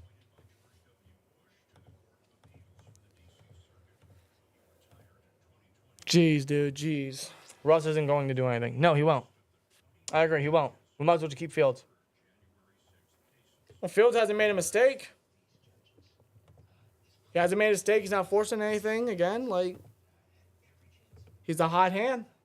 Yeah, I have no problem with Fields right now. He's a hot hand. Unless he makes several mistakes, then yeah, you go with Russ as long as he's 100% healthy. Until then, you go with Fields. Right. Just business. But hey, we're 2-0, man. You gotta feel good. When was the last time? Actually, I'm gonna search this up. When was the last time we were 2-0? Was it 2020? I think you're right. Had to have been 2020, right? Had to have been. You're right. Yeah, this is our first 2-0 start since 2020. All right, then. All right, before we get on out of here, guys, who was your biggest MVP of the game? Who's the MVP of the game? I'm gonna say Fields. I'm gonna say Fields and Pickens. You can go with the defense, but I want to give some credit to those guys because I think they really killed it today. Fields put a lot of money on his throws. Pickens was dominating. They couldn't stop him. No, they couldn't stop him. Yeah, you can say Watt, Highsmith, Elliott had a great game. Trice came up with the biggest play. Fields, man, was slinging it. Fields, man, I was impressed. I was very happy. He's looking good out there, and you keep him out there. That's exactly how it should be. Alrighty. Well, it's 7:51. Let's see, we got Fields, Corey Trice, Elliott MVP, interception in the end zone. Pickens without the flags, Ansem with it too. I agree. Yes, yes. Take away those flags, you're looking at 80 plus in a touchdown. Unbelievable stuff. If they don't learn how to win clean, it's going to be another lackluster season, says Mike Falderoff. I can't disagree. You can get away with this against Broncos. Other teams, not so lucky. That's my worry, dude. That is my worry. That's why I'm so vocal about it. That is my worry. Yeah. I've seen it time and time again. Yeah. That's my fear. But with that being said, we're going to get on out of here. We're going to upload the preview. We're going to get everything going. Otherwise, you guys know we'll be back for another week of content this week. As we prepare, we move on to the Chargers and the Steelers home opener in Heinz Field. You guys know we'll have the shorts up for certain reactions, so look out for that. Yep. We'll have the picks out, the week 3 picks out with GT coming later this week. Look out for that. And, of course, we'll be live for the preview. So another week of content is coming. But we'll see what Tomlin says and how everything goes and how he plans on trying to discipline these guys because it's really necessary. Yep. Otherwise, you guys enjoy the rest of your Sunday night. You guys enjoyed the game tonight and the game tomorrow. And we'll see you guys later this week, man. Appreciate a lot of you guys for joining us. We almost had a peak of 1,000 plus. You guys are incredible, man. I think we might have actually had that. Probably. Something. So we appreciate you guys. Thank you. With that being said, we're 2-0. 2-0, guys. We're 2-0. 2-0. I'm willing to put the negatives aside for now. Because it's still early. I'll give them that. It's still early. We'll see what they can do. Right. We'll see what they can do. See if they can adapt. All right, guys. See you in the next one. Here we go, Steelers. And shout out to BetUS, man. Yeah, shout out to BetUS for sponsoring today's live stream. Thanks to them for sponsoring us this season. You guys know BetUS.com. Go to BetUS.com and sign up. Take advantage of the 150% bonus on your first 3 deposits up to $2,000 when you use the promo code YouTube150 when you go to BetUS and sign up today. So thanks to BetUS for sponsoring today's live stream. Thank you guys for joining us. See you in the next one. 2-0. Here we go, Steelers. And as always, like, comment, subscribe, and we'll see you later. Peace. 2-0. God, Bo Nix, though.